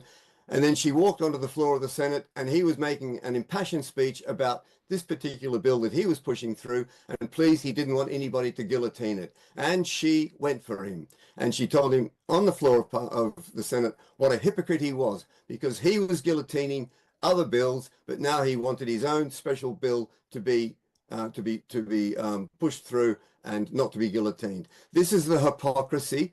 This is the cozy deals that the major parties are making. This is what One Nation is against. We want to read the legislation. We want to understand it. We want to know what it's meaning. We want to look at its unintended consequences. We want to put in amendments where it can be amended, or we will reject it, we will pass it, whatever. But that is the problem. I think that is the problem, and that is what I hope. If I am elected to the Senate, I will be across all the bills. But if one is stuffed under my nose and I'm told to vote on it without having seen it, without expecting it to come through, then I will follow the party line, and that will probably be to abstain, as Pauline and Malcolm did. Is it One Nation policy to actually repeal that legislation that was rushed through? Which this hate crimes bill, where you can now go to jail in Australia for 5 to 7 years if someone perceives that you've made some type of threat, right? This previous legislation that Pauline and Malcolm abstained on. Would you support repealing that in the next parliament? I support repealing the outrageous legislation that has been foisted onto the Australian Parliament and the Australian people over the last 20, 30 years. For example, Pauline Hanson made a few comments about a fellow senator suggesting that she might prefer to live somewhere else, and as a result, she was taken through the courts. She was found against her, and she faced considerable financial penalties as a result of that. As a result of free speech, Australian politics has regularly included insult and emotion, slander and invective. They are part and parcel of the struggle of ideas. I support this High Court finding in 2004 in a free speech case. I am not sensitive. I do not mind having insult, emotion, slander and invective used against me when we are fighting for the struggle of ideas. This is what One Nation stands for. That struggle of ideas, I'm sure you'll agree, Craig, is being shut down. Yeah, look, I agree 100% with you. That's why I would hope that you may be having that chance. And I look, when you're in Parliament, you don't have to read every word of this legislation. I implore you, please have a look at this hate speech bills, hate crimes bills, whatever you want to call it, right? I really, truly believe that is exactly the sentiment you've expressed as why this legislation needs to be repealed. I said, have a chance to have a look at it. And hopefully before the next election that you and Pauline and Malcolm could sit down and say, look, we may have made a mistake of abstaining. We've got to oppose this in the next parliament. If it comes up, we will vote to repeal it. All right, gentlemen, I'm very, very conscious of time here. Mr. Stacey, if you have like a 5-second comment just to finalise that. Well, the only comment I was going to say that we've had 18 years of failed leadership, and then we need a change. If the Australian people want the situation in which they now find themselves to change, they have to change the way they vote. And I think the only way that any change is going to be done is if we have sufficient senators in the Senate to hold the balance of power. We will choke every divisive and destructive piece of policy that Albanese, if he is returned, might try to push through. And if Dutton is asked to form government, then we will put political spine, political integrity, political morality and political conservatism into a coalition government, however it might be supported. Okay, we'll leave that there, and we are going to get into closing statements now. We appreciate it, and look, Mr. Hunt, you're last on this, so sorry, it's alphabetical reverse. I know you've been waiting patiently. Mr. Stacey, while your internet's still with us, we will let you begin with your closing statement, maximum 1 minute, please. Okay. Thank you, Leo. Australia's had 18 years of failed leadership, inflicting ideological renewables insanity on the Australian people. In their crazed pursuit of a fantasy climate purity, our so-called leaders have shown a careless indifference to the economic, social and cultural suffering being inflicted on the Australian people. One Nation offers leadership that puts Australia and Australians first. Pauline Hanson has shown courage, consistent, selfless leadership for more than 30 years. One Nation is the only party that will cut $90 billion of government waste and duplication with the states. One Nation is the only political party that will put $40 billion back into the pockets of Australians. We'll do that by lowering electricity bills by 20%, by halving fuel taxes, by allowing pensioners to work without their income affecting their pension, by allowing single income families with dependent children to pay less tax by filing joint income tax returns. For principled leadership that puts Australia and Australians first, vote One Nation. Thank you. Thank you very much, Mr. Shelton. Your closing statement. Thank you very much, Leo, and thanks very much, candidates. Family First has a vision for a flourishing Australia that starts with flourishing families, mums, dads, and kids, being able to afford to live under the one roof, afford the Australian dream through housing affordability, through reducing the cost of living by getting out of Paris, ditching net zero, getting back to a system of affordable and reliable energy through coal, gas, and eventually nuclear. We believe in faith-based schools being able to be free to educate children in the values that the parents want without the government telling schools who they can and can't employ, and putting in place forcing in place role models into faith-based schools that the parents don't agree with. So we want freedom for faith-based schools. We want a situation where boys are boys and girls are girls again. We can't have a situation where both Peter Dutton and Anthony Albanese are going to this election with both sides agreeing that the Sex Discrimination Act, which defines woman as someone who can have a penis, that is credible and plausible. It's not even funny because it's dangerous in that it creates a situation where girls and women are not safe in their private spaces in this sport. So we want to protect kids, women, from the gender fluid ideologies. So please support Family First and our vision for a positive future where families can flourish, the cost of living crisis can be averted, where faith-based schools can flourish, and where gender sanity and common sense returns. Thank you so much. Thank you very much, Mr. Kelly. Your 60-second closing statement. I think we all agree that the country's heading dramatically in the wrong track, in the wrong direction. I think we'd all agree that the Liberal Party is simply not strong enough to fight and hold an Albanese Greens government to account. That's why I would encourage everyone to vote for one of the minor, if we like to call ourselves, freedom parties. Whether it's, I said, Lyle here from Family First, whether it's Warwick from One Nation, or the other parties. But I would argue that the best party that is in a position to take that role and to stand up and take on what would be a Labor Greens government in the future during this next 3 years of Parliament is the Libertarian Party. I believe that I've showed that I have the understanding of how politics works, how Canberra works. We need someone that can go in there from day one and be putting the boot straight in to what is likely to be one of the most dangerous and worst governments in the country. So again, I'd encourage everyone, please vote for one of those minor freedom parties. But if you do, put in New South Wales, what is that joint ticket of the Libertarians, Gerard Rennick's People First, and also the Heart Party. Please give us your first preference. Thank you very much. And last but not least, and has been waiting very patiently, and we really appreciate it, Mr. Hunt, your closing statement. Thank you, Leah. Appreciate you having us on. I just want to say that the Legalised Cannabis Party is a party of truth and bringing truth and integrity back into the political system. The criminalisation of cannabis users over the last 100 years is an example of a great failure, and it's not just wrong. We want to expunge the records of anyone who's been charged for possession because we see that as a great failure. I think that's a representation of the way that things have been done wrongly, and the criminalisation of nature and the criminalisation of people. And I think the Legalised Cannabis Party is a revolutionary grassroots party that's going to change things.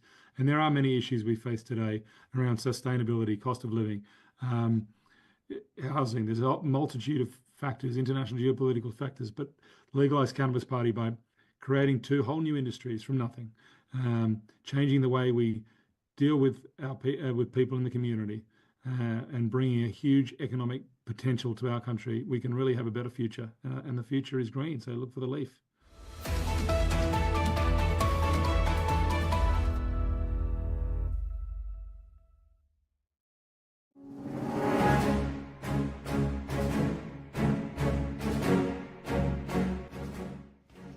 It is Wednesday the 23rd of April. Here's a look at the top stories making news right now.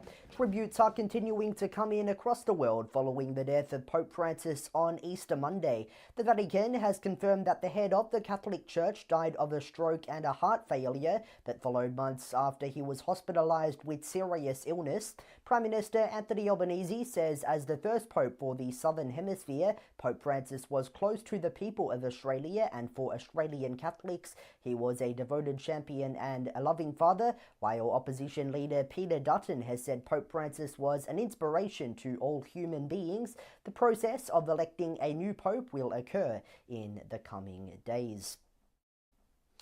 To the federal election campaign now, and the two major party leaders have both clashed in the third debate of the campaign. Speaking on Channel 9 last night, both Anthony Albanese and Peter Dutton debated key issues, including topics centred around the cost of living for Australians. It does follow debates already aired on Sky News and the ABC.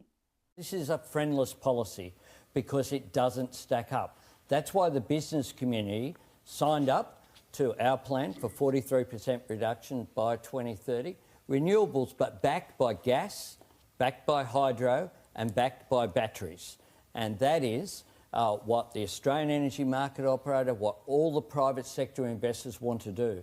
If nuclear stacked up, there'd be a queue of people saying, we think this is a good idea, we're prepared to invest our own dollars. This government's brought in 1 million people over the course of the last 2 years, which is a 70% increase in the migration program of any 2-year period in our country's history. It's created a housing crisis. So Australians feel tension because their kids are staying at home longer, young families are putting off having kids, mums and dads and grandparents are staying in the workforce longer because they're trying to help their kids with mortgages or with a deposit. And I can get that people are disillusioned in that environment. In very difficult global times, with the biggest inflation shock since the 1980s and the biggest energy crisis since the 1970s, is get inflation down to 2.4%, make sure we deliver cost of living relief that have made a difference to families on average of $7,200, whilst making sure that we put in place reforms that help build the future, like better schools funding, strengthening Medicare, cheaper childcare, those measures as well. The final major party leaders debate will take place on Channel 7 on Sunday night. Mark Aldridge, the trumpeted Patriots candidate for Macon, has criticised his own party's how to vote cards in an interview with 6 News. Party chairman Clive Palmer has come out and said some of the cards were tampered with, but Aldridge says he's still pretty unhappy with the decision to preference non-consecutive candidates in key seats. He spoke exclusively to Leo Puglisi earlier. Well, you see, I'm a real old-fashioned guy, so if you shake my hand and make a promise with me, I'm going to try and hold you to that promise. Now, excuse me, when I was approached to run for Trumpeter Patriots, I said no on 2 occasions.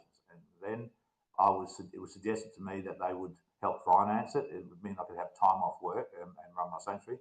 And one of the main things I asked Clive personally on the phone, and I do know Clive, I said, you know, what are we doing preference-wise? Okay, and he said we'll preference other conservative thinkers. That would then mean that in general, my expectation would have been that the Liberal parties would have worked with us, which is normally the case. Therefore, in my seat, for instance, say, I don't have to get a primary vote of sort of 50% after the first issue of preferences. I would have had to probably beat the Liberals by 1 vote, say, for instance. And that's exactly what we discussed. And so then when the preference cards came out in my particular electorate, they were reasonable. I didn't have a problem with what was in my electorate. What I had a problem with was any electorate where this decision by the party would enable or possibly enable someone from the left of politics to be elected on our preferences. I don't like that, and I wasn't happy with that. So I made myself I made it very verbal, and I spoke to others in the party and made it quite clear that if there was an ability to leave the party at the time I did that, I would have. It's interesting. We also saw yesterday the Trumpeter Patriots candidate in Flinders. He did quit campaigning for this, so he's withdrawn. He obviously still appears on the ballot, but he's endorsed One Nation there. He's called on other candidates to do the same. Are you prepared to also withdraw your candidacy over this? I think there's a problem for me in my state that my name is on the ballot paper, and I I'm kind of a man that's committed to any promise that I make, and as much as I feel deceived in some respect here, I will. If my name's on the ballot paper, I may as well give it the best shot I've got because I'll be a voice. I think the issue would come once elected, because obviously if I'm elected by any votes that have come the way of Trump the Patriots, then I have an onus to work with them. However, I would be reluctant to be told what to do in any situation where it got in the way of the direct connection between myself and my electorate. So that'll be a hard move to make. We can't quit because our name's on the ballot paper. And the only effective way that would change would be if the party themselves disendorsed us. And if that was the case, obviously I'd become instantly an independent and I would have felt much more comfortable. Well, we did have a conversation with Clive yesterday. I had refrained from ringing him because I was pretty unhappy, as you may know.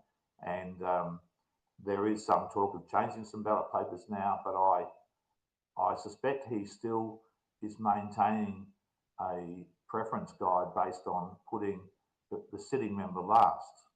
And if that is the case, then I disagree with that.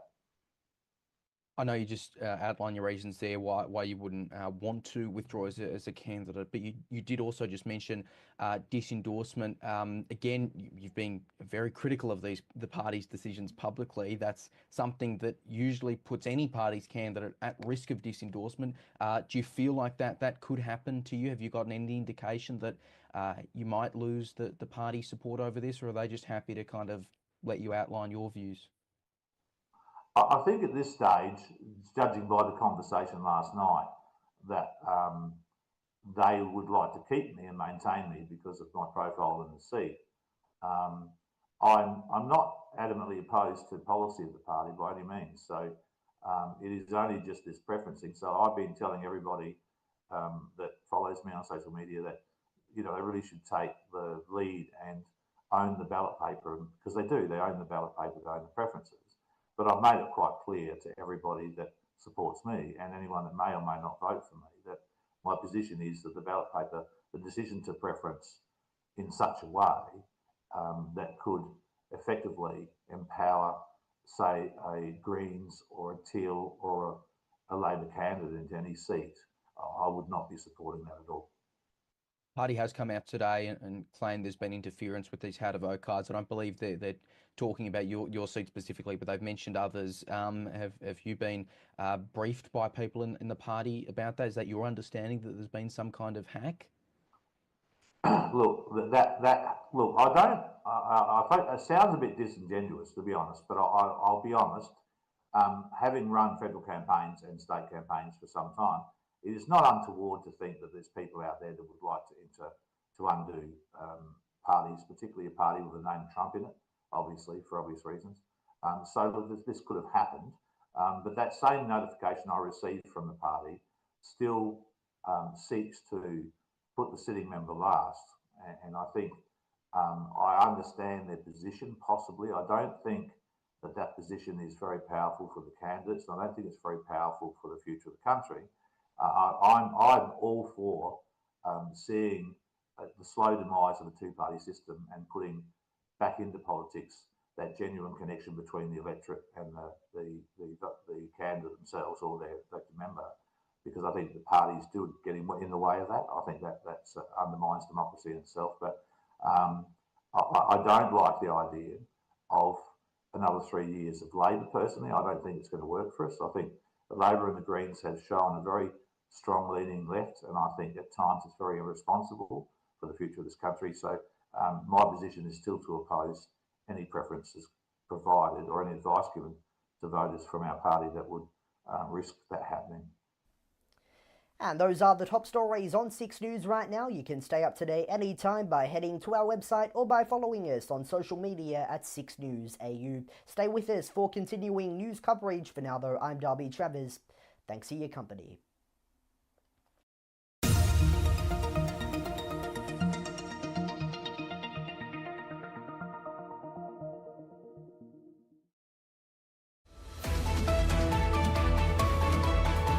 The candidates for tonight are Jordan Ditloff from the Libertarian Party, Warren Pickering from One Nation, Fiona Patton from Legalised Cannabis, and Jordan van den Lam, aka Purple Pingers from the Victorian Socialists. I want to thank them all for being here tonight. It has been a fun time behind the scenes figuring out exact dates and exact times and exact schedules, but it's all worked out now, so we really look forward to being here. As I mentioned, each candidate will have an opening statement, about a minute max, in alphabetical order by surname.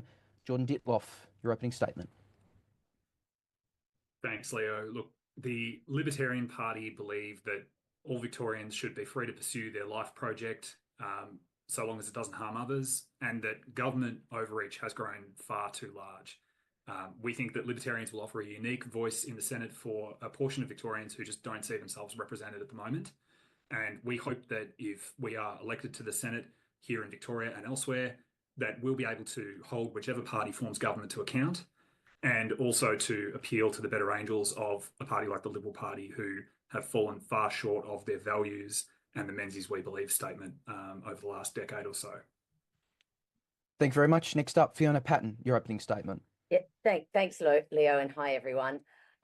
Yes, Fiona Patton. I'm running with the Legalised Cannabis Party, and obviously its name is on the tin and what we hope to achieve. But I think I've spent 8 years in the Victorian State Parliament, sitting on the crossbench there and able to affect some real change. So even just as one member, we were able to move the laws on women's reproductive rights, on things like safe access zones around abortion clinics, on voluntary assisted dying, on spent convictions, so someone didn't live with a criminal conviction for their whole life, the decriminalisation of sex work, the regulation of Uber. So I think I've come with a track record of being an effective crossbencher. And look, I'm not going to be changing the curtains in the lodge anytime soon, but I do hope to be able to affect change in Canberra. Thank you very much. Next up, Warren Pickering. Thanks, Leo. Thanks for having us on, mate. Great event. So I myself am an ex-Australian Army combat engineer, bricklayer, and all-round knockabout sort of a guy. Look, I'm a single father to a Gen Z daughter. She's now 21 years old, and I initially got into politics because at the same age, I don't see her having the same opportunities that I had at that age. And that's disappointing. You know, we live in a modern Western country, and we are the luckiest country in the world. So furthermore, I do believe in the free market economy. I am a conservative, and I believe in the Judeo-Christian value set that this country was founded upon. The One Nation Party in Victoria at the moment, so contrary to the popular belief perpetuated by mainstream media, we are the last bastion of true conservatism in this country, and we believe we're the only genuine third-party alternative to the two majors. So we've got a suite of new policies this election, and we're campaigning off the back of obviously approaching those economic issues, cost of living through energy, housing, and mitigating the effects of inflation, but also to abandon net zero targets and the Paris Agreement. And as One Nation always has, I continue to advocate for the freedoms of speech action movement and to continue to push back on the crippling tenets of globalism. All right, thank you. Jordan van den Lam, last but not least, your opening statement. Thanks, Leo. Incredible stuff from just before. Over the past few years, I've spoken with thousands of people who are suffering from Australia's broken housing system. I set up shitrentals.org as a way to push back against the broken system, and I've been campaigning online and on the streets to win change for everyone who is a victim of the housing crisis. We know, however, that the housing crisis we're experiencing is simply one of the many symptoms of the greater cancer that is capitalism. And that's why I'm running for Parliament with Victorian Socialists, in order to continue that fight and to win the better, more equal and just society we need and deserve. I believe that nothing is too good for the working class. Thank you very much. We'll get to the opening question now. By the way, just for those who are watching, don't know what was happening, apparently my audio was bad. Seems fine now, so we will carry on. The opening question is, and we asked this to the Queensland Senate debate last night, but it's such an important issue that we're going to ask it exactly the same again. Australians agree that the high cost of living is a top issue at this election. Across all political spectrum, across all demographics, people have been saying this for years now. Mr. van den Lam, I'll start with you first. What, in your view, has caused this, and how would you try and fix it? Yeah, Thanks for the question, Leo. It's pretty simple as capitalism. If we talk to the cost of living, it's, you know, the endless pursuit over profit over people. You know, the cost of living crisis is a one-sided class war that's waged by big business, the rich, and their political servants like those in the major parties. And yeah, unless we push back against it, we're just going to keep experiencing more and more of it. And yeah, we can see, you know, big banks, developers, you know, Coles and Woolies posting record profits while we all suffer more and more. And yeah, I don't think the answer is giving billionaires more power, or giving, you know, the ability for Coles and Woolies to make more profits. I don't think that's going to solve anything. So yeah, I think we need more power for the working class, and we don't do that. We don't gain power for the working class by petitioning the ruling class. We do that by organising in our streets, in our workplaces, in our unions. Ms. Patton, you were a member of the Victorian State Parliament, so I imagine for the time you were in Parliament, you had plenty of constituents reaching out to you in relation to cost of living issues. What do you think's caused it? Look, I think you know, I think the causes are global and beyond our shores. I think, you know, what's occurred in the last 24 hours should really show that. But you know, I agree with Jordan in many ways that housing is one of the biggest issues. The cost of housing has escalated more than just about anything else in our community and in our society. So I think housing is a significant factor that governments can play a role in, and can provide breaks on. The cost of living, yeah, is affecting all of us, but it is affecting those at the lowest levels. And we saw this when we were doing the homelessness inquiry, or even just today when we saw the independent committee coming out saying that people living on $50 a day on JobSeeker just cannot survive, and that reduces productivity. It reduces the ability for people to be able to work. It reduces the ability for people to be able to get jobs.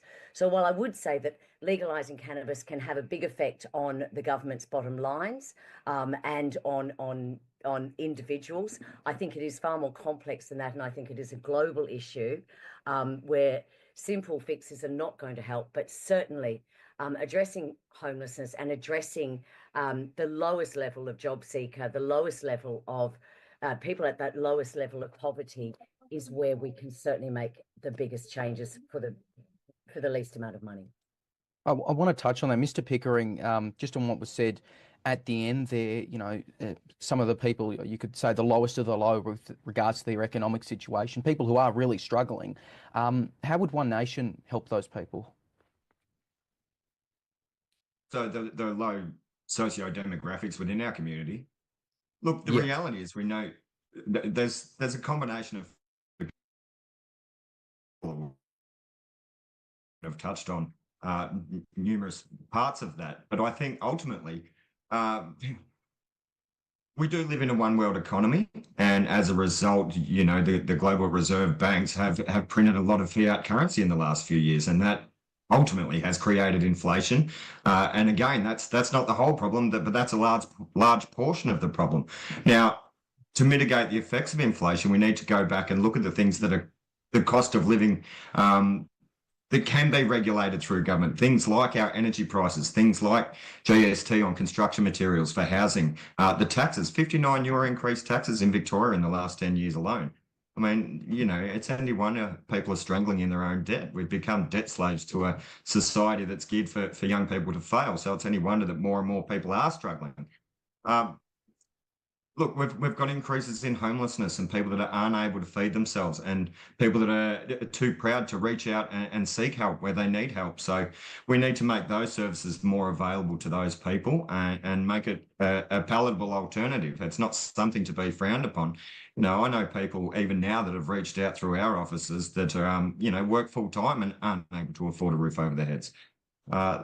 There's numerous things that government could be doing, but I also believe that our current successive governments haven't haven't set themselves up correctly to do anything about it. You know, they've proven themselves incapable to the task because a lot of this has been foreseeable for the last 3 years and nothing has been done about it yet. Now we're going to election time and all of a sudden they come up with all these great ideas.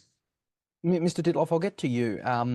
You know, your party, the Libertarian Party, does talk a lot about not having government intervention in things, your government out of lives. Can the government, in your view, do something about this, or what is really the government's role to fix cost of living?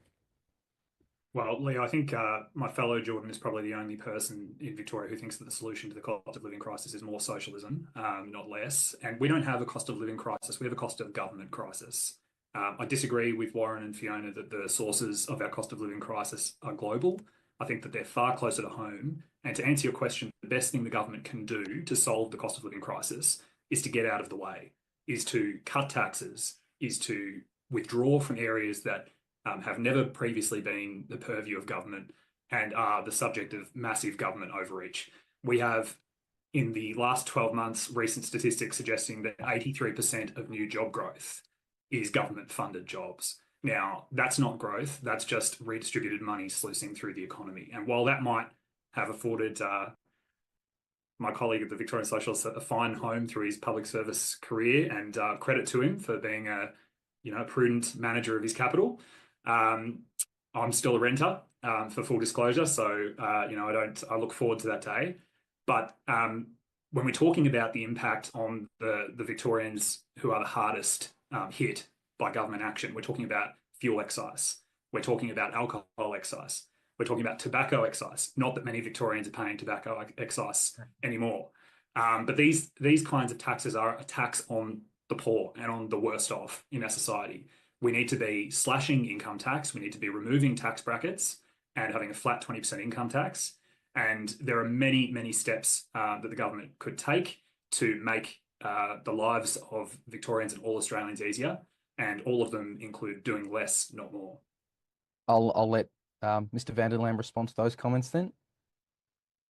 Yeah, thanks, mate. I don't even know where to start there. Like, I just saw a tweet from the New South Wales Libertarians saying that day one, what they do if they got in is, cut the NDIS, cut the Department of Education, cut taxpayer-funded abortions, cut the NBN, like cut Australia Post, cut the Department of Health. Like that would literally kill people. How is that a response to the cost of living crisis, making everything that you do more expensive, getting rid of your access to abortion, getting rid of your access to healthcare, getting rid of everything that we need to survive, the only kind of things that aren't profit driven, when what we could do is cut the tens of billions of dollars that we use to subsidize landlords, property developers, or like the $368 billion that we're sending to the United States to warmonger, to get a couple of submarines that we'll never actually get because Trump doesn't even know anything about it. We actually agree on instead cutting, of so. Yeah, well, excellent. So cut that. Maybe cut that instead of the NDIs. Jesus Christ. But yeah, instead of spending more on healthcare, spending more on education, spending more on welfare, because these are things that actually address the cost of living, not let's just disregard everything and let poor people die. That's the that is genuinely.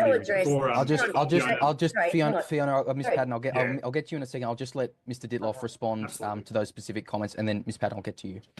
Well, I haven't seen the post you're talking about, and we always appreciate the contributions of the New South Wales Libertarian Party to the debate. This isn't the New South Wales Senate debate. This is the Victorian Senate debate, and fortunately, there are many, many, many more things we can cut that will make no difference to the lives of everyday Australians, except to make it easier and better.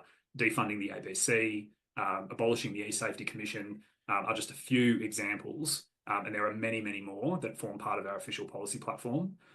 So it sounds as though on some things, such as cutting support for foreign wars, including the Ukraine and Gaza and others, are things we can agree on, hopefully. But it sounds like we're going to be disagreeing on others. Ms. Patton? Yep. So thank you. I suspect Jordan might want to jump in there in response to that.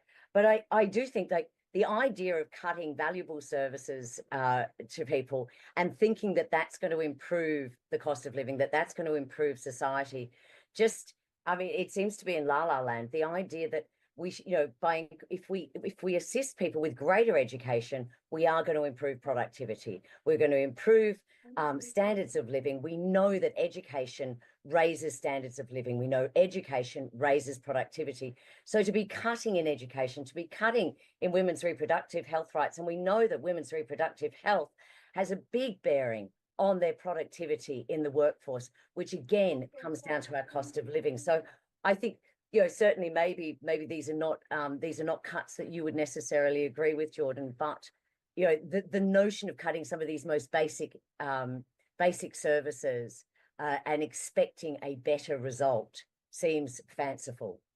Well, when it comes to abortion rights, that's not funded at any level really at a federal level. That's very much a state issue.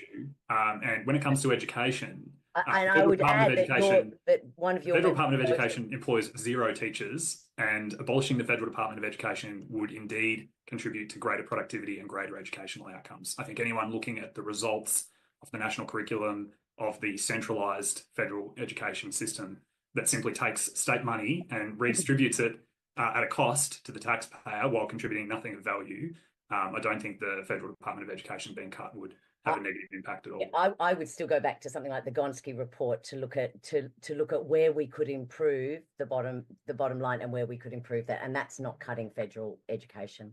Mr. Pickering, I'll let you jump in because you've been sitting there politely. Anything you'd like to cut? One thing that really strikes me as interesting here is, forget about the how, but the why. That we all seem to agree that government has become cumbersome and expensive, and that's been an impediment to the ongoing quality of life for all Victorians. All right, without trying to completely move on here, I think it was something related to what actually Ms. Patton, you said in your opening answer to this question of cost of living. You mentioned housing there, and obviously as crossbench senators, and you would have done it in the state parliament as well. You'd have the chance to be voting on really key critical housing legislation. We've seen, for instance, the Greens as a minor party be very central to the housing debate over the past 3 years. Do you support rent control? And I'm also interested, how would you have voted on the signature housing package that the Albanese government had brought forward this term? Yeah, I don't think rent control is a federal issue at all. I think if there is going to be any form of rent control, and I'm certainly not saying that I support rent control, I would need to look at more evidence. It did not come up in the homelessness inquiry at all. It was not mentioned. I think the federal government can do better. We know the data shows us that we must do better. We must be building more homes and more houses. And where the government can make real value is building houses for people at the lower level and getting out of the way, and in some ways getting out of the way in planning, where we're seeing some planning decisions being held up for 7 years. So in answer to your question, Leo, I think I would have supported the federal government as a single member sitting in the Senate. I would not have seen myself opposing it. I may have supported some of the Greens' amendments to that, but I thought that things like rent control did not sit at a federal level, and that was certainly something that should be into the states. And again, I'll repeat, it was not raised with me once during the homelessness inquiry. Mr. Vandenlame, I'll jump in there, Leo. So there's a lot of I'll people get to you quickly. Yep. With regard to the rentals, I think a lot of people suffer the illusion that every person that owns an investment property is a capitalist and owns 20 or 30 houses, when the reality is most rental properties in this state are owned by mum-dad investors that have got one additional house as their nest egg for retirement. And they'd like to see that receive, not necessarily exponential growth, but receive some growth over the course of the life of that rental property. And now they're being priced out of the market to the point where it's no longer a viable asset. So they're offloading them, which, in one instance, I guess you could say it's working. It's putting more properties out there, but they're not necessarily being purchased, to be then made into rentals again. So, look, I think there's a lot more work that needs to be done in this space. Mr. Vandenlame, you've said that landlords are a blight on our society. Why is that? Yeah, I just want to jump in and address the One Nation comments. It's not surprising that One Nation isn't across the actual stats for housing. The wealthiest 10% of this country own 2/3 of all the investment properties. The average renter rents from a landlord who owns 2.3 to 2.7 investment properties. Like, it's not just your mum and dad, hobby landlord. Like, the wealth, the housing is being concentrated more and more into the richer and richer hands. That's not how it works. What was the original question?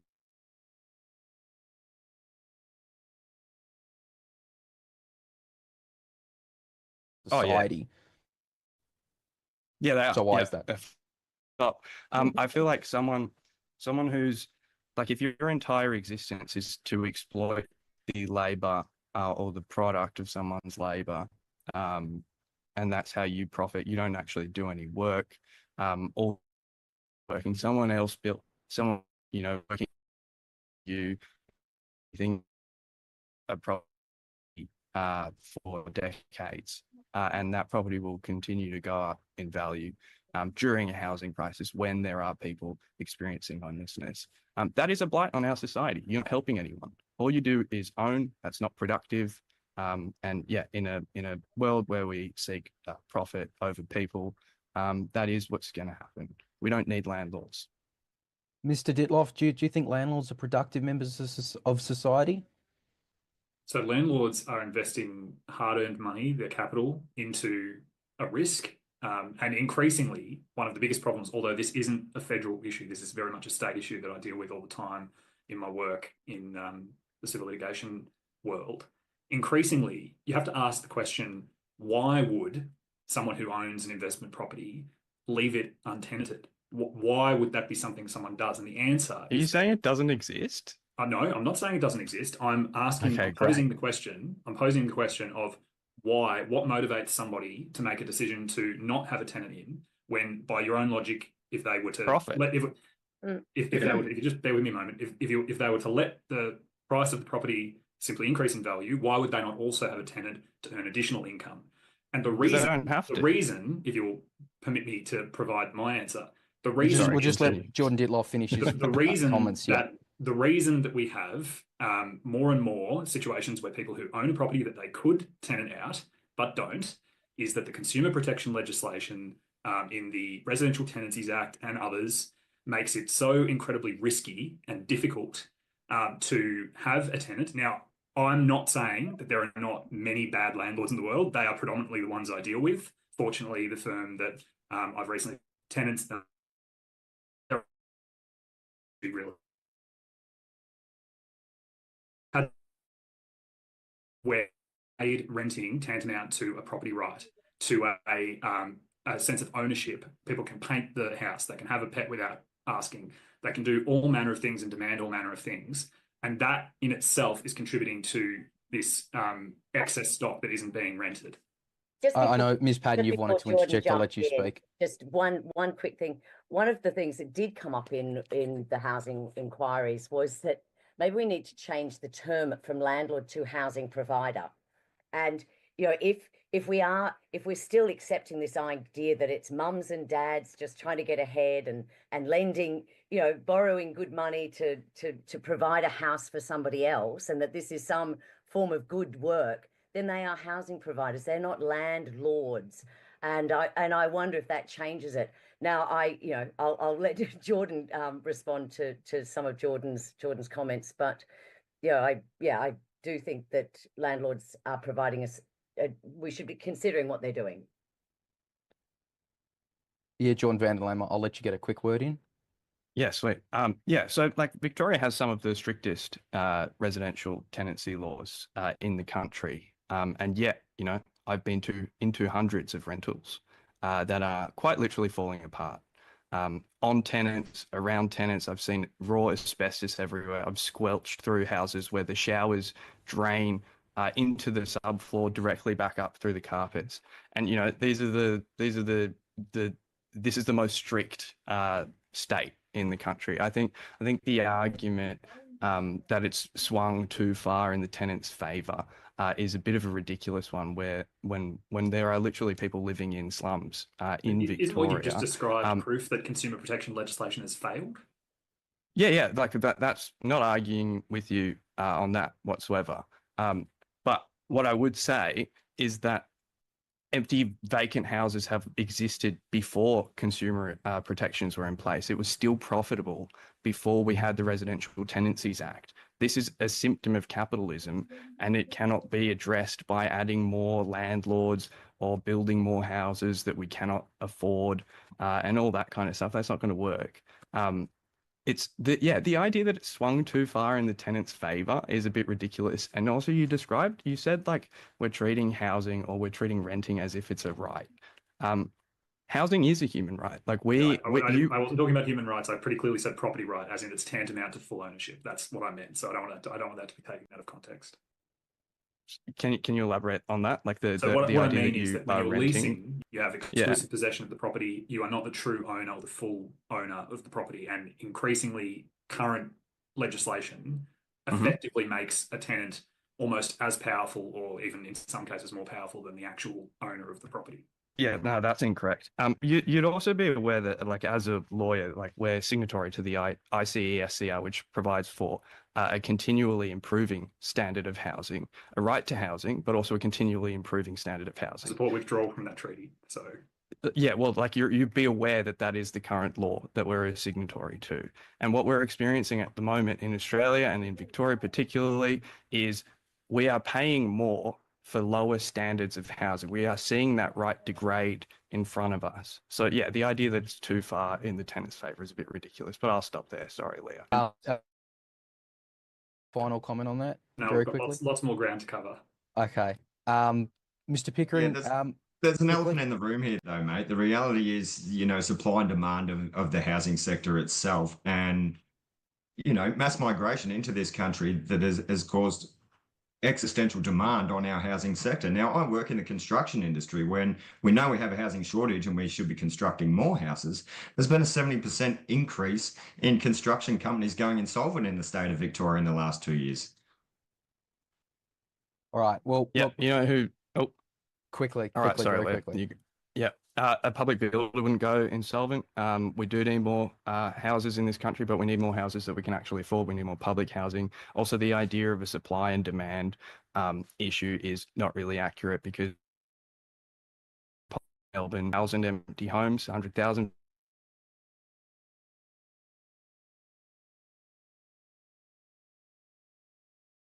In Victoria, we have approximately 30,000 people experiencing homelessness. So we have three times as many empty homes. Holiday homes are excluded from that calculation. This is metropolitan Melbourne, excluding places with high densities of holiday homes like the Mornington Peninsula. The supply, we have a distribution issue. That's what we have. Okay, guys, I'm very much enjoying the housing discussion. I'm conscious we're half an hour in and we've got about 2 of the written questions down, but I really appreciate all the discussion. I continue to encourage rebuttals. I'll also disclose for our audience at home and also for our panelists, there's a thunderstorm, so we'll see how my internet holds up. Anyone else is in Melbourne? Shakespearean. Yeah. Okay. So it was interesting, and Mr. Pickering, you brought it up, but I'll direct this one to Mr. Ditloff, and it was on immigration. I'm really curious, because that seems to be another issue that people have brought up. What exactly is the libertarian approach to immigration in Australia? So libertarians believe that the current system of quota-based, what could fairly be described as mass migration settings, is being used by successive governments of the day to essentially cook the books. They're trying to create economic growth.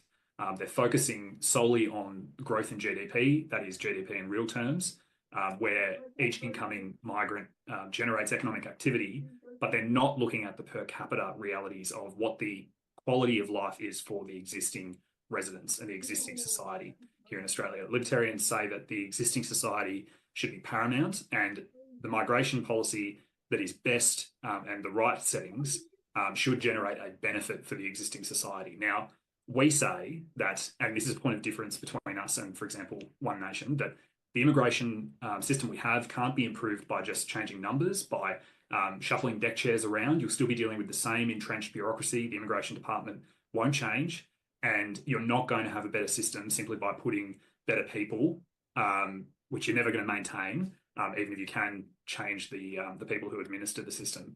So instead, libertarians believe that there should be a sort of a market signal, and that people who want to come into Australia should be paying a migration fee, with intakes determined by 1% of the existing population, auctioned monthly, and that will then allow employers to fill genuine skills gaps and demands. It will allow people who want to have philanthropic and charitable things where they want to bring people from overseas, from struggling areas. They can do that, and they can actually support those people in the community. And it's ensuring that we are getting quality of immigration, not just quantity of immigration. All right, Mr. Pickering, you name dropped your party there, which I guess is for some would say for better or worse, known for a kind of hardline stance on immigration. What do you make of those comments there? And again, just talk about your approach to the issue itself. I see a couple of problems with that. However, I'm not going to address those. I'm going to explain why one nation policy is going to be effective. The reality is it sets an example and it sets a precedent. So we've currently got 75,000 people in this country that are here illegally, have overstayed their visas. Firstly, we'd like to see those people deported to make an example that, our laws are to be adhered to. It is the rule of the land, and if you want to reside here, those are the rules. Secondary, we want to see effectively net zero migration. So to reduce current intake to 135,000 to counter for those leaving per annum, and then that should balance out our intake. This constant need for exponential growth, through influx of mass migration is it's decimating us. It's taking away all those opportunities that I alluded to earlier for people like my daughter who are 21 years old and don't have the same opportunity I had at that age. The reality is we need to get a handle on this. We also advocate that, people should be here contributing to this society for 8 full years before they can apply for citizenship. We're not saying that you can't. We're just saying we want to see a commitment to contributing to this country first. Ms. Patton, I'm really interested. Does the legalised cannabis party have a view on immigration? No, we don't. And I think that's probably quite right for a small party like ourselves. But we fundamentally will base our policies and the way we vote and the way we support legislation in the federal parliament based on evidence, civil liberties, compassion, social justice, personal freedoms, and human rights. And I think if you start using that value system to consider immigration, I don't think you would come to the same place that Warren and One Nation has come to, nor do I think you would come to the same place as Jordan and the Libertarians have come to. This globe is getting smaller and smaller every day. So to think that we can create this little island in the world that is not affected by the impacts that is happening in other countries, the damage that is happening in other countries, the wars, the effect of climate change that is happening in other countries, to think that we can just ignore that and that we can just provide this very self-centered and selfish approach to immigration and to refugees, I think is really short-sighted. I mean, all of us are white, so we certainly immigrated. Our forebearers immigrated here at some stage. Mine was fairly recently. My mother came from another country. So, these incredibly cruel approaches, and I think they're callous and they're cruel and they're not understanding the suffering, but also the opportunities of immigration and the wonderful cultures and the wonderful characteristics that having a truly international country and having a truly multicultural country brings. With respect, Fiona, I think it's a bit difficult to say that your policy stance will be determined by civil liberties and compassion.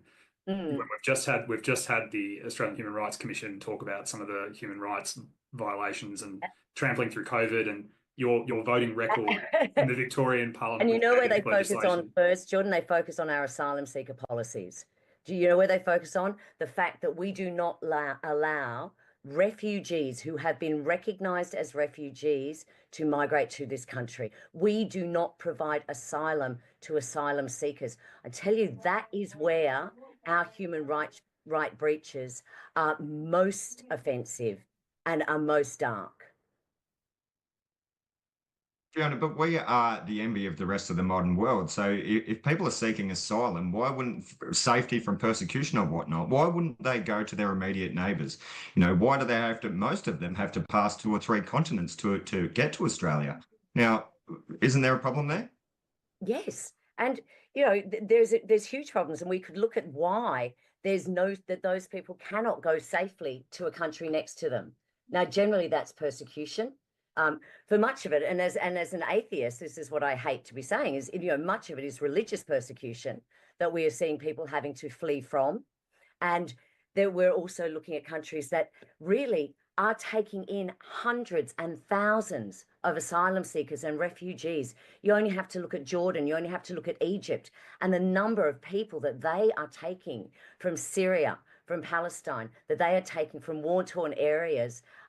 From their immediate neighbours in the Middle East. I've spent a lot of time in the Middle East, Fiona. I'm aware of the situation now.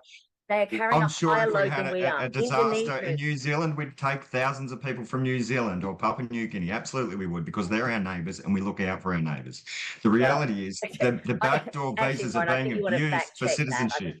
You might want to fact check how many people from Papua New Guinea we welcome, or even like as a I said how many we would in the event of a natural disaster.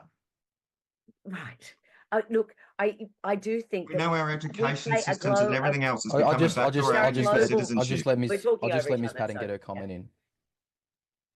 Oh, sorry. Thank you. Just quickly, yeah. We are as I said, this is an ever decreasing globe, and we have an international responsibility, and we are also a nation of immigrants. So what, we close the door after ourselves? Is that what we say? We say that, it was all right for us to come to this country, and some of us came here to seek refuge, and we close the door now. That we say that we're full, we like the way we're living, and we're not willing to share it. It sounds incredibly selfish, and it sounds incredibly un-Australian. All right. Can I just say something? Very Sorry, quickly. I haven't Very got to quickly. say. Like, our government is a government that contributes to wars that create refugees. We are to blame for refugees existing. Also, like, we have we've had a lot of comments saying like migrants are to blame for the housing crisis, and we had a much higher level of migration in proportion to the population post World War II, immediately post World War II. But housing was plentiful and cheap because our government actually built a lot of public housing and also implemented rent freezes or rent controls across the country. Like, at the moment, our immigration system exists like entirely to supply cheap, highly exploitable labor for big business, and that's backed up ideologically by people like Peter Dutton, Warren on this little chat here, to scapegoat migrants and blame migrants for problems like the housing crisis, so that we don't direct our anger to the people who are profiting from the current system, like those in power, like the landlords, like the banks and the property developers. We stand at Victorian Socialists against racism, and we stand for a migration system in which everyone coming here has the same rights to organise and the same wages and conditions as Australian workers. It's also true that until about 7 years ago, since World War II, the average migration intake was about 1% of the existing population, as per the Libertarians' target. So I think that there might be some correlation and causation there. All right. I'll just leave that one out there. But it was a good segue because war was brought up there. And look, Israel and Hamas has been a topic that's been brought up in Parliament for the past 3 years, especially in the last 1.5 since October 7. It's something that a lot of voters and a lot of people in Victoria do care about. Mr. Pickering, I'll direct this one to you first. I know your leader, Pauline Hanson, she's been a strong supporter of Israel. She's talked about there being terrorist people on our street supporting Palestine, quote unquote. Again, there are lots of people who care about this issue. How would you be addressing it as a Victorian senator? Look, so firstly, rather than just addressing the issue, I'd outline my position, and I don't believe changing the Australian government's position on this overall, whoever that may be, the Coalition or Labor, is going to make one iota of a difference to the people in Palestine or Israel. Absolutely not. So, while we can continue to lean on our government and demand a two-state solution or whatever else everybody else is asking for. The point is we have enough problems here at home domestically that we can influence, that we can have an outcome on. And rather than engage in the perpetual division, I think we need to unify on certain things and ensure that this country doesn't suffer the same problems that have, befallen those countries. Mr. Van den Lam, you've been a really strong supporter of Palestine. Just something on what Mr. Pickering raised there, though. I mean, is it not true that Australia does have, and because you're obviously been advocating for the government to change its position in many ways regarding Gaza, but is it not true that Australia does have, pretty minimal influence over the Middle East? That's not correct. Absolutely not. So Australia is the sole supplier and manufacturer, for example, in the F-35 program, of the heat treating of its bomb bay doors, of the F-35 fighter fleet's bomb bay doors, as well as its some of its landing gear. And the F-35 fighter fleet has to, those parts are very high stress parts that have to be replaced every couple of flight hours. So if Australia, just said, hey, we're not supplying those anymore, we're cancelling those contracts, we are the sole supplier of the F-35, of those F-35 parts. We could ground the entire F-35 fleet, not just in Israel, but all over the world. And yeah, we should just do that. We actually do play quite a major part in that conflict. We like to say that we don't, but that's just because it makes Labor look a little bit better, but they are too. A secondary plan to that, that they'd be able to have those produced and manufactured in another Five Eyes community within 5 minutes. So fucking let them do it. Let us not participate in a genocide. If they want to do that, that's fine, and then we can attack them for it. But at the moment, it's our government that is assisting in the genocide and that's of further Palestinians. decimation of our own manufacturing sector. We're just allowing it to go overseas. As long as our manufacturing sector is fine while we're participating in a genocide, that's great. Well, money comes from somewhere, mate. Yeah, no, we've got to make money. We've got to make money at all costs, whether that's through the killing of children in another country. We're okay with that. We're not. Mr. Ditloff, I know your party, and you actually mentioned this earlier, talks about getting out of foreign wars and the like. Do you have any thoughts on, what was just raised by Mr. Van den Lam there on Australian involvement rather than non-involvement? So our position is simple, Leo, and that is that we don't trust what our government does with our taxpayer money here in Australia, where we can see it broadly and where we can observe what they're doing. And they've made a mess of things in our own backyard. We certainly don't trust governments such as our government or foreign governments to spend Australian taxpayer funds wisely overseas in war zones like Gaza or the Ukraine. To the extent that government funding participates in foreign overseas conflicts, we'd love to see that withdrawn.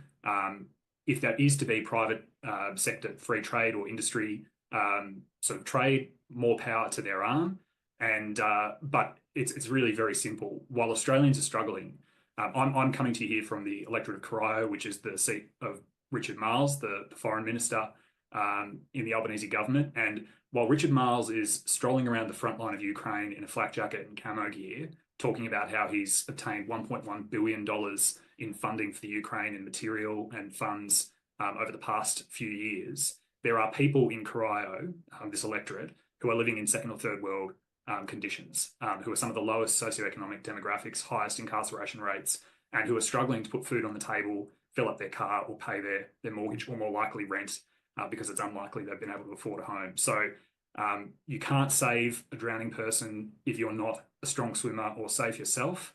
And Australia needs to take a much narrower view of its national interest and start putting Australian taxpayers first. Ms. Patton, I know you want to interject there. Obviously, you mentioned before, you and even before legalised cannabis, with Reason and the Sex Party been talking about human rights and compassion. How does that weigh into your views on this?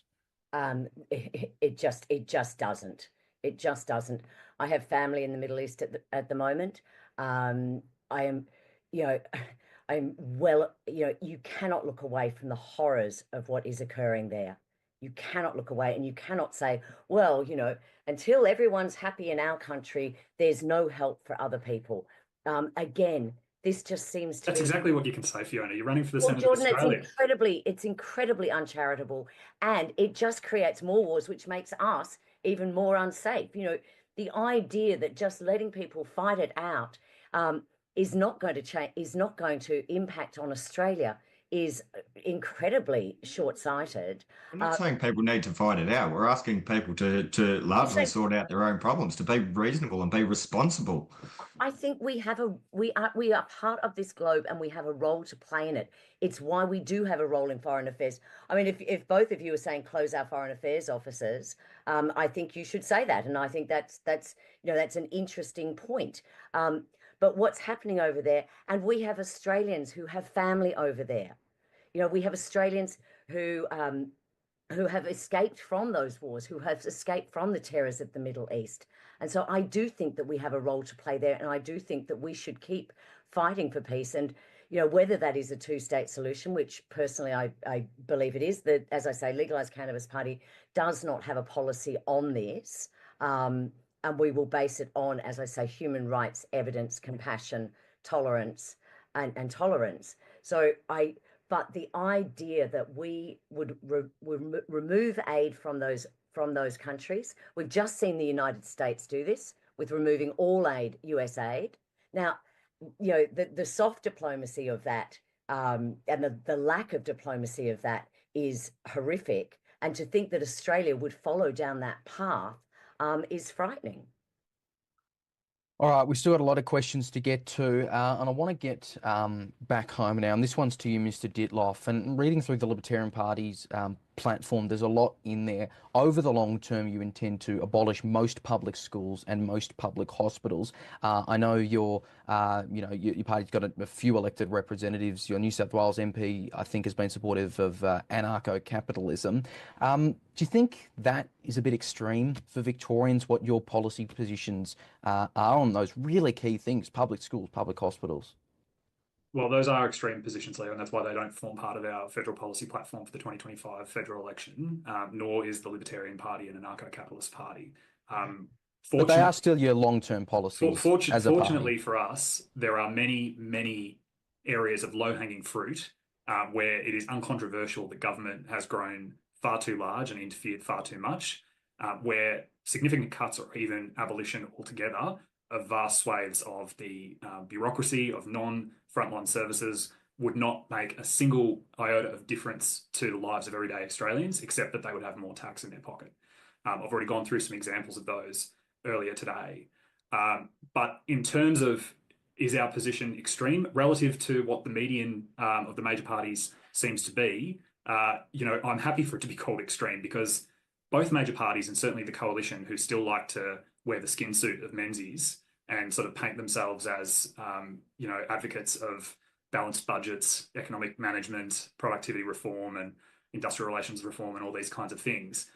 It's been a very long time, since about circa 2007 to be precise, since the Liberal Party has had any backbone at all on any economic matters. So, if advocating for classical liberalism and far smaller governments and responsible budgets is extreme, then I am very, very happy to be an extremist. On the other end of things, Mr. Vandenlam, goes without saying you're running for the Victorian Socialists. I don't want to put words in your mouth, but I'm going to guess you wouldn't call yourself a fan of capitalism. Do you think that some of what your party's platform is, or just the idea of socialism in general, is that something you'd consider, or you think might be considered extreme? I think, the Overton window has shifted quite far to the right. I did see a libertarian, I think it was yesterday or the day before, consider, the Teals far left, which is a bit ridiculous. And like their reasoning for that was like, they vote sometimes with the Greens. It's like, I don't even consider the Greens left. So I guess, can like in this Overton window, where we've got people like Warren on and people like Jordan on arguing for quite extreme things. I guess socialism is a bit extreme, but that's because we live under a system of capitalism, which is an endless pursuit of profit instead of meeting people's needs. And I guess some people consider that extreme. Extreme positions like birthday cakes for Luigi Mangione, is that extreme? I'm not sure. Are we celebrating the deaths of people? Is that extreme, Jordan? Did you watch the video, mate? Did you watch the video? Unfortunately, watching your content isn't really high on my priority list. Yeah, fair enough. So you're talking about it. Give it a watch. Listen to what I said. You'll be pleasantly surprised. All right. You were name dropped there, and your party was name dropped there, Mr. Pickering, in terms of being extreme. Is One Nation an extreme party? No, absolutely not. As I said in my opening remarks, far from the right-wing extremists that the mainstream has perpetuated this party to be, our position hasn't changed effectively since Senator Hanson was first elected in 1996 on most of these items. And I think that level of continuity is important to note in this context, because the reality is it's a matter of perspective, and we believe ourselves to be, maybe just a little centre-right, not extreme right by any stretch of the imagination. If we were a party in 1960, we would have been considered just, the run-of-the-mill Conservative Party, in my opinion. You gave an there. Patton, if you want to say anything quickly. Feel free to elaborate, Ms. Patton.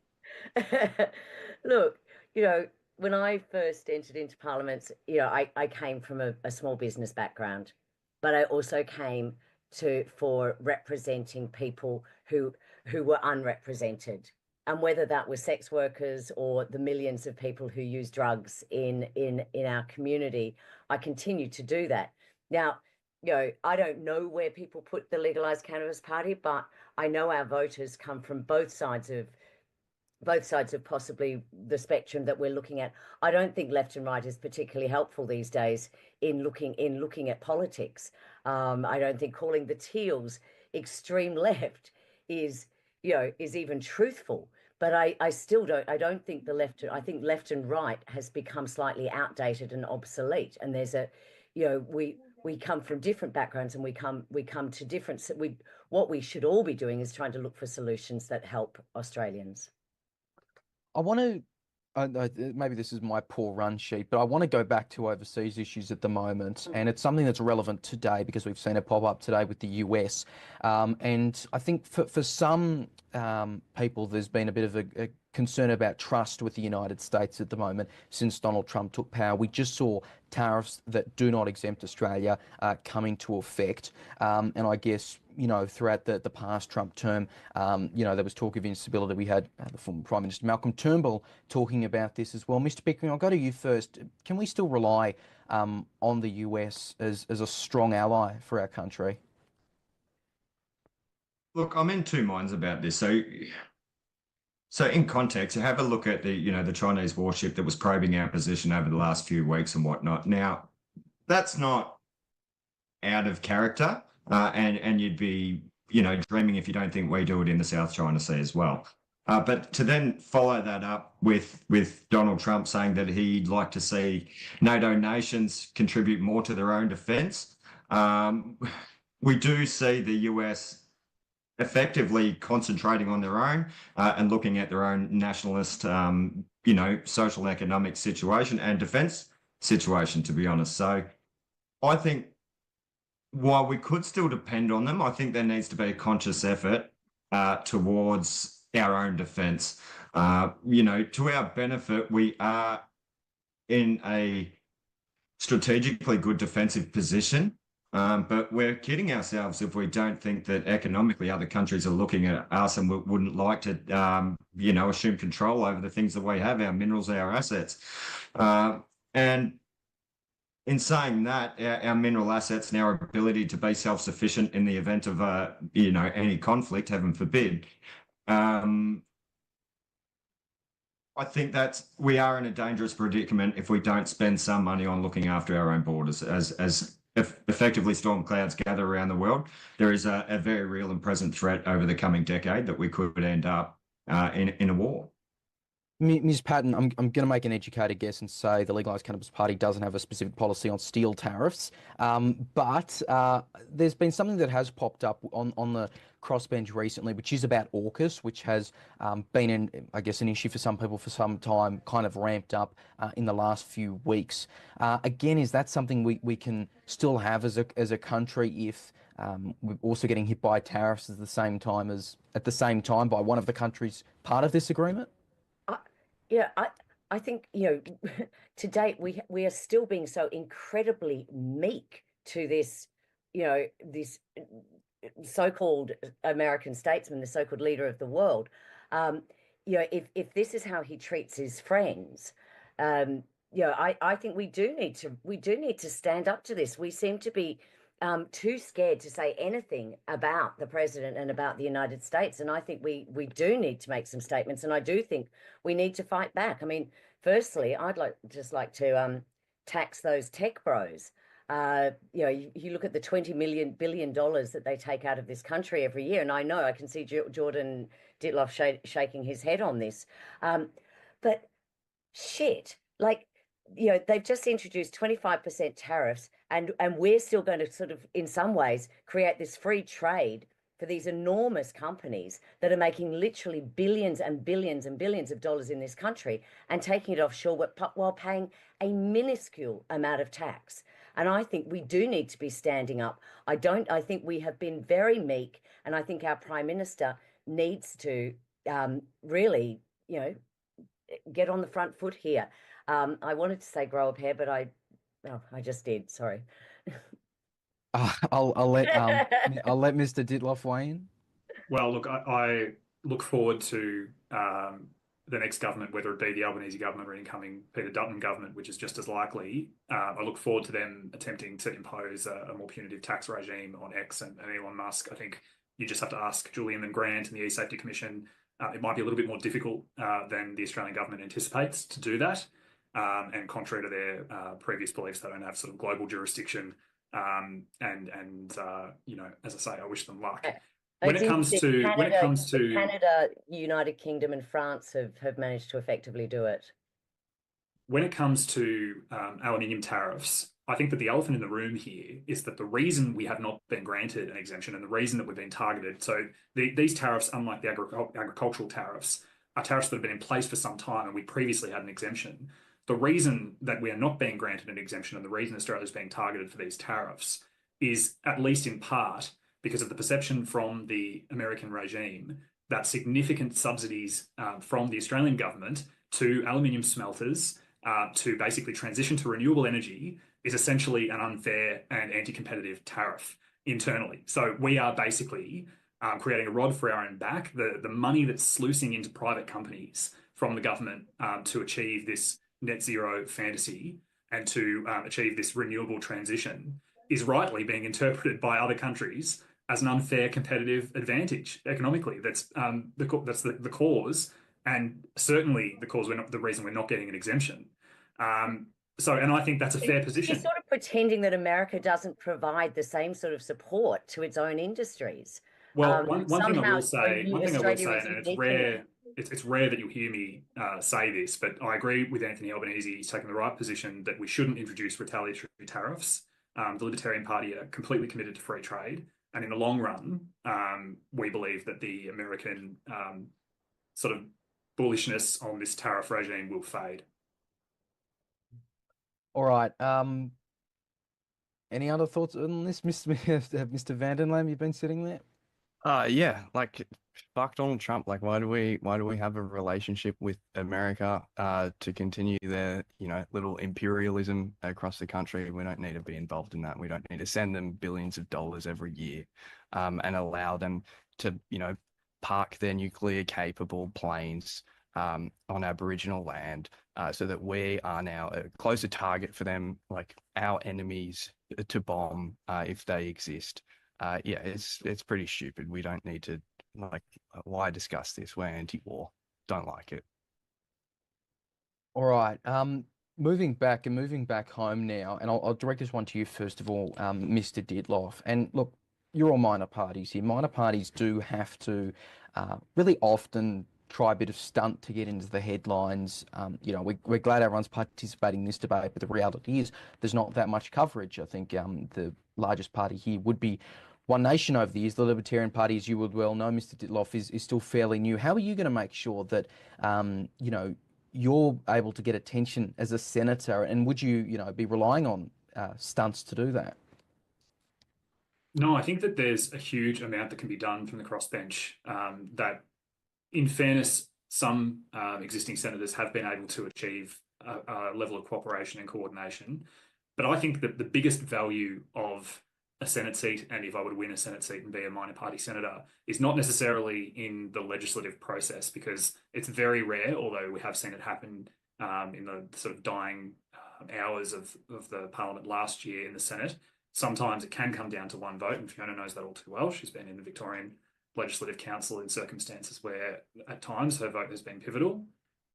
But I think that the better view is that a minor party Senate candidate, such as myself, if I were elected, can use that platform to really shine a spotlight on the system and on the sort of deep state in Canberra, the massive growth in government and public service roles, and basically really draw attention to the way that the system has sort of grown like a garden gone wild, unchecked. And I think that if more Australians really knew how bad things were and how vastly the government has grown while they've not been paying attention, I think they'd be a lot angrier. Mr. Pickering, I'm reminded when we talk about stunts of things like your party leader, Pauline Hanson, coming into the Senate with a burqa. These are things that you would be doing, you'd be trying to do for attention yourself? No, not me personally. Look, there has been some theatrics in the past, of course there has, but they've usually been to highlight an issue. And I think they've been quite effective in that respect. But me personally, no, I'm not about any type of theatrics. I think the Australian people have had enough of being represented by people that claim to have a finger on the pulse of the needs of the working class community. And the reality is, what we're craving more than anything else is real people from the real world, not polished politicians that, fell into safe young Libs or young Labor seats and have had their head in a bureaucratic trough ever since. I think real people from the real world that are authentic, and that'll resonate with people. And the reality is, as Jordan Diddloff alluded to, it does offer a platform on the crossbench to highlight problems within government and whatnot that people aren't necessarily paying attention to. Whereas we're at the point now, we're having 2 elected senators. If we can get 1 or 2 more up, we're getting to the point where we actually have, potentially the balance of power in the Senate. And as we're seeing, more and more people are disenfranchised with the major parties. And that's why we've seen things like, the misinformation, disinformation bill, both major parties voting for it and the entire crossbench against it. You can no longer claim that, the crossbench, and again, as Fiona alluded to, doing away with left and right, the entire crossbench seems to represent the people of Australia and all those different value sets, whereas both major parties seem hell-bent on pushing certain legislation through. So, yeah, look, we will make a difference, and we intend to secure a couple more Senate seats so that we can hold the balance of power. Yeah, look to the comment you made at the start. I think just about everyone here would probably have a non-conventional background into politics, certainly. Ms. Patton, I'm interested because obviously in your 2 terms in the Victorian Upper House, you had some interesting other crossbench parties serving alongside you. Do you think that from that, minor parties can still have a significant power, especially when, if say you're the only legalised cannabis senator elected, I'm sure you obviously would want more, but say you're the only one, largely you'd be acting as an independent on a lot of these issues. Well, that's right. That's right, Leo. And certainly in my 8 years in Parliament, every vote that I made was basically a conscience vote, and I will continue in along that line. But I do think that crossbenchers can be incredibly effective. I tabled more private members' bills than anyone else ever has, but I effectively got law reform on numerous issues that were too hard for the 2 major or the 3 major parties to deal with. So whether that was sex work, whether that was drug law reform, whether that was assisted dying, and I think that is a real role. And I think Warren picked up on something. 30% of the population these days does not vote for major parties, and so the crossbench is very reflective of the community. And I think when you see the whole of the crossbench voting against legislation that both the major parties voted for, and I have seen that, we've seen that in Victoria as well. I think an important part of being a crossbencher that I learned during that time is don't let the perfect be the enemy of the good. You're there to try and make progress. but you need to work with others. And certainly, I think I was able to do that in many areas that many people thought were not possible. Very quickly, Mr. van der Lam, you'd be a lone voice for a socialist party or the Victorian Socialists on the Senate crossbench. Are you hopeful you'd actually be able to have a substantial impact? Yeah, I don't think there's a single revolutionary socialist who reckons that, we'll get the change that we need for the working class by, holding the balance of power on the crossbench. That's a ridiculous notion. At Victorian Socialists, what we believe is, hey, if we get elected, what we'll do is we'll only take the average worker's wage, that of a 6-year nurse, for example, and we'll use the rest of that money. We won't take that and, increase our own profits. We'll use that to amplify community organising, and, fund strikes and stuff like that, and also to represent the working class in Parliament, hurl our accusations at our oppressors directly at their faces, and encourage and amplify workers' struggles across the country. Our theory of change isn't like, get enough senators in and then we can vote for a revolution or anything like that. That's a bit ridiculous. One more topic to bring up before we get to the questions you'll be asking each other. And Ms. Patton, I think just about everyone watching understands what your party's main policy is. It was interesting, there was a comment from your Queensland candidate, Belinda Jones, and she reckoned last night that if we actually embrace the hemp industry in this country, it would outdo the resources industry. Do you think that's really possible? Look, I heard my colleague say this, and I mean, I see no reason. I mean, this, the hemp industry, it is a remarkable fiber, and it is a remarkable product that can replace plastics, that can replace concretes, that is as strong as steel, that can grow. You can grow a house in 3 months on 1 acre, a same house that would take you 20 years to grow in pine. So I think there is a remarkable opportunity for hemp, and we're certainly seeing it overseas. Whether it replaces the resources industry, I think we're yet to see, but we've got to give it a chance, and we should be backing this industry. At the moment, we put farmers through incredible hoops to get hemp licenses. We have not funded any R&D into hemp in this country. Other countries are going leaps and bounds in this area. Hempcrete is becoming a major part. It is replacing concrete, which we know actually in Australia is often in short supply.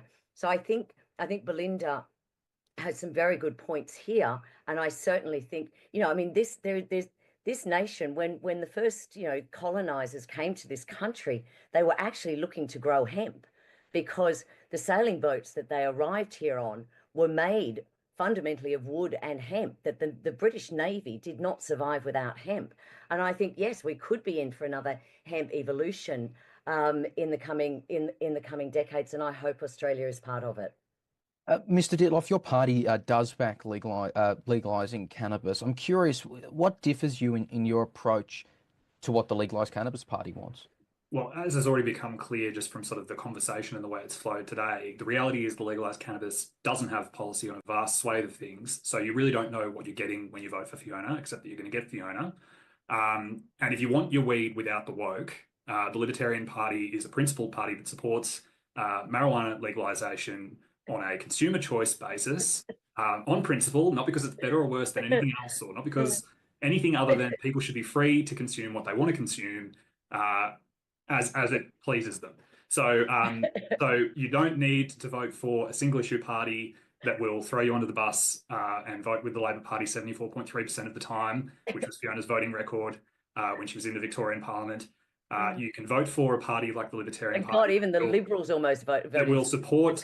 That will support. So, in fact, David Limbrick voted against the Labor Party more than the Liberal Party in the same period of time. So, and what did that get him? What did that get him? There? Well, it certainly didn't get him pandemic legislation. We'll come back to that later, Fiona. So, but if you are somebody who enjoys consuming whatever substance of choice you want to consume in the privacy of your own home or without impacting other people, then the Libertarian Party will protect that right, but all of your rights, and not just the civil liberties, not just the civil liberties that are convenient or that we can sort of like have the feel good kumbaya circles about, but the civil liberties that actually matter.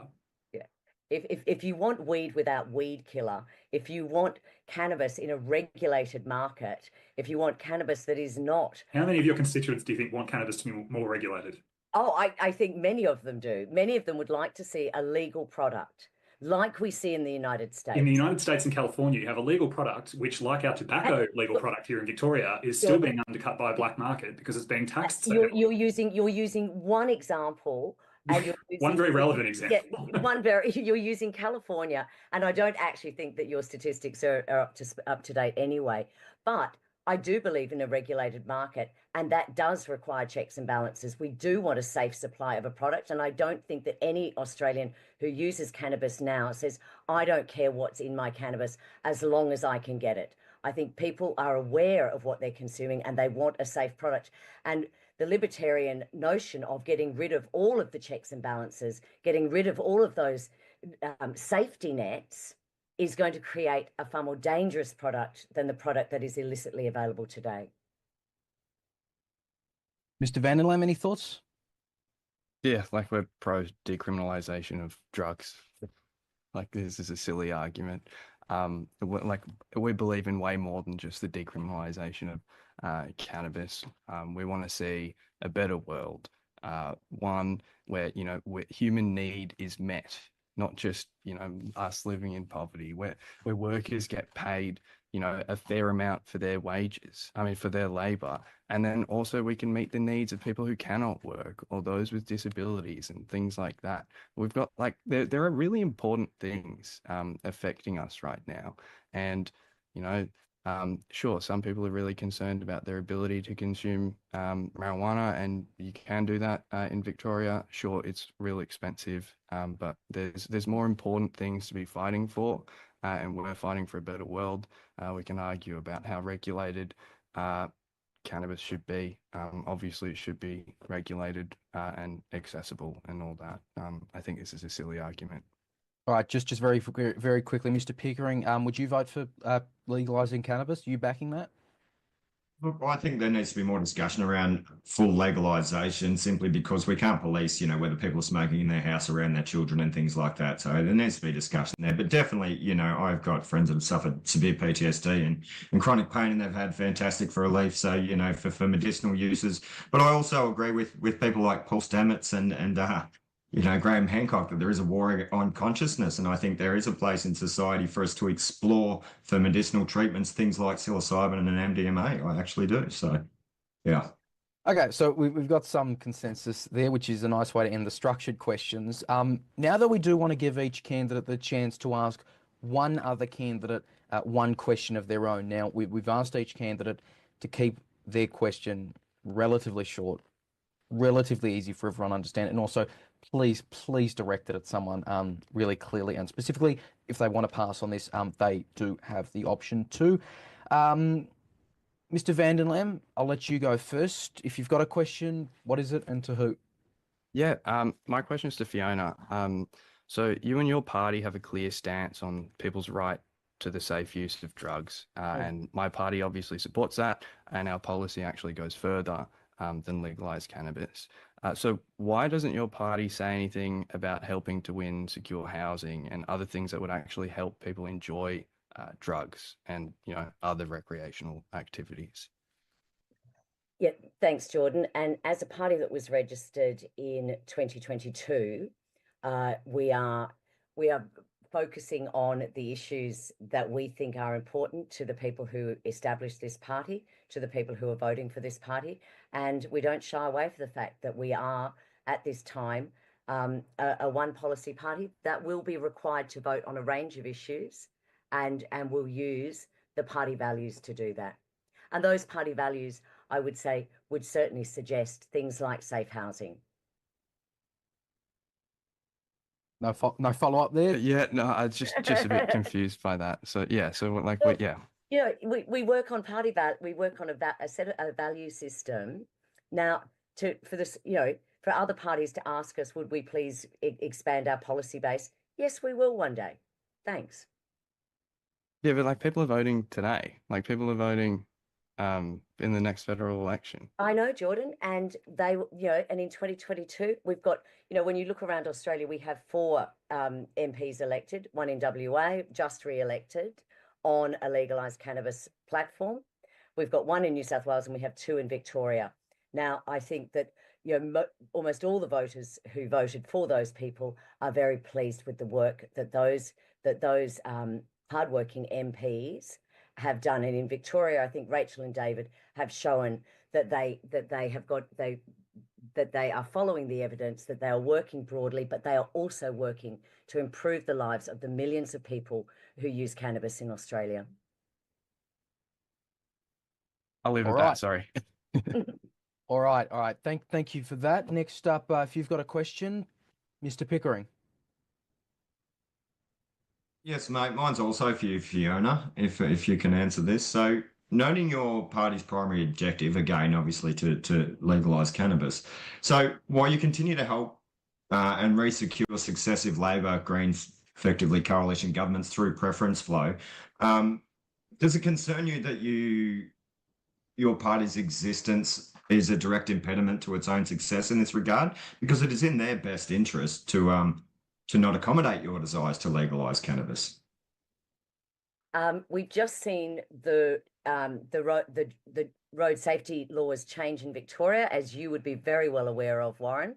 And that was a direct response to the advocacy and representation of 2 legalised cannabis representatives in the Parliament. So I don't believe. Yeah, but I feel like that's a side issue. I don't agree with the context of your. That's effectively throw the dog a bone and keep it on side to a certain degree. Actually, allowing medicinal cannabis patients to drive is not throwing a dog a bone. That is actually an incredibly significant piece of legislation. To now move into how medicinal cannabis patients are tested in the workplace, and we're seeing that effectively start to change now. We're starting to see a complete change. And for the 350,000, this great was able voluntary assisted dying, spent convictions, like so ultimately you believe that this is all bones that are thrown posturing your party to achieve its primary objective. You believe you're well on the way. You don't see it as an impediment to success. Look, 80% of Australians don't believe that cannabis should be a crime, and I think voices like mine in the Senate will actually assist us in achieving it. We certainly won't achieve it not being there. And your party voted against the cannabis bill in the federal parliament just recently, and resoundingly. We had Malcolm Roberts talk about the dangers of cannabis. We had Pauline Hanson talking about it, saying that she would never support the adult use of cannabis. So really, having someone like yourself in the parliament will not help us in getting cannabis legalised. Well, I think we are a conservative nation in general, and I think one step at a time. And I think to look at medicinal is a better target, realistically. 80%. All right. We'll leave that one. Next up, in terms of his question, Mr. Ditloff, you've got a question. I'm sorry, Fiona, that you're up again. I think you might have known that was coming, I suspect. So Fiona, I actually had this question already that I decided I was going to ask, but I found this beautiful part of your website here: pandemic legislation myth busting. Just as I was waiting, listening to the other conversations. Yeah. So this is sort of like a beautiful little additional strand to my question. So today, you might be aware, or sorry, in recent days, you might be aware that the Australian Human Rights Commission released a report called Collateral Damage on the human rights impact of COVID and the various pandemic responses around Australia. In your website, and at the time in public comment, you described opposition to that bill as cynical hyperbole. You described the joint letter by the group of barristers expressing concern about the legislation as disappointing, that you were embarrassed for them. You said 59% is good enough in terms of people who support the vaccine mandates, and your sort of attitude towards I don't think I said the potential, that, your attitude towards the potential impacts of human rights in COVID for somebody who claims that civil liberties is your North Star for the vast swathe of areas you don't have a policy for. I'm wondering whether, in light of the report's findings that human rights impacts weren't always considered or protected in the first instance, or sometimes even at all, and that governments broadly may have overreacted or lacked a sense of proportionality in their response to COVID. I'm wondering if you stand by that vote and that you would support that legislation again if it came before you in a federal context. Look, I think 2020 hindsight is and 2020 the 2020 you get from hindsight is a wonderful thing. However, what the legislation that we fought for was to get rid of the state of emergency that was just being rolled out to introduce pandemic-specific legislation that would have the checks and balances. That was the motive there. Now, I would suggest when you look at that human rights report, having states of emergency legislation, which every other jurisdiction held, we were the only state that then introduced pandemic-specific legislation that did have checks and balances, that did have an independent committee, that did have a non-government chair scrutiny committee looking at the legislation. Now, whether that happened too late, possibly. And isn't it true though, Fiona, that if the new laws hadn't been passed, if you had voted no instead of yes to that bill, it would have stayed with a state of emergency. The state of emergency would have expired, Fiona. That was the stated reason for the new legislation. But it was out. They were out of time. So the previous legislation would expire. There would not be an ability for the government to extend the restrictions. That was why there was this race for new legislation. So in fact, the alternative to voting no would have been nothing. That the restrictions simply would have faded at this point, when everybody was aware that this was not a deadly disease, that it was something that had probably been overreacted to. And instead of allowing those responses to die a natural death under the previous legislative framework, you voted yes for an alternative that would be ongoing. That still supports vaccine mandates to this day in different workplaces. I don't believe